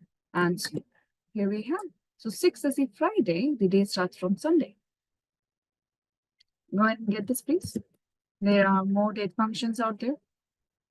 Now here, let's go ahead and see what if we want here that count of orders placed in each month of each year. So again, we want count of orders here. So this is going to be similar. So this much is going to be similar. The only thing that is going to change here is the functions. So count is going to be remain same here. What we want here is that we want for each year and month. So order year here, and then we want to get order month. Then we want to get order month. Okay. Now, first here is year. We are aware of the year function there. We can go ahead and type year function right here, and we are good with that. Now, let's go ahead and find out another function which can get us month. So now we have two options there, month and month name. Now it is quite evident. If we take month, it will give us numbers. Month name will give us the numbers. So let's go ahead and get the month name there. So here it is. We have got month name here. See, this is ordered month. And of course, we have got two things here, year and month both. When we go ahead and execute this right here, it gives us two columns right here, order year and month. And fortunately, this order month that you see here, it is properly sorted too in proper January, February, and March. Right here. Okay. We are good here. So this is order and month right there. However, what if instead of writing year and month in a separate column, we want to go ahead and write it in a formatted manner in one single column like this. Meaning I don't want year as a separate and month as a separate column. Instead of this here, how about we want to write it something like that? This is 2005 here and maybe January. Okay. So we want to go ahead and format it in one single column. So how do we format this in one single column? To format this in one single column, again, this part is going to be similar, right? This part is going to be similar. What is going to differ right now is the select statement. Is the select statement here. And the select statement, count is fine. What we want is a formatted value here. So if we want to customize the date format, we will go ahead and use the function called as date format right here. And inside the date format, in the syntax right now, we'll go ahead and pass order date because we want to format out of the order date. What we want to format here, we want to go ahead and get the year and month out. Yes. So we can go ahead and give formats like this. We can go ahead and type percentage uppercase Y, a hyphen there, and then percentage uppercase M there, and close the parenthesis right here. This will become as our order, year, and month. So this is what we are looking for. This is what we are looking for here. So this becomes our order, year, and month. So that is our first column right there. Okay, let's see how does the output looks like. Here we are. All right, first year and month separate here, and then we are getting year and month together in one column formatted properly. So it's a custom format, everyone. There are many ways to use this custom date format. Let me show you here what happens if we go ahead and instead of uppercase, what happens if I go ahead and write lowercase? Because now we understand here that if I'm writing M here as for in the uppercase right now, we have written M as the uppercase here, right? What we are getting in the output? Entire name of the month, correct? And if we are typing here Y in caps here, we are getting the entire 4 digits of the year. So what will happen here if we go ahead and type all of this here in a smaller case? In a smaller case right here. If we go ahead and type it like this here, observe right now what is happening. Both of them are in numbers, right? Both of them are in numbers right now. Meaning, and that too, when we are typing lowercase m here, we are getting only last 2 digits. We are getting only last 2 digits here. And m is now written as a number. So if you want to go ahead and if you want to go ahead and properly write it, maybe we can change it a little bit. Maybe we can go ahead and write it like this, that this should be Y here, right? And this M here can be in numbers. Either this is a combination or maybe we want to go ahead and get the abbreviation of the month. So if you're looking at the abbreviated month name like JNMARDC like that, then we will go ahead, instead of lowercase m here, we type lowercase b. And when we type that, we get it like this here. And it is not required that you always write %y/b there or -b there. We can always go ahead and mix it up. Okay, when we say mix it up here, maybe we want to type b first and y later. It will come up like that. Okay, so go ahead and find it out. Go ahead and check it out, please. When we use AI, this is so faster. AI can help you in understanding things here, or maybe you can ask AI to explain the concept to you with some examples. But when you're working in real time, first part is Sudhanshu, we will not be able to give the database structure to it. However, it can help us write the base queries for us. It is good for practice measures, but in real time, if you want AI to work with you, you have to give the entire detail to it. So unless your organization is not giving you any internal AI application to you, never ever use AI for your organizational data. And with AI, it is not faster. Why? Because you have to fact check it by yourself. So you have to know it first whether AI is giving you the right answer or not.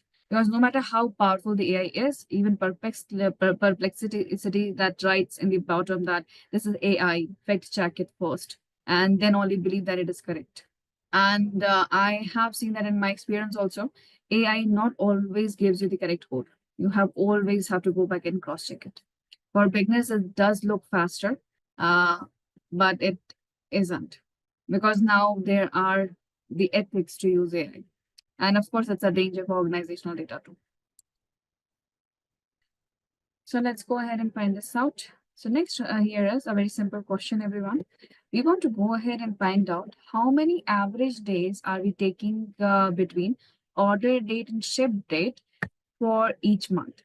Every month, how many average days are we taking to ship something? Meaning, once we get the order, how many days does it take us on an average to ship it out of the warehouse?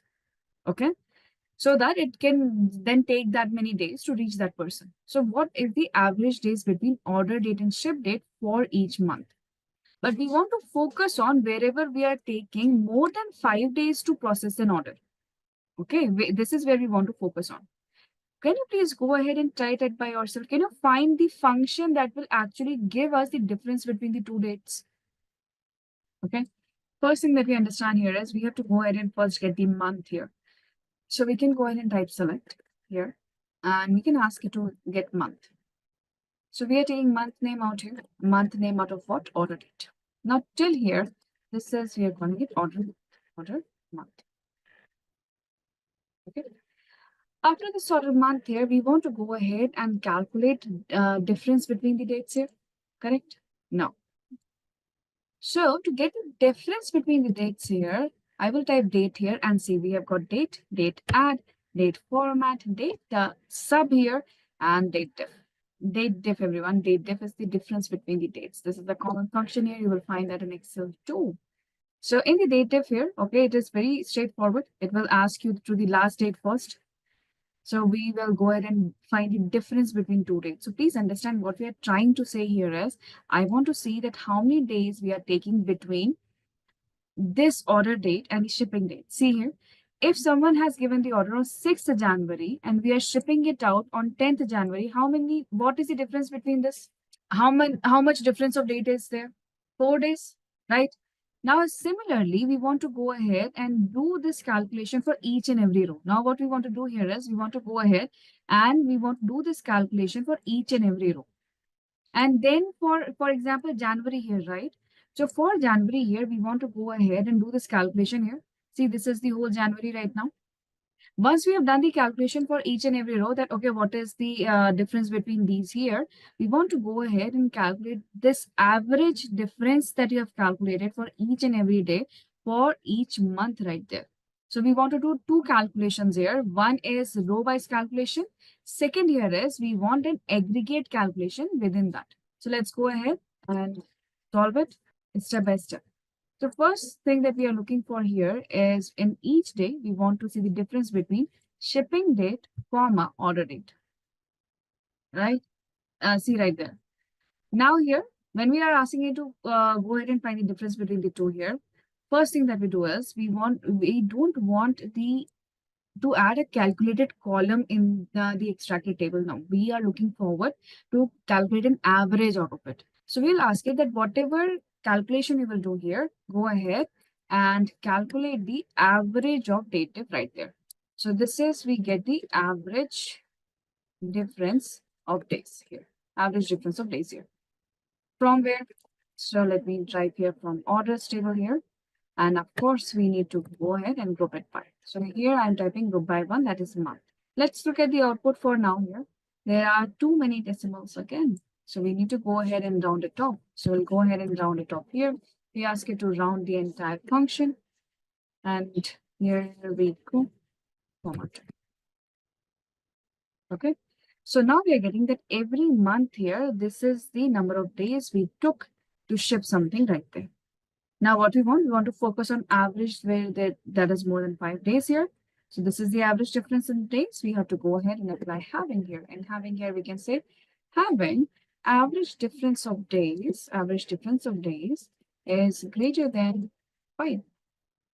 We have got 1 month only, that is October. That is date diff. Date diff will go ahead and give us the proper difference between the two dates here. It sometimes also get hold of the leap year. If we go ahead and yes, you can ask it to go ahead and minus the shipping date with the order date. You can do that. When we type it like that, okay, there are few discrepancies might happen. That's why we have a function here. So let me show you about this function right here. So if you ever want help, right, you can simply ask for help by writing help like this, that help me with the data function there. Once you write this, what you get the description of it, right? So as you can see here, this is the syntax, everyone. What we see in the syntax here, date diff has only 2 expressions. Okay, it will give us the value in days from one date to other. Expression 1 and expression 2 are date or date and time expressions, and only the date part of the values are used in the calculation there. And they're also giving us a simple example right there. In this example here, they're giving us 2 date and timing there, and we are getting the answer. And we are getting the answer in number of days right there. So it works with time too, and a simple minus will not work on time. Okay. So this is date diff. Difference between date here, this you will find in Tableau, you will find that in Excel, you will find this in Power BI, almost everywhere. In Excel, it's a hidden function, not shown there in the sequence. It is more fun to type in Excel because you cannot see it there. And in Excel, it will also give you an variation. Okay, in Excel, you can actually see the differences in years or months or days. And Power BI also. It is quite interactive in Excel and Power BI. And Tableau also, it gives us multiple options. Go ahead and find it. I need to have a column name for it to work. Yes, you do need the underscore there. You cannot have spaces because it doesn't. If you give single quotes, it thinks that it is some text. It doesn't understand that as name. You got it right.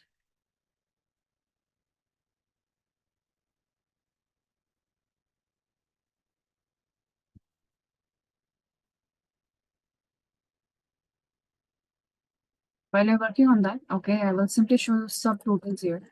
So with the roll up here, we have seen subtotals here. So we have got year and month separate, remember? If we go ahead and add with rollup here, and we have 2 categorical variables, we will go ahead and get subtotals in between, say. Okay, we get subtotals in between.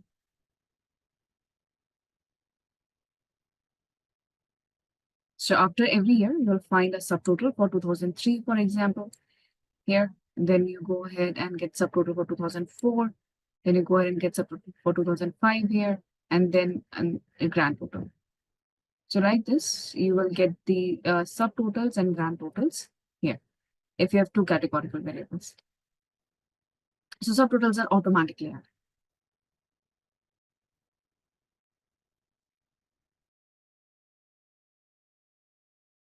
not be able to replace the null values here because by default, okay, when we are using this engine here, it doesn't allow us to replace these null values here. So there are a few preferential settings and the admin access we need here to change that. And then only we get to replace the null with queries. We can easily replace the null with queries here, but there are some settings that which will not allow us to do that. But for that, we need a professional version. This is the free version that we are working with. Use not complete code. Created here a small aggregate value here, where we are saying that this is the person 1, this is the person 2, and this is the person 3, right? And these people have been hired on contract, and they have been paid here, everything in thousands, okay? Everything in thousands here. So they have been paid 2K, 3K, and 5K here. Done. But so here we have got more people here. So they have all paid in thousands. Then we got to know about that they have been employed for different purposes there, right? So they have been hired for different departments here.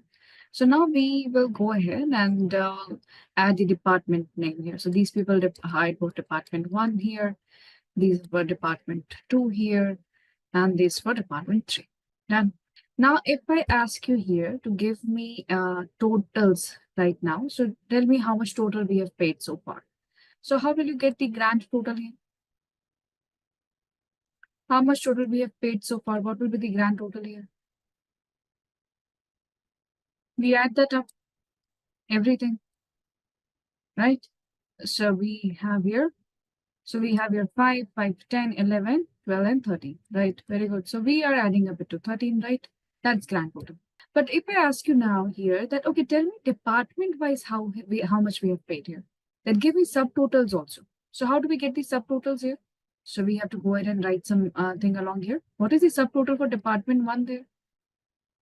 We have to add a row here. What is the subtotal for department 2? Add a row here. What is the subtotal for department 3 here? Add a row here. Correct? So what's the subtotal here? 5. What's the subtotal here? 6. What's the subtotal here? 2. So we have to add a row here and add the subtotal right there. That's the total for department 1 total right there, department 2 total right there, and likewise. So that's what Rollup is doing for us. We don't have to do this. This is what Rollup does for us. It will go ahead inside that. And if we have 2 columns there, it will give us the total and the subtotal for us. So we don't have to define or do calculations. It knows that it has to go ahead and add everything up. Okay, do we understand the rollup right now? Next year, we are moving forward, everyone, for logical statements right there. What are logical statements? We have seen comparison operators. We have seen and or between, where we can go ahead and find comparison operator, one single statement, and then and or in between, we can filter out with more than one condition, right? Then why do we need logical statement like if, else, and case and when? Or in this case here, we have got if function there. We have got if function there. Why do we need if and case and when? Remember that with the help of comparison operator and with the logical operators out there, we were able to only filter out by those conditions here. Logical statements are used when we want to go ahead and add a logically calculated column or a logically calculated column within the data within the result grid there. For example, this is our customers database, right? In this customer database here, we want to go ahead and read their credit limit. And based on their credit limit, we want to give them credit cards. That if you belong to this particular limit here, we can offer you this credit card. However, the calling team that we have there, the basic sales team that we have there, we cannot simply go ahead and share the credit details of some customers. We cannot do that.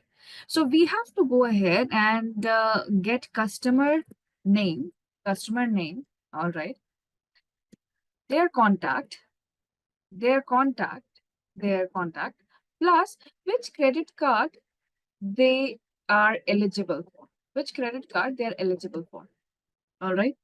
We cannot simply share their credit card score with someone or credit card eligibility with someone in a sales table there.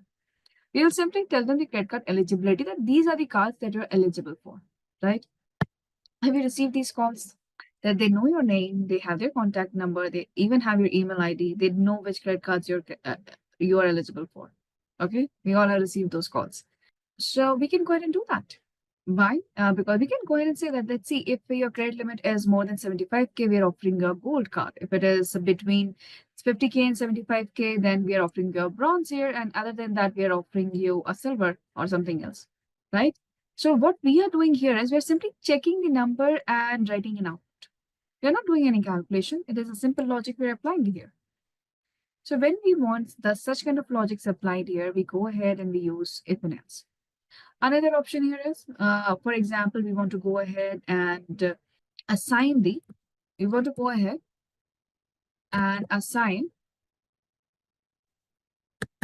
performance category to our employees. So if right now the season is going on, okay, those who are working, those know that appraisal season is going on.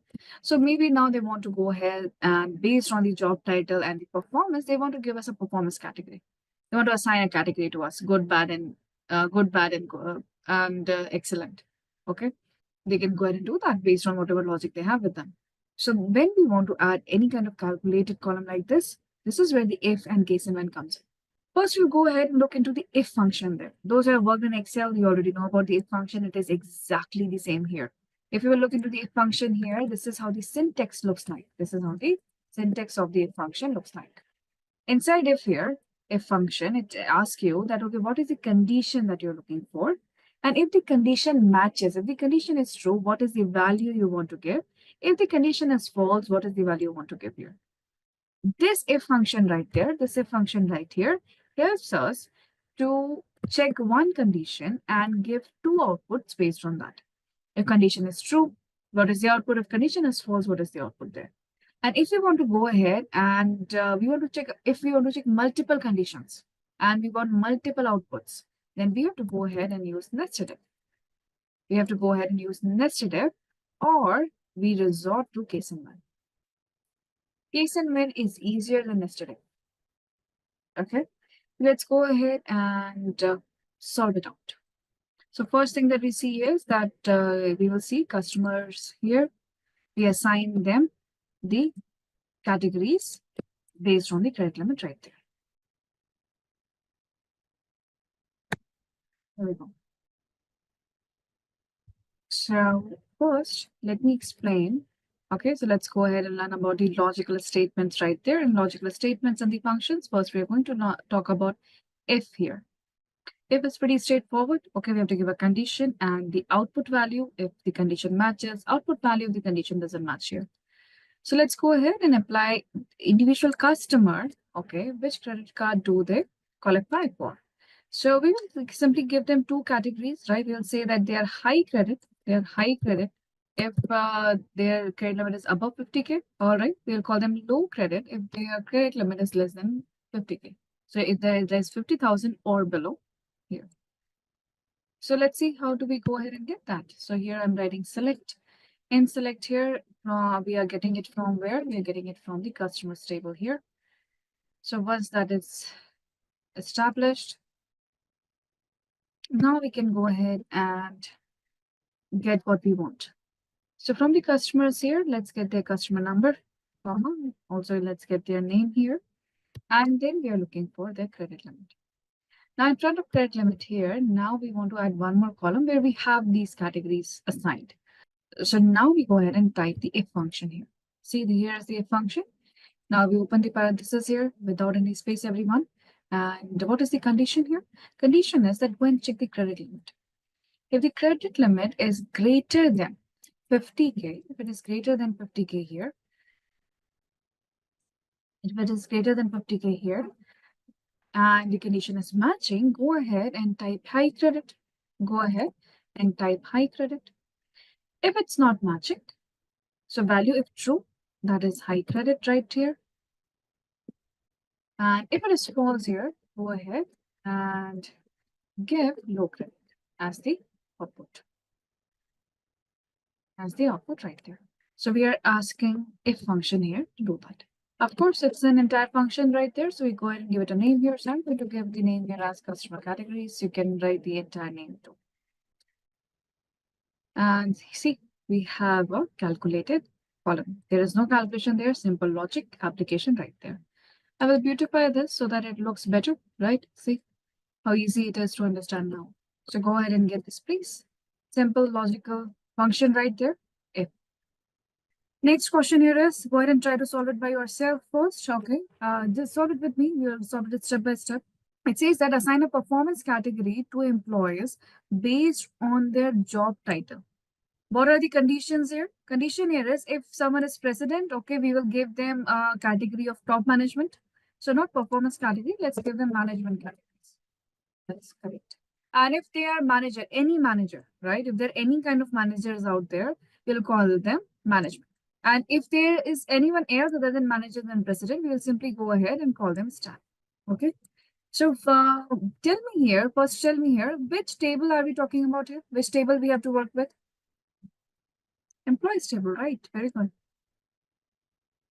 So one first thing that we have figured out is that we have to work on the employees table. I'm getting this out here. Now we go ahead and type select. Now in select here, which columns are we looking forward? Of course, we want to see the employee number, right? And we want their name there here. And of course, we're looking forward to their job title. We need these three columns right there. Yes. Now tell me, how many conditions are there that we need to check right now? Because after job title here, we need to go ahead and type if there, okay? But if can check only one condition. And how many conditions do we have to check here right now? Three. So how do we check these three conditions? Right, we write the nested if. So before I go ahead and write the nested if here, maybe there are few newcomers out there. I will go ahead and explain it here, and then I will go ahead and type it out, right? Because if I type it out directly, it might look a little bit complicated. So we will first start with if everyone, right? Inside the if here, we have to give a condition. What is the first condition here?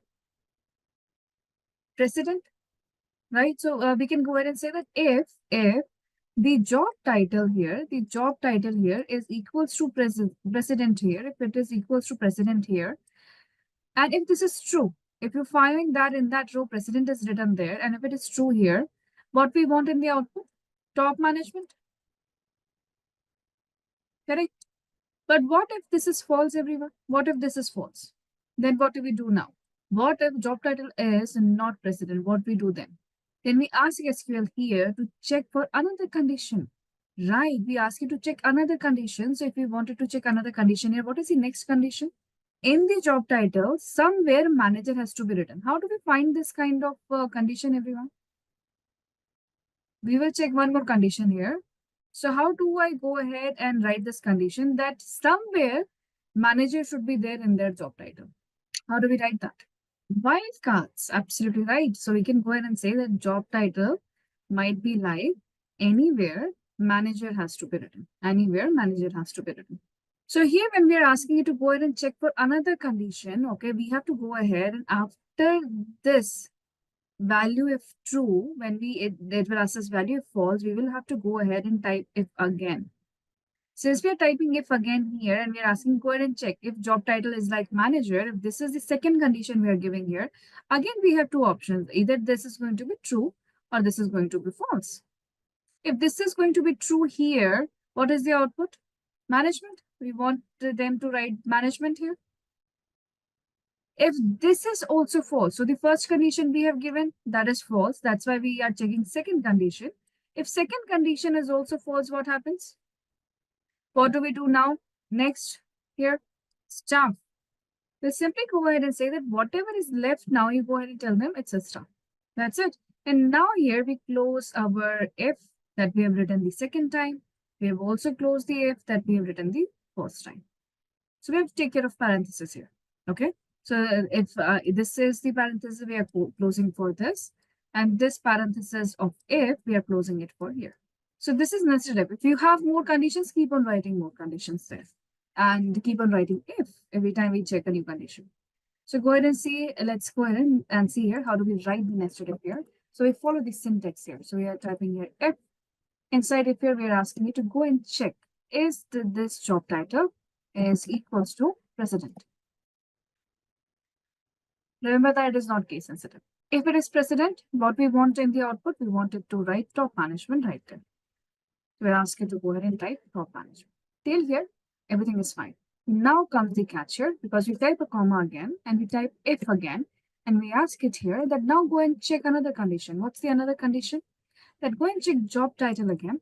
But this time the job title should go ahead and find out manager. Now that manager can be written anywhere. I have no idea. So that manager can be written anywhere inside the entire phrase. If job title is like manager there, we type a comma again and we want to type management in the output. Now, if it is not the top management, not the management, it is simple staff. We go ahead and type staff right. Now we close the bracket here, first bracket and the second bracket right there.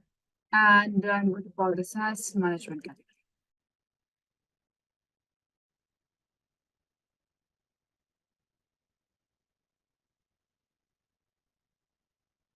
And here we are.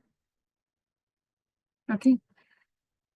So right now I'm going to beautify this so that I can show you properly. See if, and if. Likewise, you can keep on writing multiple conditions right here. One thing that you have understood here is while typing nested if, we have to remember by ourselves what to type where. We are not getting any help for the syntax like we would get in Excel, right? We can, when we write something, Excel actually guides us with the syntax. SQL doesn't do that. Since SQL is not doing that for us here, the best way to work with this multiple conditions is case and when. And we will go ahead and see how do we use case and when statement to apply multiple conditions. Great. So if there are multiple conditions, writing nested if is going to take a lot of time and a lot of attention right there. Effort. Instead of that, we use case and when statement. So let's see what for understand case and when here. This is how case and when looks like. The syntax here, everyone. It simply says that here, okay, the case statement starts with case. And then we write when, so whatever we are working in, inside that, when condition 1 is there, if condition 1 matches, then give the output 1. If condition 2 matches, then the output 2, and else here. It's quite easy to follow too. So let's go ahead and get this from here. So we will go ahead and use the same customers table again. We assign the customer categories based on the credit limit, but this time we'll go in detail. We give them the credit cards here. We are giving them gold credit cards eligibility if they are above 75K. We're giving them silver category here if they are between 75 and 50K. And if they are below 50K here, okay, we are giving them bronze. Right? We are giving them bronze right there if they are below 50K. So let's go ahead and see how do we write that here? So one thing is similar. Okay, we know that we are working from customers table. I will get this out of the way. And now we go ahead and we type select. In select here, we can ask you to get customer number, customer name,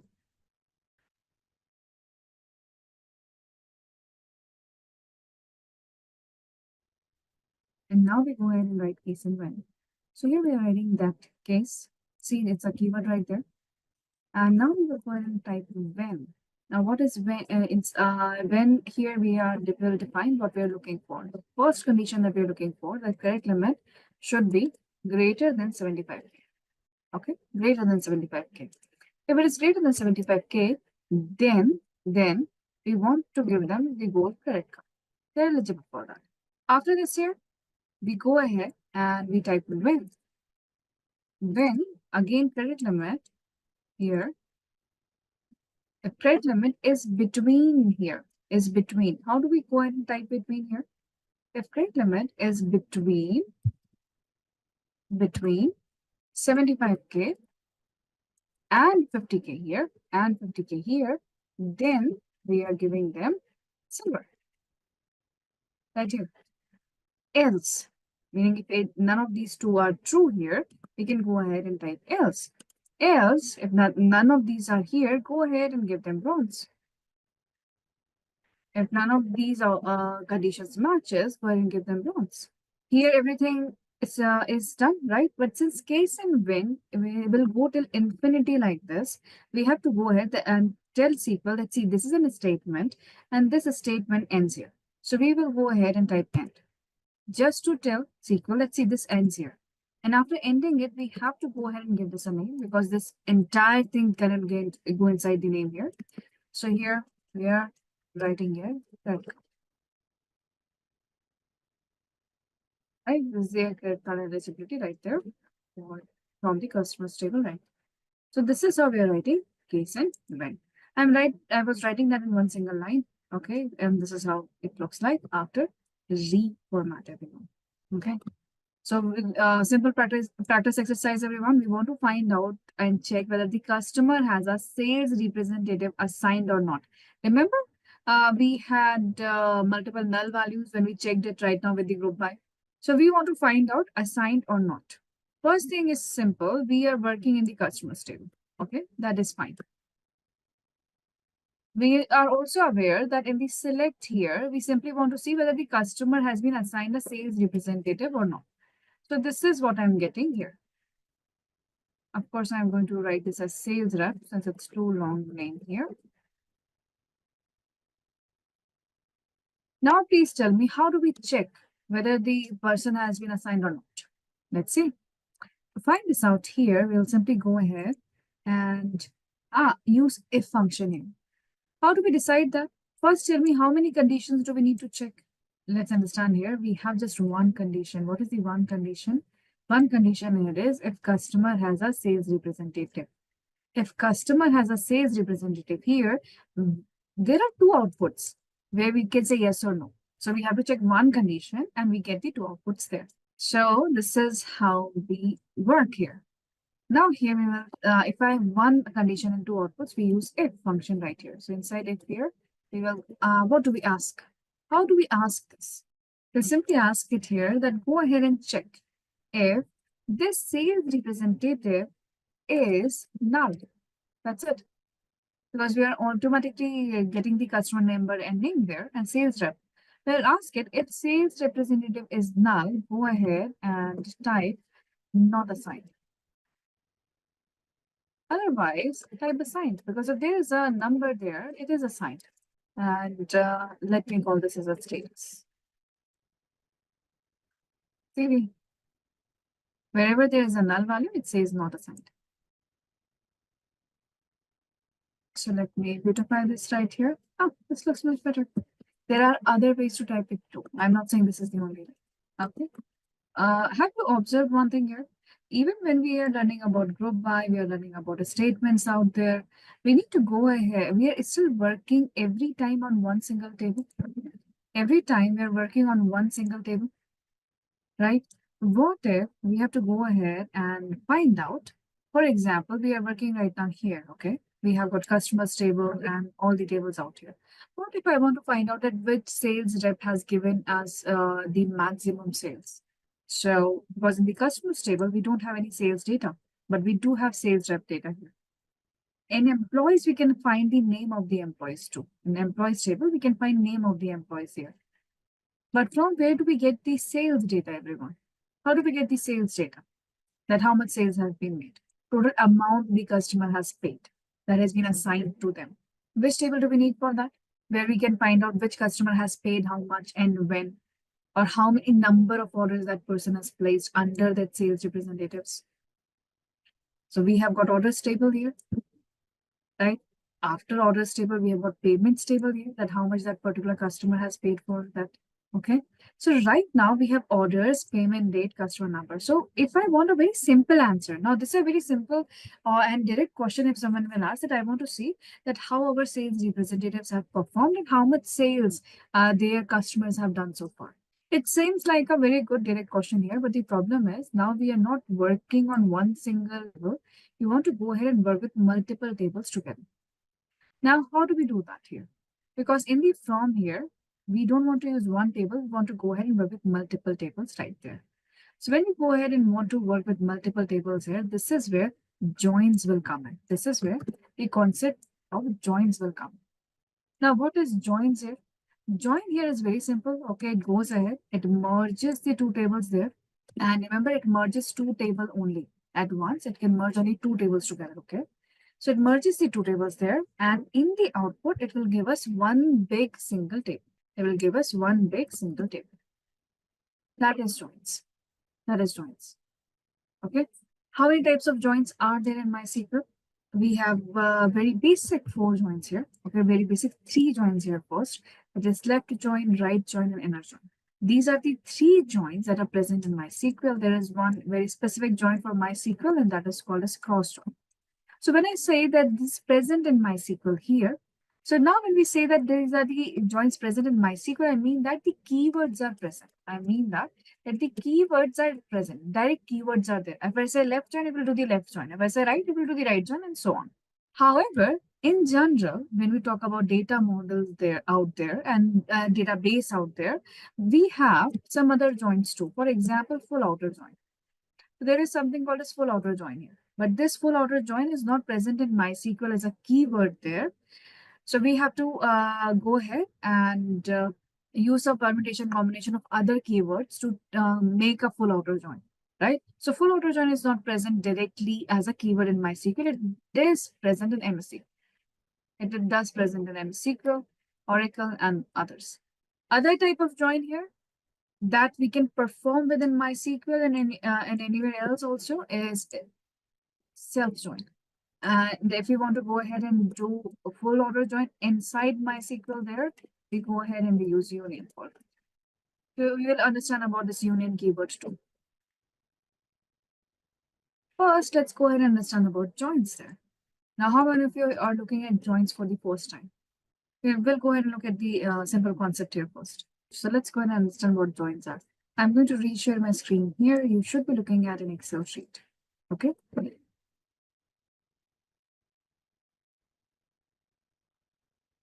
Now, when we talk about the when we talk about merging the two tables here, okay, we cannot merge unless we don't have a reference column.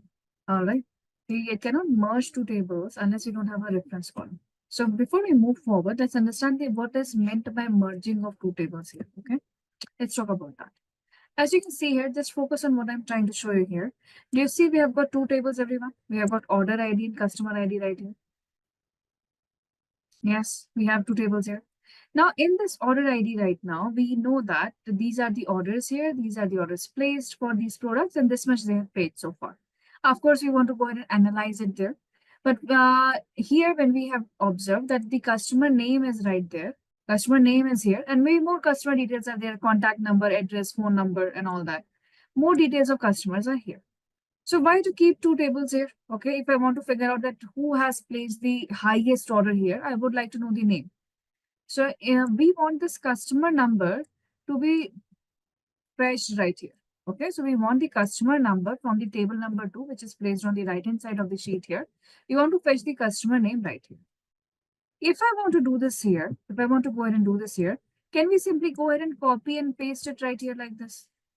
Is it correct? Can I simply go ahead and copy and paste it right here? Because I want to merge two tables here. Is it right? Why not? Why it's not right? What do we need to do then? Customer IDs are wrong. Yes. Right. We cannot simply go ahead and copy and paste, right? We cannot just simply go ahead and copy and paste. We have to go ahead and match the individual customer ID too, meaning we need to have a common column. What is the, which one is the common column we have here, everyone? What is the common column we have here? Customer ID. Customer ID is a common column. So if this is a common column here, how do we work with it? We'll go ahead and read if this is CR1. Yes. Now we will move from here to here and we'll check, okay, do we have a CR1? Yes, we have. What's its name here? John. So we will go ahead and copy and paste, right? We copy and paste it right here. Now we check again. Okay, this is again CR1. Now we will check again. This is John here. We'll go ahead and paste it again. If this is CR2, we'll go ahead and find CR2 here. Okay, this is Peter. This is CR3. This is here. This is CR4 here. And we get it there. This is CR3, CR4 here. We are matching them right here. Now, do we have CR6 here? Do we have a name of CR6 here? So what do we do here if we don't have a CR6? So we go ahead and keep it null. We can write null here. It's null. There's nothing there. Do we have a merge table right now? Do we understand what we did? We simply matched it everything and we kept it null. What about others? Those who are looking at after a very long time or for the first time. Do we understand what we did just right now? We merged the two tables together based on a common column. Yes. Now, observe one thing here. We when we were fetching everything here, did we even cared about this CR5? Currently, we have currently in the merge table here. Do we have CR5 in the merge table? No. It means we compromise this data set. For this current analysis, do we need the name of this person here? Why don't we need the name of this person right now? Because this person has not done any sales yet. No need of that because this person has not done any sales here. So if there is no sales here, we don't need their name too. Exactly, because it is not part of the sales table yet. This kind of merge right now. So what we have done here, we have made sure that all the rows from the left-hand side table are intact. All the rows from the orders table are intact. We are not compromising any data here because this is our main table. Okay. So we are keeping all the data and rows intact here, and we are only fetching the matching data from the table number 2. This kind of match is called as left join. This kind of merge is called as left join, where we'll make sure that we are keeping all the rows from the left table and we have only matching values from the right side table there. This is called as left join. Do we understand left join right now? Yes. Now, can you please tell me if this is left join, what will be the right join? The opposite is going to be, in the opposite right join here, we'll keep all the rows from the right side table here.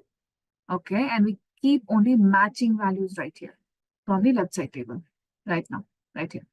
In this particular scenario, right join is not a good choice.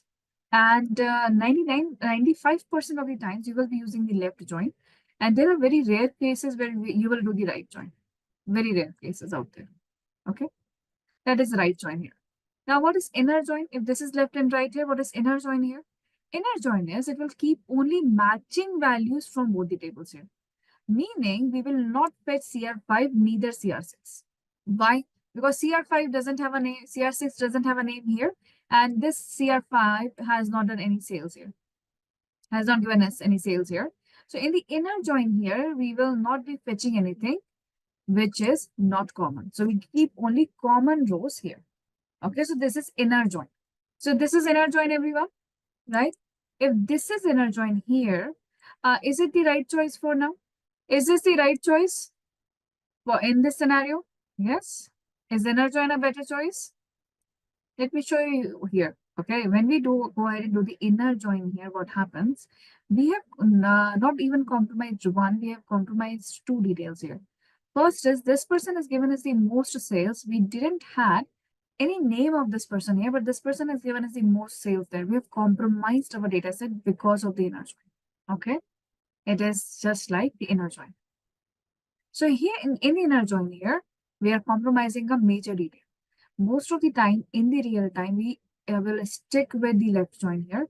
Why? Because in the inner join, most of the time we will be compromising our data set just because of few values or few details are not available.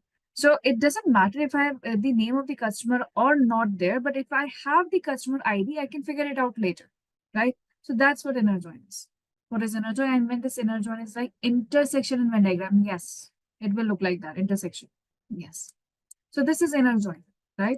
So now we have made sure that we have everything from the left side. We have made sure everything from the right side. In the inner join, we have the common table right there, but it compromises the values. Of course, we do not have null values, but it compromises the data set, right? What is the full outer join? What is left? Which permutation combination is left, right? So what happens here is full outer join. What is left? We'll keep each and every row from both the table. It will going to give us too many null values and too many details which are not required. So most of the time, full outer join is also avoided at all cost. So the types of joins that we have seen so far. So in MySQL, we have understood that there are basic joins are there like left outer join, right outer join, inner join, and full outer join. Other than these 4 basic joins, what we have seen, other than these joins here, and of course self join is also written here, what other join we have heard about? We are also clear that inner join, left join, and right join, these are the 3 keywords that are present in MySQL. Full outer join is not a keyword that is present. Neither the self join is a keyword that is present. These both are the concept these both are the concept of merging the table together. However, full join is achieved, full outer join is achieved with union operator, and self join is achieved with inner join. So we will go ahead, and of course, it's a second one here, last one here is the cross join. So yes, cross join is a keyword that is present with us within these MySQL here. And this will differ with each platform. So inner left right join and full outer join, that is present in MySQL and Oracle and other places, but not in here. So let's go through the concept here. I will go through the concept here quickly because we will go ahead and do the hands-on practice. That will be much better than that. So what is inner join here? Inner join is the one where we will get only the matching values. Only the matching values will be given in the output. That is the inner join. What is the left join here? Left join will make sure that we have all the data from the table number 1 and we are getting only matching data from table number 2. What is the right join here? In the right join here, we are getting all the data from the right hand side here and all the data that is matching from the table number 1. What is the full outer join? Full outer join doesn't care. It will simply go ahead and grab all the rows present in both the tables. So these are the 4 basic joins, everyone. Now we'll go ahead and we'll see the hands-on practice. So we are at the workbench, everyone. And today we will see in detail. And remember that while we are learning about joins here, right, we'll go ahead and create our own small table so that we are able to understand how to type join better. So with the joins here, we will also learn about DDL, that is data definition language. Okay. So we are going to talk about data definition language here. We are going to create a database. Inside database, we are going to create tables, and inside the tables, we'll go ahead and use DML and we will insert rows of data inside it. Okay. So first we start here, we start small and then we go ahead and join them together. Let's first go ahead and create database, right? We create these schemas here and understand joins, how to write them and the variations of it. Okay. So first here, I would like all of you to just view things here because I'm going to show you something and how to create the table right now. So in here, I'm going to say that I want to go ahead and create a database. I'm going to name the database as DB joins because we're going to learn about joins. So this is database we're using for the purpose of joins here. I'm not executing it right now. Inside this DB joins here, I will make sure that from now on, we will be using DB joins as default. After this here, we will say that I want to create a table. Where do we want to create a table here? We want to create a table in DB joins and dot. So when we talk about creating a table here, basically we go ahead and we prepare the structure of a table. To create a table here, we go ahead and we create the structure of a table. What comes inside the structure of a table? When you type a create table here, first thing that we do is we go ahead and we give it a database name and then the table name. Then go ahead inside this database and create a table with this particular name.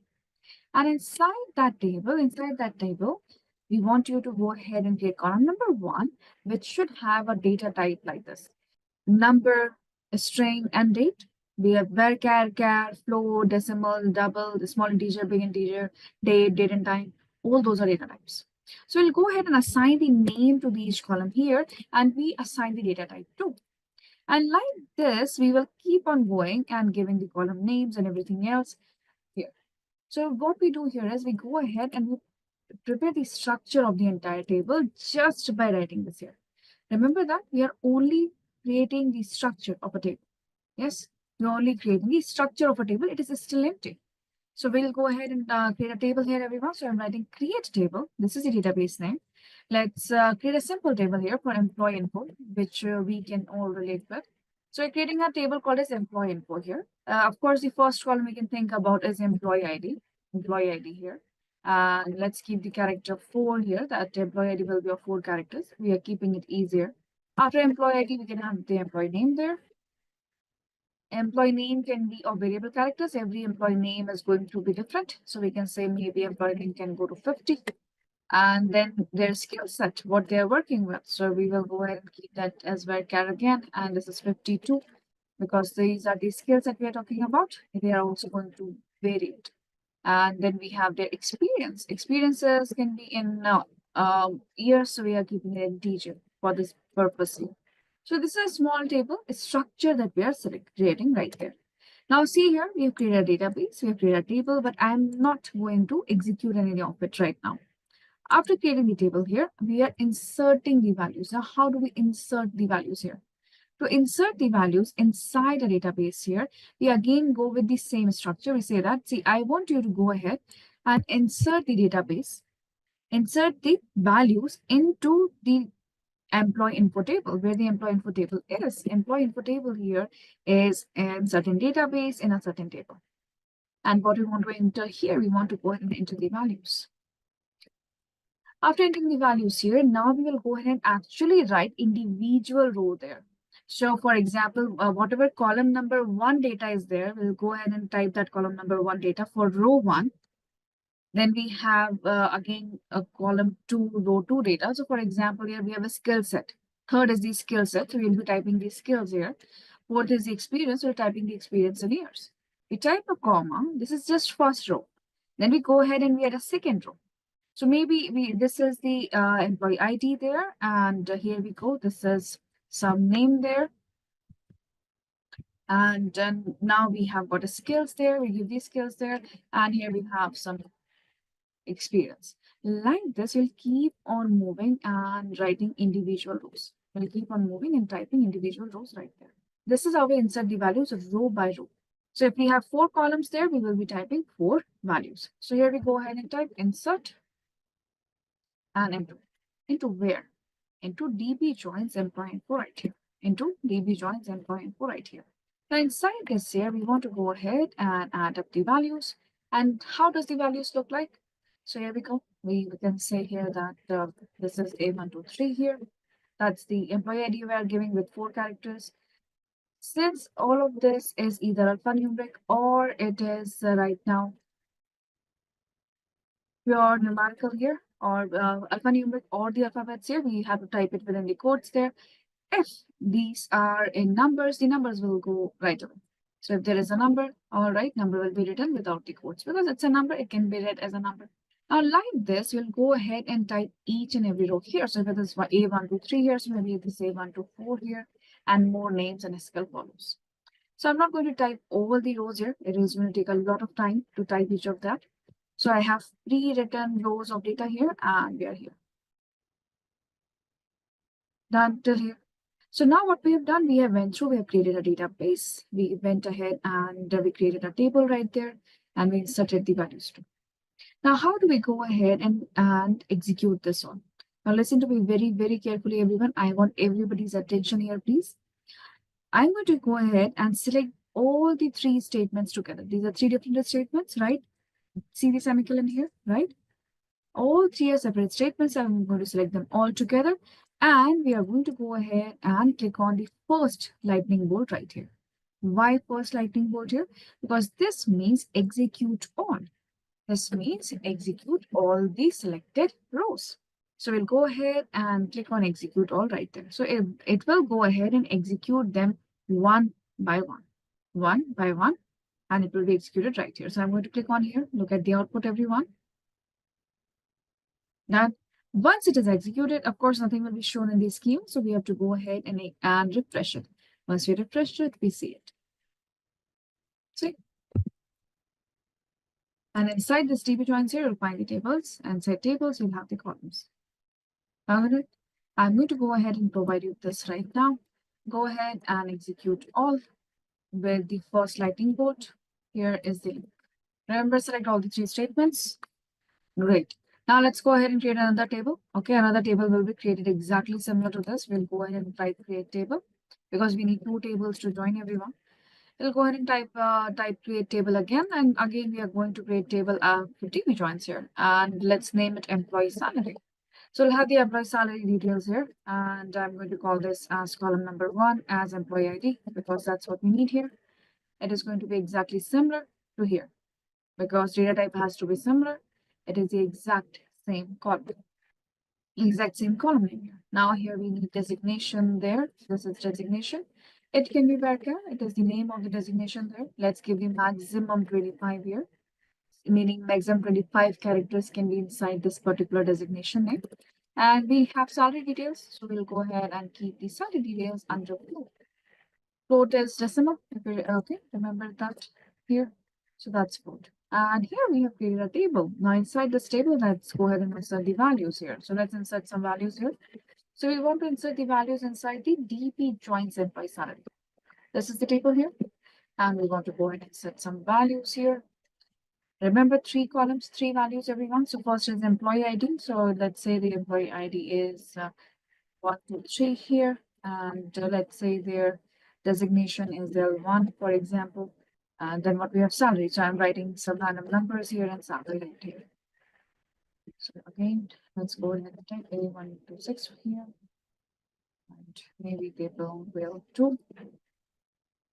And again, a random number here for the salary part. Here we go. This is another employee number here.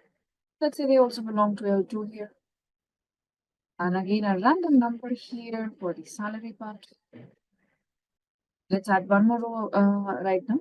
So there are too many views here. Okay, so here we go. I'm adding one more part here. And this person belongs to L3. So these are different designations right now here. And let's have again a random number right here. And that's it. So these are the 4 rows we are adding now. Okay. So these are the 4 rows. Let's go ahead and create it on the table. How do we create it on the table, everyone? We will go ahead, we select everything. We'll go ahead and we select everything right here. Okay. And we execute all together. Once I execute all together, only once we refresh the table here, we get to see the employee salary right here. Okay. So how do we go ahead and write join, everyone? So to write join here, we again have a syntax, the way to type it. How do we type joins here? We start with select as usual, right? But we want to go ahead and get data from 2 tables right there. So first thing that we are going to do here is I'm going to show you how the tables look like. So this is the employee info table, everyone. This employee info table has how many rows? 5 rows right here, right? So this is our 5 rows from the employee joins table. Let's look at the employee salary here. It has got 4 rows. It has got 4 rows right here. So this is our second employee salary table right there. Now what we want here, we want to go ahead and see how to type a join. We will go ahead and we want to go ahead and merge both the tables together. If we want to move forward and see how to join the tables together, this is how we type it. First, we start with select. And in front of select right now, we'll say, I want all the columns from the merge table. We have no choice for now about the columns because you have no idea which columns are there going to come when we merge it together. After here, we go ahead and type from. Where do we type the joins here? Inside the from, because to the from keyword will inform that, okay, this is where you have to go and get the data set. Now in the from here, we need data from 2 tables here. So we'll say that go to the employee info there. Now where the employee info is in the DB joins. So you'll say go to DB joins and go to the employee info and then join it with the second table. So what type of join we are looking at? So let's say we are first looking at here the left join. We are first looking at the left join. So we type the word keyword here, left join. Now which one is the second table? Second table here is again that go to DB joins and employee salary. This is our second table right here. Is this enough information? Now we have to go ahead and also define which one is the common column. So we go ahead and we type it here using. Using is a keyword which will inform which one is the common column. Which one is the common column between the 2 tables right now?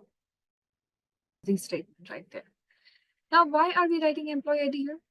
Why we are able to write the employee ID here? Okay, for a very simple reason that We are simply informing right now SQL that, see, I want you to merge these two tables together by using the employee ID column. And that employee ID column, we are mentioning it only once. Why? Because the spelling of common column is similar. It's exactly same. Common column is exactly same in both the tables. And this is not true in real time. In real time, this doesn't happen.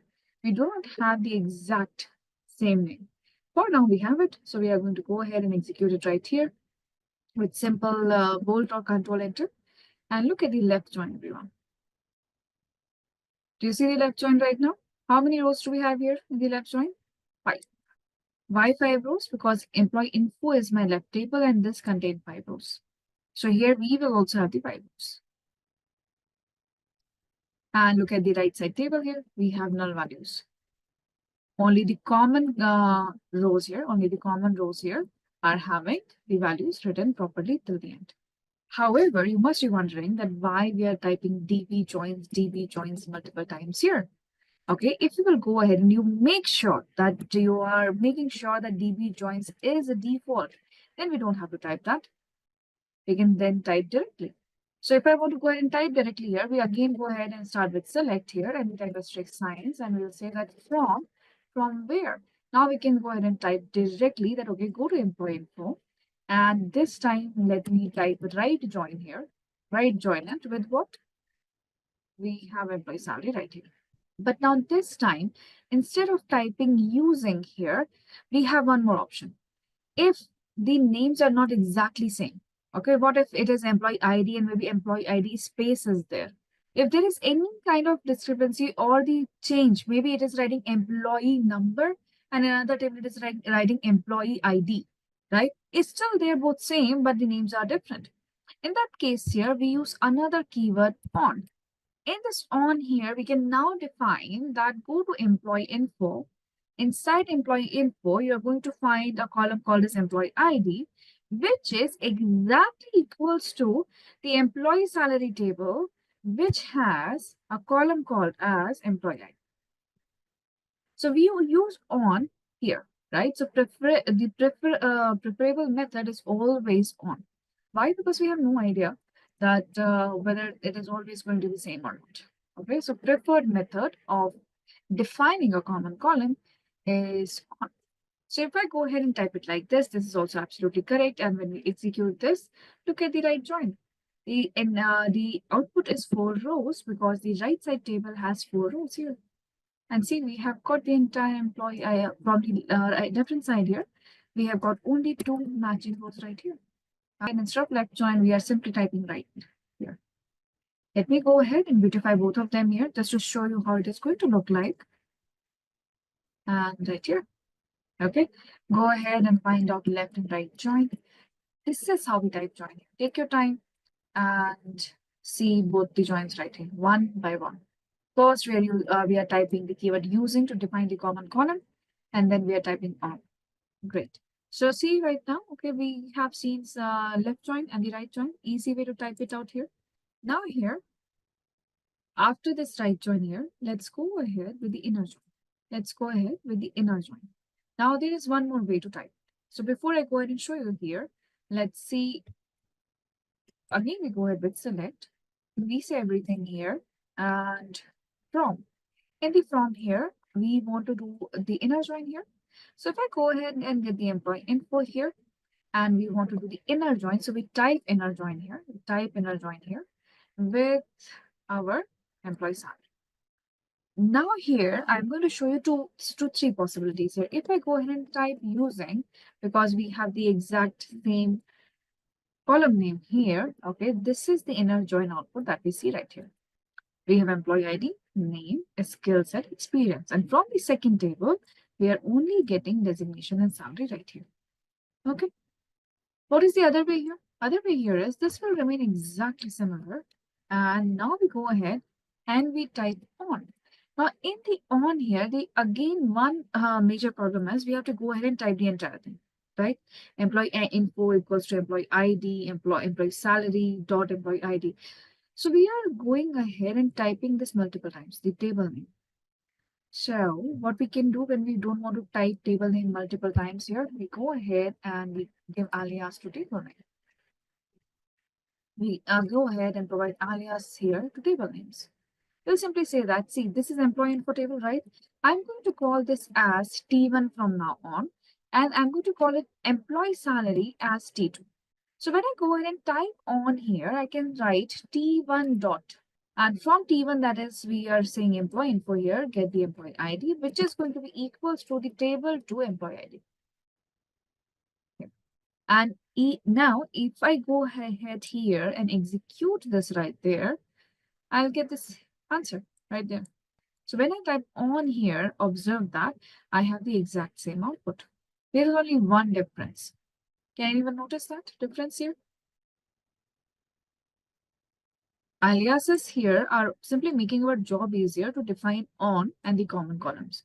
It has got no job of the output. So I would like you to go ahead and see the inner join right now. Go ahead and see the inner join here. Okay, and tell me the difference between the two outputs. Same inner join output, but go ahead and tell me the difference. At first, we are typing using to define the common column, and second, we are using on here to define the common column. Go ahead and get it. Go ahead, solve this and tell me, do you see any difference between the output of using and output of on? Do you see any difference between these two? And look at the output when we are executing with the using here. Since using assume that we both the tables here have one single column name here, it will keep employee ID only once. It will keep employee ID only once. Employee ID here is added twice, one from the table number one from the table number two, even though they have the exact same data set inside it. Okay, but since we are typing on here with the pre-assumption that the both names are different, these will be added twice. That is the difference here. The preferred is on because in real-time practices, that's what we use. And it is easier to keep track. So this is how we type the alias. And this is how we use, this is what the difference between using and on. And yes, this is how we type alias and we use alias right here. It is easier to go ahead and define the two separate, it is easy to define the common columns with the help of the alias right here.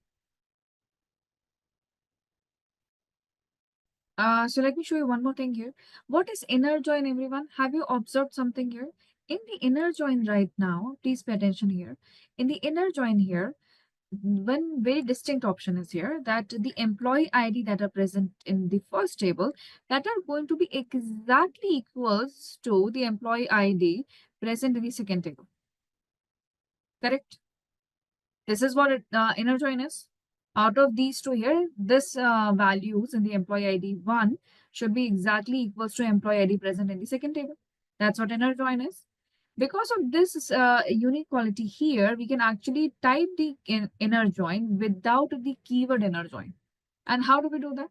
How we can we can create an inner join merge table without the keyword inner join here. We'll go ahead and type the where clause. We'll go ahead and type the where clause. We use the where clause there. So let me show you how to type it there. So this will exactly remain similar. Let's select everything from employee info, and after that we type comma here and we say employee salary. So we need the data from both of these tables there. Now we go ahead and type the where clause and we'll say that where the table 1 employee ID is exactly equals to table 2 employee ID. So without even typing here, without even typing the inner join, okay, just by typing the comma here, we will still get the output of inner join. See, exact same output. So most of the time, whenever you will see inner join written there, it will be written here, not with the keyword here, but they will be using the where clause here. Why?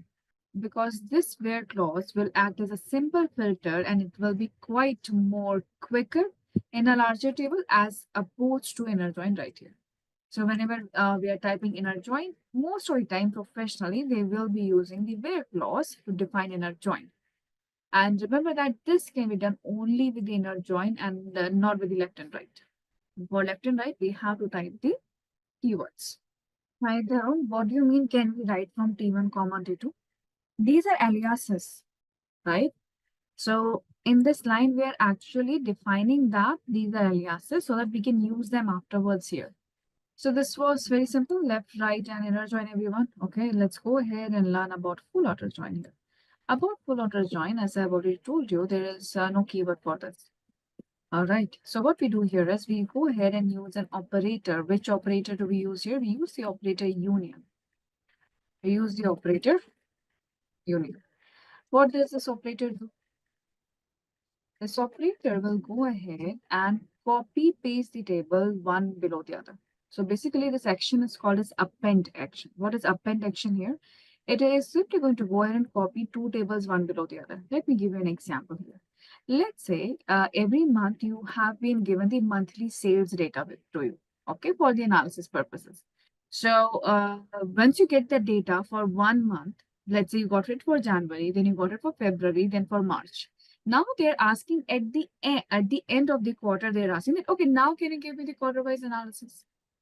So in this case here, you have got three separate tables. So how will you go ahead and join all the three tables together? They have exact same table structure. You're getting that data every month consistently. What you will do in that case? So if these are the three data set here and you're getting it one for January, one for February here, how do you go ahead and keep them together in one single page?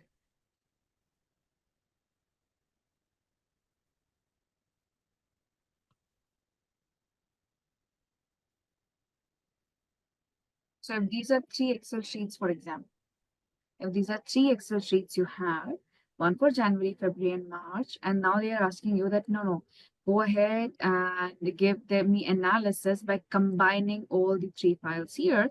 How will you combine them as one? Yes, how do we merge it? We merge it like this, one below the other.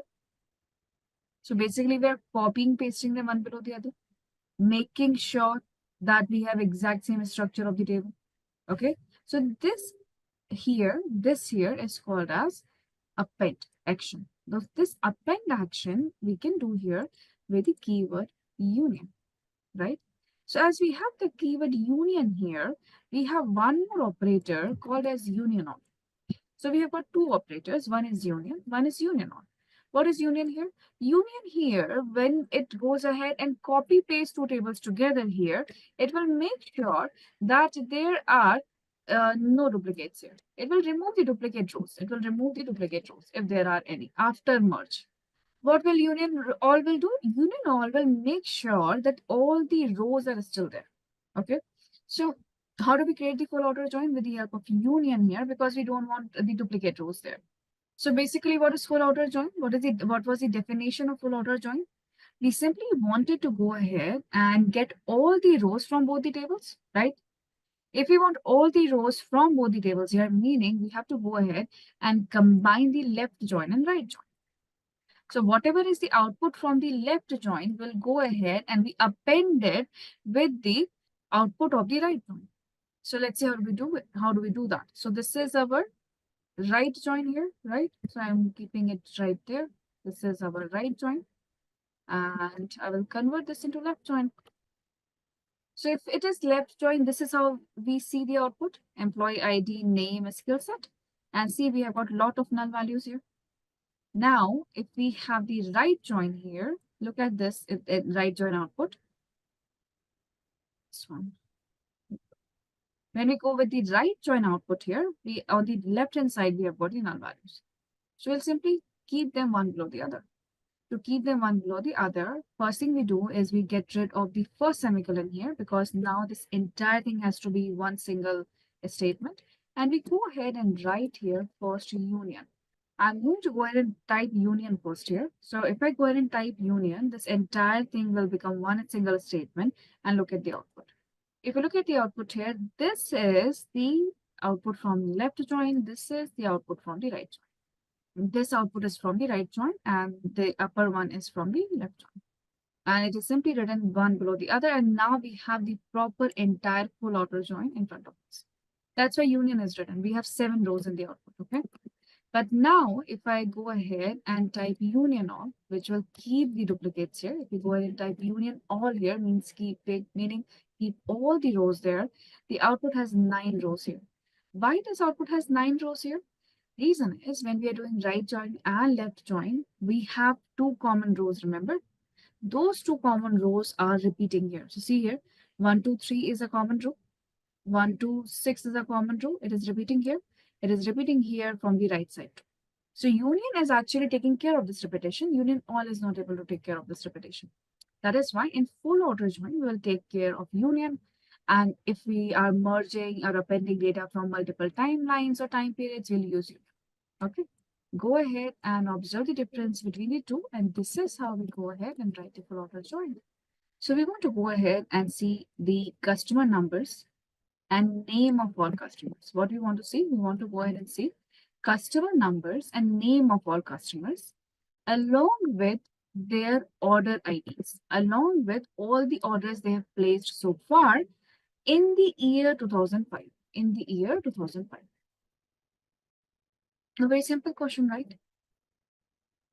A very simple question here that we want to see the customer numbers and their details along with their order IDs, meaning they should have placed the orders in the year 2005. So first, let's break it down. Okay, let's break it down here. Please tell me, first let's figure out from here. So please tell me which tables do we use from classic models to get these details. So customers table can give us customer number and orders table here can give us the order details. The order numbers are here. That's orders here. Now, which one is the common column between the two? What is the common column? Which one is the common column between the two? Which ID? Order ID or customer ID? So which one is the common column between the two? But both of them in between, there is a customer number or customer ID right there. Now here, which type of join we should do here? Which type of join we should do here? Left, right, or inner? How do we decide that? We decide that in line with the objective. That we are right now looking for customer numbers or customer details of those customers who have actually given the order so far in a particular year. So which rows are we talking about? Are we talking about all the customers and only and fetch only their order, only the matching customers order IDs? Or are we looking for the common rows out there? That if the customer has placed the order, then only we need the detail, or we need all the customer has to be there. And if the order is placed, we'll get only the related orders. What are we looking for? Because in a customers table, we have all the customers that are currently registered with us. But have they given order in 2005? Is that a guarantee? So do we want all the customers to be present in the output? So in this scenario here, we can go ahead with inner join. Why inner join? Because I want the customers who have placed the order so far. Maybe some customers registered with us, but they haven't placed any order yet. And if I do the left join, they will still be there. All right. So that is why we'll go ahead with inner join here, because we want only the customers who have placed the order so far. So you go with the inner join. Till here we are good, right?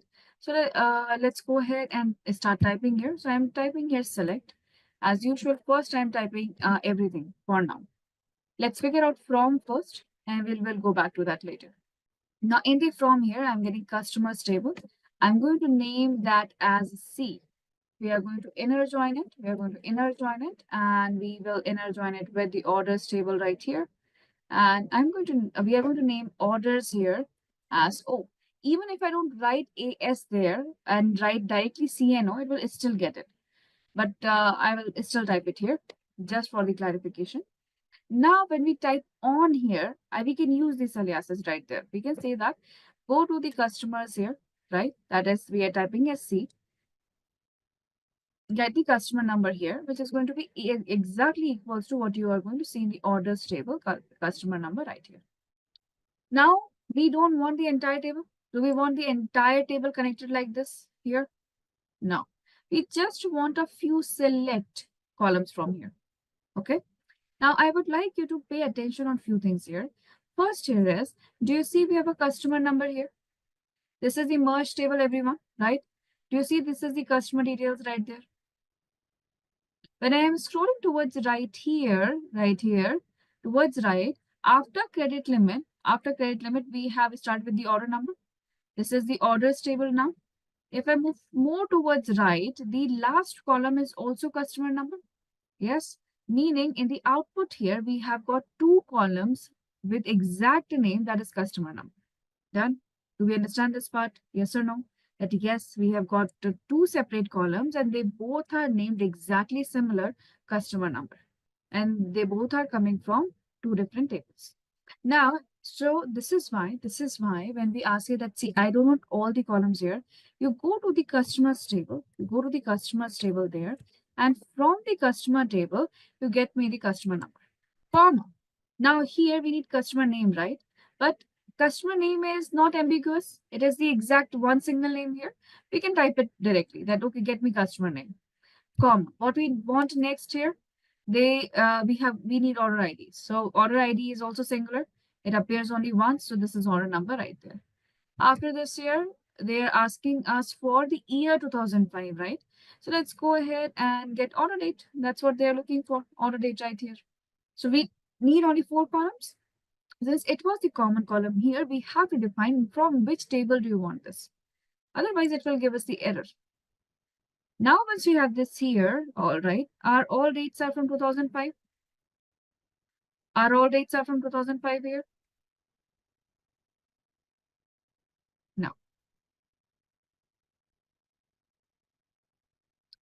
So how do we go ahead and filter out 2005 then?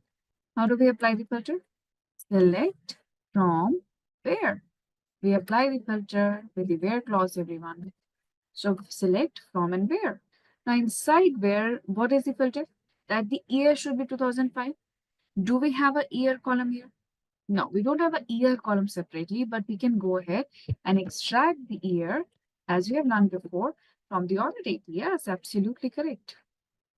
And we can say whatever year you extract from the order date here, it should be equal to 2005. And now when we execute this right here, we get this. Now dates are already from 2005. Okay, I'm going to beautify this right now so that it looks cleaner and visible. Go ahead and check this out, please. Remember that whatever problem you have with you have to simply go ahead and break it down. Remember that we do have keywords, right? We have keyword called as cross join and natural join too. So we have got these keywords there, and then there is a self join. This is only a concept. First, let's talk about the keyword cross join here. What is a cross join, everyone? Cross join has no common column considerations. It is a simple Cartesian product. Those who are from the mathematics background, they might remember this. All right. Those who are not, they're like me, don't worry about it at all. Let's understand what Cartesian product is. So for example here, okay, here are few numbers. Okay, this is our column number 1. And this here is the column number 2. So here we have got few more numbers right here. So let me write some different numbers here. Okay. So these are the 2 columns that we have here. This is first column here, and this is second column. Now, what we are looking for here, we are saying that we are trying to understand Cartesian join here. What is a Cartesian join here? That in the output here, I want to merge these tables together. However, since there is no concept of common column here, what it does is this one will get merged with 4, with 5, and 6. So if I'm going ahead and typing 1 here in the output, in front of the 1 here, all the 3 words will be typed, and this one will be repeated. This is going to be the output, that is Cartesian product. Then we have got 2 here, right? So this 2 here will get multiplied to all these 3 numbers right here again. Here we go. And same happens with 3 here, okay? The same happens with 3 here, or 3 will also go ahead and get multiplied to all the 3 values right here. So this is what Cartesian product is. Now, it actually doesn't make sense when we talk about numbers, it's fine. Okay, when we talk about only numbers, it's fine. But okay, 111 is getting multiplied by these 4 numbers here, and this is called as Cartesian product. But how does it make sense if we have got 2 separate data sets and we are merging them together without any consideration of the common column? So let me give you another example here. Let's say we work in a FMCG sector. I hope you all understand FMCG there. All right. And we have got a different product mix out there. So this is my products. And this here, the flavors that we will provide. Okay. I don't know what to call them, flavors or something, whatever you want to call them. So let's say this is a shampoo line. This is, we want to create a product mix for shampoo based on flavors. We have got hand washes there and soaps out there. And we have three flavors we have figured out. We have got one flavor here, we have got one flavor here, we have got one flavor here. And generally this is what happens, right? So we have figured out that these are the products we are going to offer. And we have got these three flavors. And based on these three flavors here, we are going to create the entire product line for these. Now the Cartesian product or the cross join will come in action and it will go ahead and give us the output. What will be the output here? It will go ahead and get the shampoo here. And this shampoo should have all the three flavors right here. And this shampoo is going to get repeated, of course. Now this is the hand wash here. We will get the hand wash here. Since we have merged it with this here, I will go ahead and merge it with all the three values right there. Same happened with soaps here. And this is the soaps here. Now, in the output right now, in this output here, everyone, this output now contains the entire product mix that we were looking for. Because of the cross join, and there is absolutely no consideration of common column. It was not required, right? So when we are talking these kind of mergers here, okay, this is where the cross join comes in. And this is called as cross join. So let's take a quick example here. And we have all been to cafes, yes. And when we go to cafes, everyone, they have combo offers, yes. So let's take an instance that right now our cafe has come to us and they have opened newly. So they want us to go ahead and create a combination menu for us, menu for them. So they have beverages, they have got food. So they want to go ahead and create multiple combination of food and beverages, and they want us to find out what will be the prices and what are the possible combinations they can offer. So we'll go ahead and create that combo menu there. And plus, of course, we will go ahead and figure out what is their total price that they should be offering there. So first we'll figure out the multiple combos they can offer. And of course, the total price they can charge it for. Okay, so this is what we're going to see. This is an example here. So first here, let's understand how to type a cross join. Okay, so let's go ahead and first understand this. What is a cross join? Simple Cartesian join, Cartesian product there. Basically what we are looking for multiple possible combination between the two tables. And of course, we will not go ahead and consider any common column right there. Now, there are two ways to type it. Okay, there are two ways to type it. First way here is to use the keyword. Okay, first way here is to use the keyword. And since we do not have any other table here, we will go ahead and make sure that we're using DB joins this time. Remember that we have to go ahead and set the default back as DB joins. Please do that. Now here we will type select again. In the select here, we are getting everything from all the columns from both the tables here. That is employee info. I'm calling this as T1 for now. And we are going to cross join it because we have the keyword available with employee salary here. I'm calling it T2. So there is no common column consideration. We don't have to type anything else here because when I go ahead and press and execute this here, look at this. It makes no sense for now, but we can see here that here this 1 to 3 is getting repeated 4 times, and this is also 4 times getting repeated here. And this is true for each and every employee ID. What is the other way to type it? What is the second way here? In the second way here, we write a simple query. We will not type the keyword at all. So if I don't type the keyword at all here, what we type here? We'll say select everything from where? From employee info, comma, employee salary, and we end it here. And once we execute this, this is what we see. exact same output.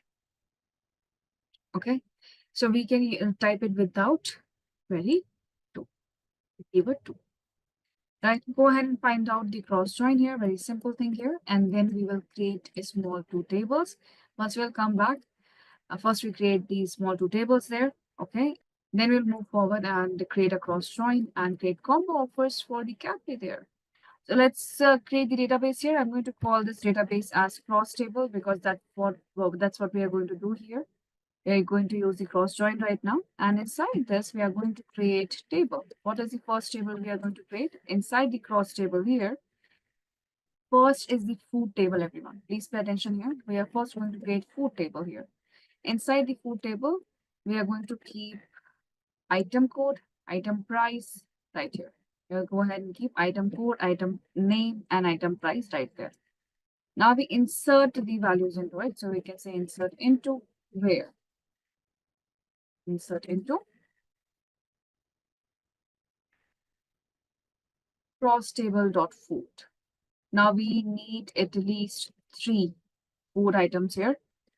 So what would you like to eat? We're very close to the break right now, everyone. So tell me what do you like to eat? So this is I'm typing item code is what would you like to eat? The first thing that comes into my mind is pasta. And I'm going to go ahead and give some random pricing there. Yes, what would you like to eat? What is the next thing that comes up in your mind? All right, so let me go ahead and give another food item right here. And here we go. One more easy to type food item. Easy to type, easy to eat food item, everyone. Tell me one more here. Maggie. Okay, I saw Maggie first. So let's keep the Maggie right here. And let me give it a random pricing again. These are the food items, right? This is our food table right there. I will select this entire thing and execute it right here. Refresh it. And here we have the cross table right here. After food here, we need beverages table, everyone, right? So I'm going to create beverage table also here. Now cross table dot beverages. Now you will keep thinking what would you like to drink. We will keep 3 things here, okay? And beverages also will keep the 3 columns here: beverage code, beverage name, and beverage prices. Now inside this here, we'll go ahead and insert the values again. So which values do we want to insert here? In the cross table beverages, and we want values right here. That's values. Now first one here is the code. So let's say code is V12 here. And yes, what would you like to eat here? Sorry, drink here. First thing that comes into my mind is tea. What would you like? You have got 2 options left, everyone. What would you like to drink? Second, I'm keeping, let's say, B13. Let me connect this. Coffee. Okay. So we'll have the coffee right here. Very good. What's next? What else would you like to drink? We need one more drink, everyone. So B14, I'm naming it B14 here. Ah, very good. Yes. So we'll go ahead with lime soda right here. And this is a random pricing again. And here we go. We have 2 tables, everyone.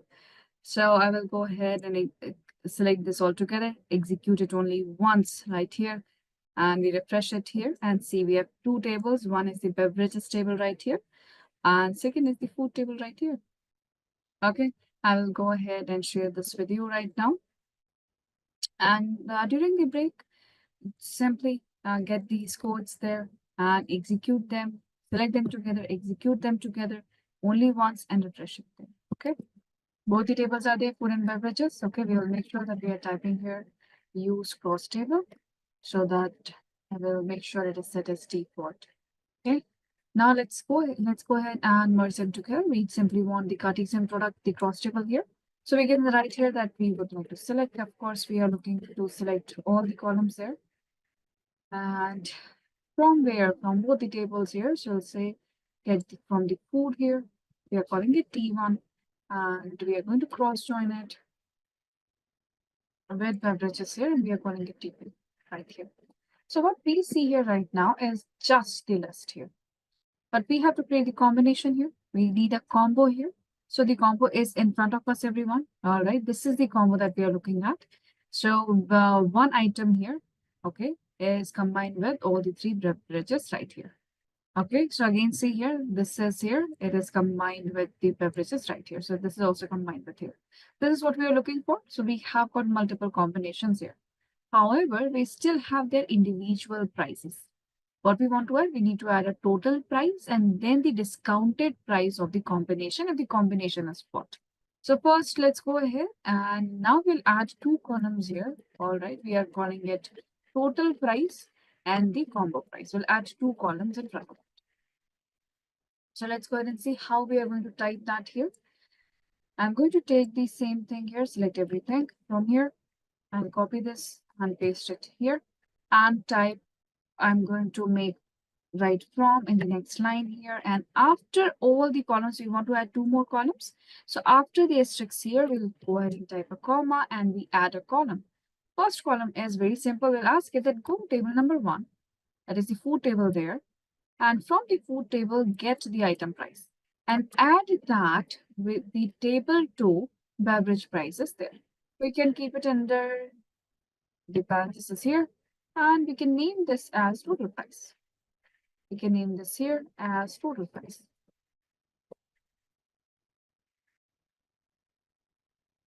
Okay, so we have total price here, but we usually give the discounts for the combo prices. So for the combo price here, we have to get the entire thing here. So let's say if we are giving the 10% discount, let's say we are giving the 10% discount for the combo price here, meaning we are charging them only 90% of the total price.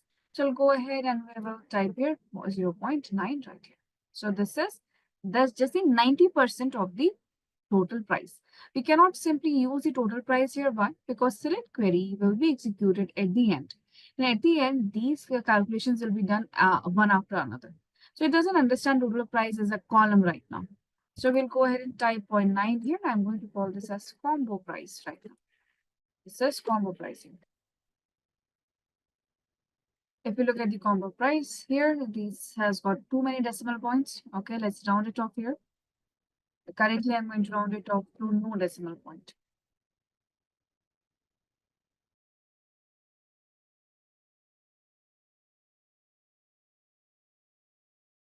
And here we have total price and combo price right here. See, okay. I'm going to go ahead and beautify this so that we can see both the options right here. So that's why we have given the name here so that we can utilize these names inside the calculation. What is self-join, everyone?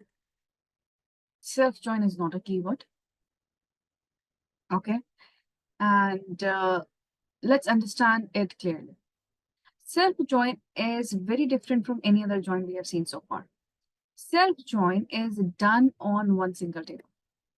It is not done on two tables merging together. We will go ahead and we'll do the self-join in one single table based on columns within the same table. Based on columns within the same table.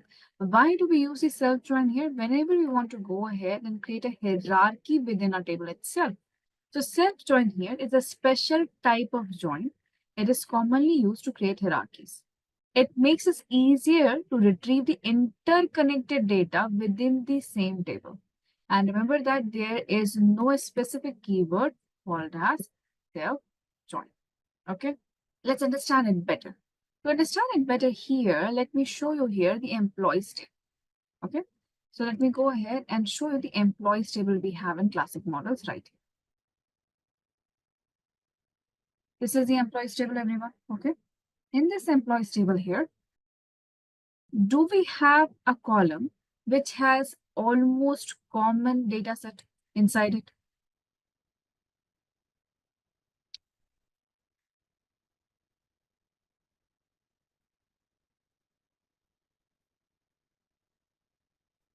So what is happening here is these are the employees, correct? And this is another column that says reports to. So basically what is it here is these are employees and these are the managers or anyone whom they are reporting it. Okay. So this is our management here. This is our management here. Okay.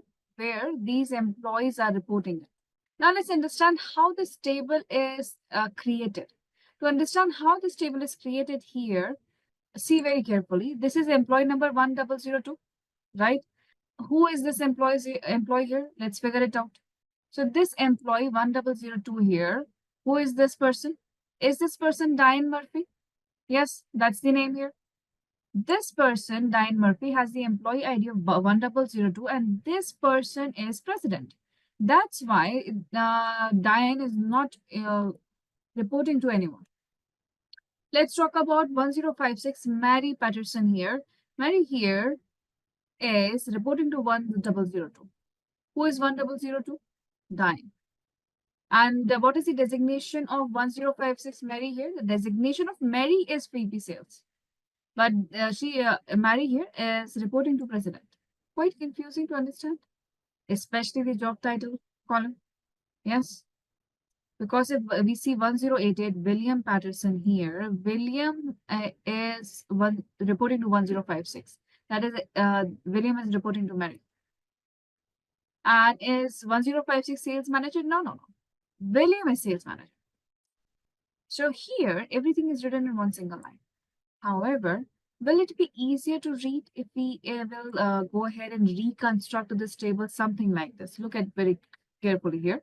Will it be easier if I go ahead and type manager IDs first? In front of manager ID, we will have manager name, and then we will have the manager job titles. Manager job titles here.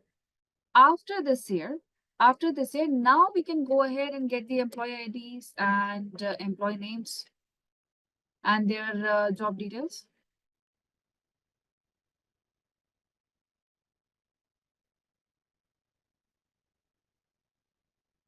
If the table is created like this, will this be easier to comprehend and analyze, right? So this is what self-join does. If we go ahead and use the self-join on the same table, right, this particular self-join will help us to restructure the table so that we can see the hierarchy properly. Okay. If I have product ID, brand details, product details like that, this is also a hierarchy. So product category, product subcategory, product brand, product colors, product sizes. This is all is hierarchy. So if you want to see a proper hierarchical table, okay, this is not how the tables are actually collected. The data is collected. So we restructure it by using self-join. So this is what we are looking for. Okay. Now, how do we restructure it? So to type the self-join here, everyone, this is how we go ahead with it. Now, remember that how do we type the join here? Let me show you here. How do we type the join? Let's take this right here. Okay. How do we type the join, everyone? To type join here, we will use inner join. We will go ahead and use the inner join. Now, we are about to do the inner join on one single table, right? So how do we mention only one table inside the select statement? So we'll go ahead with start with the select everything, get all the columns. We can choose the columns later. And how do we define the join or the merge there? We'll start with simple from and we'll say that go to employee table and we name the employee table E1. And then we will define the inner join. And after this here, we will go ahead and write the employee table again, but we give the alias as an E2. So now it will treat the same table as two separate tables. And of course, we go ahead and we define the common column. Now the common column here is going to be our two separate columns. One is employee ID, another is manager ID. We'll say that this is the same table, treat them as two, and based on these common columns, you go ahead and merge them together. That's how we go ahead and get the self-joining. Okay, so stay here. Okay, I'm going to show you. I'm going to write this here inside the classic models. Okay, so here is the classic models, everyone. Make sure it is default, and then I'm going ahead with the select. Currently, I'm typing select everything, and then from where? From the employees table, right? I will call this employees table E1. And we want to go ahead and inner join it with again the employees table, but this time we give the name here as E2. When we are defining the common column here, we'll say that go to E1, and first we'll ask it that which particular column is similar here. Employee number, okay? And this is equals to E2 dot reports to. This is our name here. These are the two which are the common columns here. Now, let's look at very carefully in the output. Let's look at very carefully in the output here.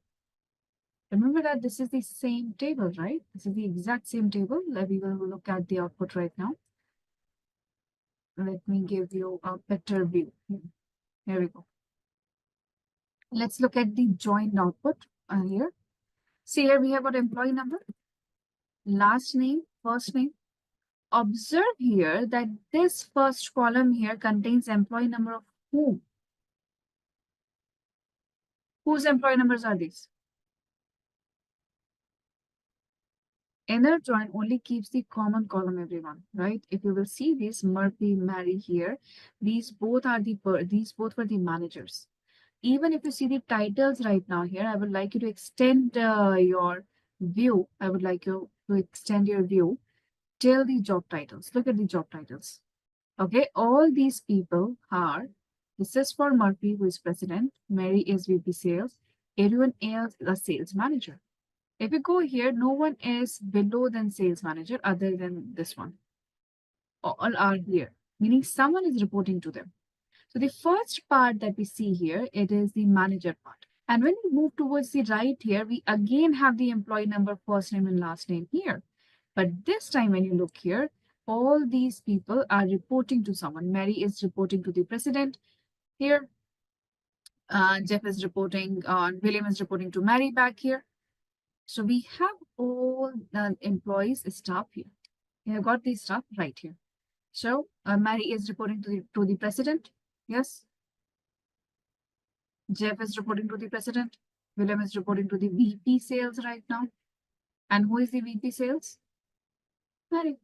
So right now in this part here, everyone, the first part here are the manager's part. This is the manager ID, manager name, manager first name, and manager's job title right here. In the second join table here, these are the people who are the employees, reporting persons here, and this is their job title right here. So now we can go ahead and pick what we want easily. So I'm going to copy and paste here, and we are going to pick up the columns right here. Now, which columns are we looking forward to? First, we will need this employee number. Remember that each of these names are repetitive. So we have to go ahead and say that, okay, go ahead to employee 1 here, E1 here, because it is on the left-hand side, and get the employee number right here. And this is our manager ID. This is our manager. Okay. Now, this is our first name and last name. I'm keeping only first name right now. You can concat them together too. So I'm saying that go to E1 and get the first name. And this is going to be manager name here. This is our manager name right here, comma. After this here, we need job title, right? So we'll go to E1 dot here. We get the job title too from E1 there. And this is the manager titles right there. These are the manager titles right there. Let me show you the output right now, how clean the output is going to look here. So let me beautify this easy here, okay? And let me show you how the output is going to look like.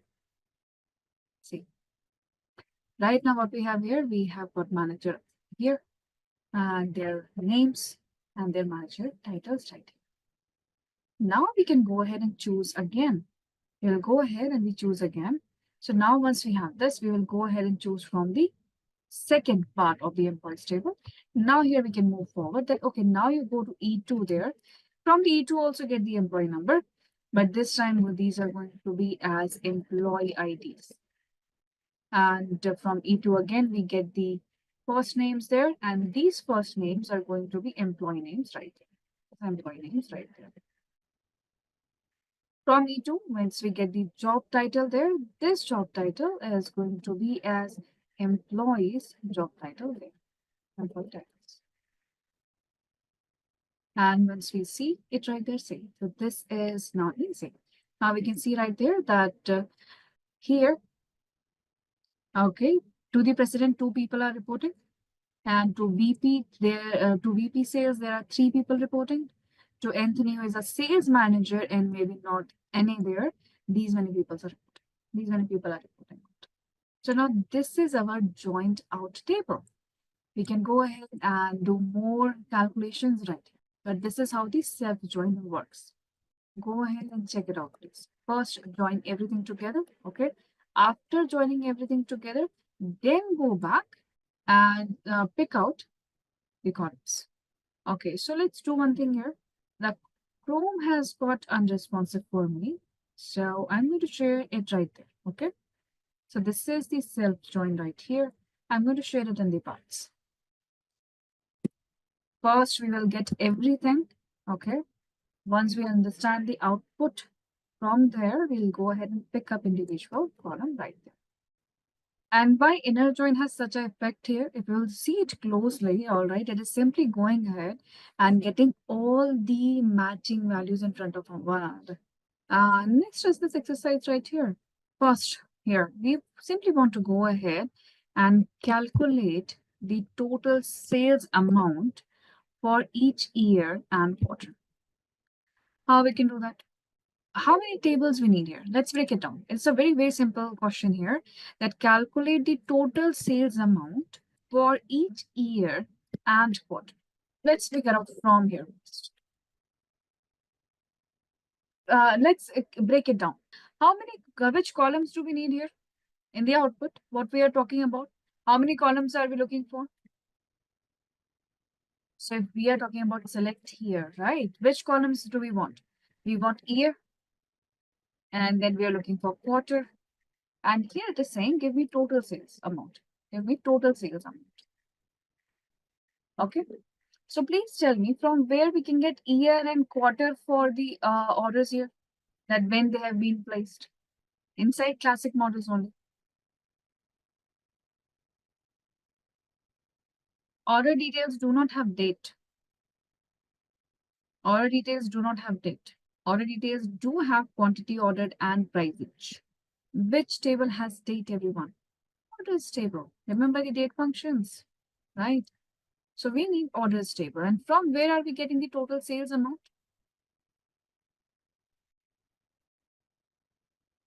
We have to go ahead and multiply quantity with price each. That for in individual order here, how much quantity has been ordered and what was the price paid for each. So we need order details table, everyone. So please tell me, is there a common column between them so that we can figure out each year how much has been paid for the orders? Do we have a common column? Common column we have here is order number. Very good. What will be the calculation for total sales here? Remember that this is how the order details table looks like. Look at the order details table right now. Order number is getting repeated. Why? Because inside this order, these many different product has been ordered out. This is the quantity of individual product and this is the price paid for each item. Right, very good. So we need to go ahead and multiply quantity ordered with the price each. Once we will multiply this, whatever answer we get after multiplication of these two here, we need to add it up for individual order and then for individual year. So first what we do, we go ahead and we join them together. Okay, right. So we need to go ahead and multiply quantity ordered with price each. And we need to aggregate it too. Okay, because we want total sales, not row-wise out. So we don't want to add a calculated column. We want to add it up. So we go ahead and type sum in front of it. Okay. So this is how we get the sum. So from and select is defined. Okay, let's go ahead and type it out. So how do we go ahead and type this out here? First here, always look at the entire table if you have the access to. So we will say select everything. From where? So from, we have got orders table first. I'm going to name orders table O. And which join we should go ahead with? Now here, we are not sure. If I say inner join, we might compromise the data set. What if we haven't received anything yet? Maybe that order is cancelled out. The status is something else. So whenever you are in doubt, you're not sure about how the data set is or how the model is created at the back end. We are not sure about that, about the table structure. We can simply go ahead and type join, just join. And we can ask it to go ahead and join it with the order details here, and we type OD. We type OD right there. Okay. So after we write this join here, we have to again define the common column here. So we can go ahead and say on here. From the orders table, we know the common column that we have here is order number, which is of course going to be equals to order details table order number. Till here, everything is fine. Let me show you the entire table. See here, this is the order number. This is the order date, everyone. In front of the order date here, we have individual price and quantity right here. Okay. What we want here, we don't want everything out here. We are simply looking for year, quarter, and total sales. So now we need to go ahead and get the year out of this year, quarter out of this year, and then we aggregate the each per quantity ordered and price each as per that year and quarter right there. Yes, I'm answering that there. So see here, how many total rows are in the orders, everyone? Total rows in the orders table itself,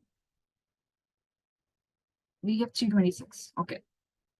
In order details, we have again 326 rows. So let's see here, order details has 3000 rows here. Okay. So when we are simply typing the join here, how many rows do we have now? 2996. Okay. What does this signify here? What type of join are we doing right now? When we go ahead and define join in MySQL, okay, it will get only matching rows from both the tables. So it will automatically define the inner join. So whether we type join or inner join, it is going to be exactly similar in MySQL. So both of them give you the exact same. Okay. Yes, inner join.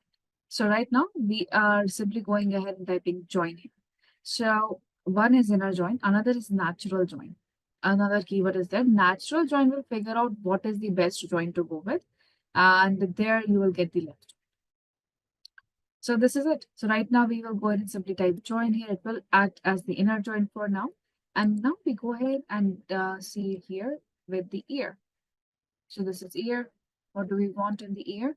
Order date. And I'm calling this just year. We want quarter there. So this is quarter. This is it. Order date. And I'm going to call this as quarter. Now we need total price. From where do we get the total price here? We can simply go ahead and say that go to order details here, get the quantity ordered, multiply that with price each right here. And we can call this as total sales. However, we have to aggregate it, right? As per each year and quarter. So we'll go ahead and sum it up. And remember, when we are aggregating something here, select has to work with group by, so that the group by will go ahead and get the individual year, unique year, and unique quarters right there. So in group by here, we'll type 1, 2. That's what we are looking for. And here we are.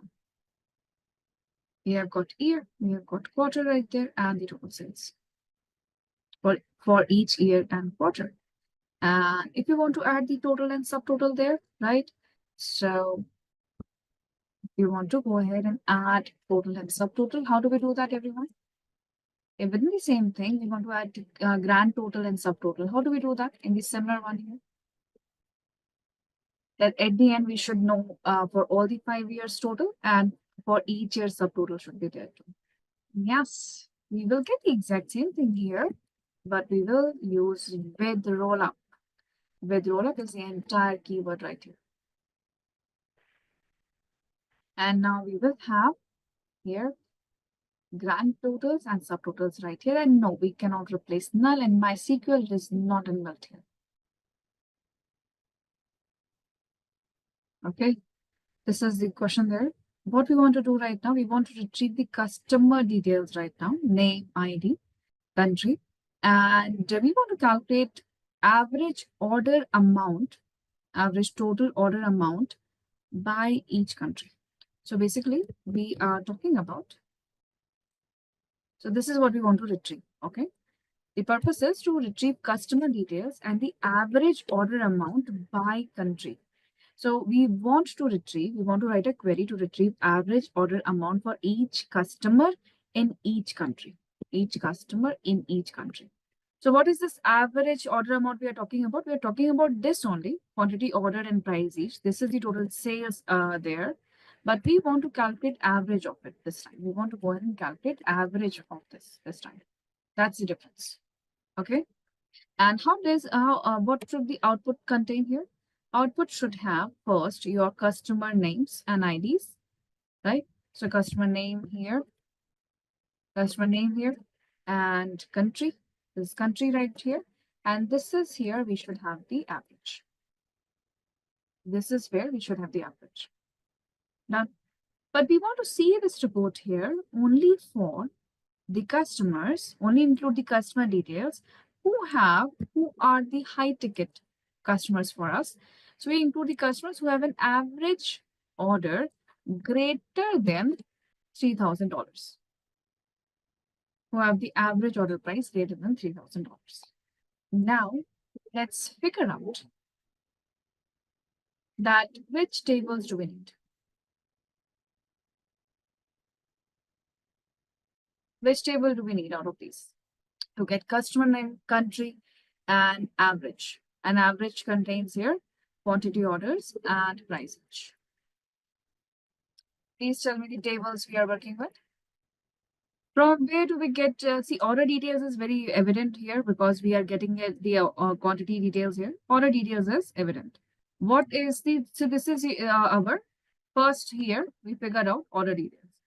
From where do we get the customer name and country, everyone? From where do we get that?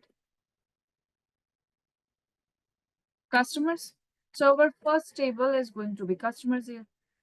We get customer name and country from there. And the second table, we are seeing order details. Go ahead and check it out, please. We need a common column to connect them.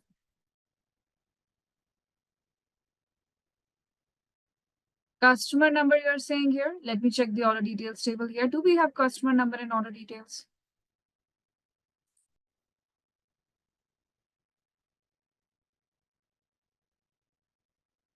Yes, do we have a common column? There is no common column there. All right. Be confident in your answer. You can see that in right front of you, right? Okay. See here, we have customer number, their address, credit limit, country. Do we have any of that here? Absolutely not. But we are sure here that we need to get these three things out. It is a very genuine request. So if we do not have the common column between these two tables here, do we have any common table? So right now we have two tables. One is customers, right? And another is order details table. And in both of the case here, we do not have any common column between them. So if we do not have a common column here, do we have here any common table? Customer has customer ID as the column here, and this has the order ID. So do we have a table which can connect both of these tables together? A third table? So we have a third table that is orders table, everyone. Why orders table here? Because orders table have both both of them here. It has got customer ID also and order number also, order ID and order ID too. So what we have to do here is, okay, we will simply go ahead and connect customers table with orders table with the help of customer ID, and we can order details with the order ID. But when we will select the columns, we will select the columns only from these two tables here. But we have to join all the three tables here. So to write this query here, we have to go ahead and actually find a lot about the data set just by scrolling up and down. Yes. So let's go ahead and see how to type it and what we can do to avoid it. All right. So let's see here. How do we type it here? So now we understand we need a third table, the entire table here, that is orders. So we have got multiple joins right there. So let's see how do we go ahead and type multiple joins, everyone. So to type multiple joins here, okay. remember that we can join one table at one time here. So we'll go ahead and join customer table and the orders table with the help of customer number. Then we will go ahead and join the output of this with the order details table with order number as the common column. Because once it is joined, whatever big table is there, that will contain the order number within it. Okay. I'm going to go ahead and type select everyone. Okay, so I'm writing here select, and in the select here, I will come back to it. First, let's figure out from here. So inside the from here, first we are connecting with orders, customers table here. This is customers table. I'm going to call this as C, and I'm going to join it together. Okay, let it be inner join for now. And here we want to connect it with the orders table. This is our orders table. And this is O here. We want to join it on what? So we want to join it on customer number. So we'll ask it to go to customers table and get customer number, which is going to be equals to orders table, customer number right there. Till here, everything is fine. Now, what do we do next? In the next here, we will simply go ahead and type join again. And here we will ask it to go ahead and get order details. We'll name the order details as OD. That join the order details OD. Based on what? Based on get the from the orders table, get the order number, which is going to be equals to order details order number. This is our from. This is our from. Now all the three tables are joined together. See customer table right there. This is our credit limit order number. This is order state here. And third here you will find is the price each quantity order details table. Now all the three tables are joined together. Okay. And but we don't want everything, of course. So we will go ahead and say that, okay, I'm looking for customer name here. So from the customers table, we can say give me customer name. And we want country right there. Now we want the average. So we will go ahead and type the round function beforehand and the average. And we know we need to go ahead and simply get quantity ordered and price each. We close the bracket here. Let's keep the 2 decimal points there and close the bracket. Right. Now, let's call this as average. I'm calling this as average for now, giving it a small name right there. So we have right now 3 things around here. When we execute this here, is it going to work? No. Why? Because we are aggregating it, everyone. What we are doing, we are aggregating it out here. So we have to group it by. So we are going to go ahead and group by it with 1, 2. We have 2 things, customer name and country. And here we are. Okay.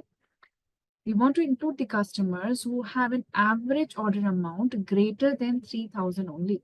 So how do we go ahead and place a filter here? So we have average amount here, and yes, we have some above 3,000, some below 3,000 here. We have multiple type of amounts here. So how do we go ahead and place a filter on this column right here? Where clause is used for giving the filter if the column is present in the database. So tell me, is average column is present in the database? Is it present in any of these tables here? Any of the columns of these tables here? The average? No, average is a aggregated column with the help of group by, correct?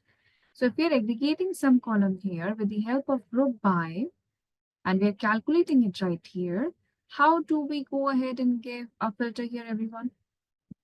With the help of having, here.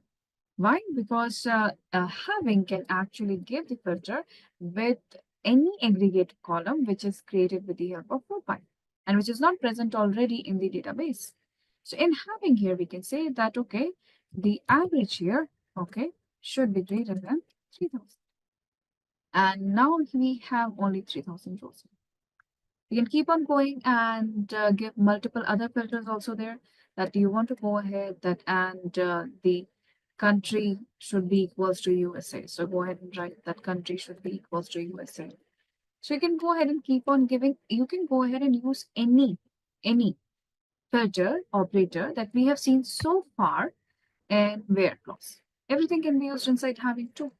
Okay. When we will talk about the optimization here, we will learn something, everyone, that we are not supposed to give a filter which can be easily given with the help of where clause. So this country equals to USA, we could have given this with where clause, so we will not give it with having. That is the optimization, but both are correct. What if we can go ahead and keep, why are we even doing joins here? Why can't we simply keep all the columns at one place like this here? Wouldn't it be easier? No joins, whatever you want, whatever calculation you want, you can simply go ahead and extract a column out of this. If the entire table is here, all the order details, customer details, product details, order details, and date, its status, everything is here. Wouldn't this be easier? You don't care of the joins, common columns. Then why are we not doing this? Why companies are not doing this? Data will be huge. Yes, degrading the performance means it will lag a lot, and it is going to have too many null values and too many duplicate values, so that it will we cannot simply go ahead and ask it to go and count how many customers are there. Not easy thing to do here because there are too many duplicates. Correct. It will have, and it will scale so large that it will be too hard to handle it. You need to scale up your hardware constantly, and you have to scale your software too, because you need to handle such a huge data. And since it is just one single table, all the updates are done in this. Everyone will be accessing this one single table for each and every purpose. Every marketing department person, an HR, simple order, an operations team who will go ahead and process the order in everyone. Everyone will be only talking about this table and transactioning with this table only. And there will be a lot of lag because they do this with the help of LAN or any internet connectivity there. So this is quite a huge issue if you have one single table. What are the issues? If I go ahead and define the issues here, first is too many duplicates because one person, there are multiple customers giving us multiple orders. So every time the entire customer detail is getting repeated. Now one order, one product is bought by many customers, so the product will be there too. And since we are maintaining only one single table, so if I go ahead and some customer deregister themselves, so can we simply go ahead and delete that person's data from here? If someone deregisters themselves, can we simply go ahead and delete their data from here? No. We have to go ahead and add one more column here and tell them whether they're still active or not. Similarly, if we launch a new product, of course, no one has given any kind of order of that because we have just launched it on a date. And I want to update it right here because it's a new product. I will go ahead and type that product detail only. Just this part. Everywhere else will be null. Everywhere else it will be null because no one has ordered it yet. So here we will face multiple difficulties if we are trying to get the data here. What are those difficulties called? These are called as anomalies here. It is very difficult to insert new data. It is difficult to delete anything out of here.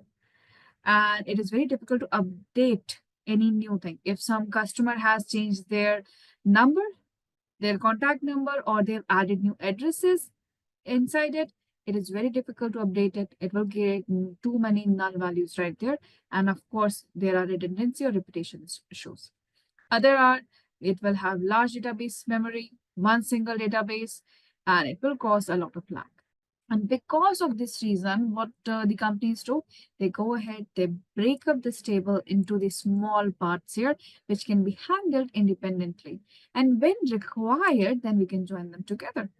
And this process of decomposing or breaking up the table into the smaller table, this process is called as normalization. Okay. And with that, we have come to the end of this course. If you have any doubts or questions, ask them in the comment section below. Our team of experts will reply to you as soon as possible. Thank you and keep learning with Simplilearn.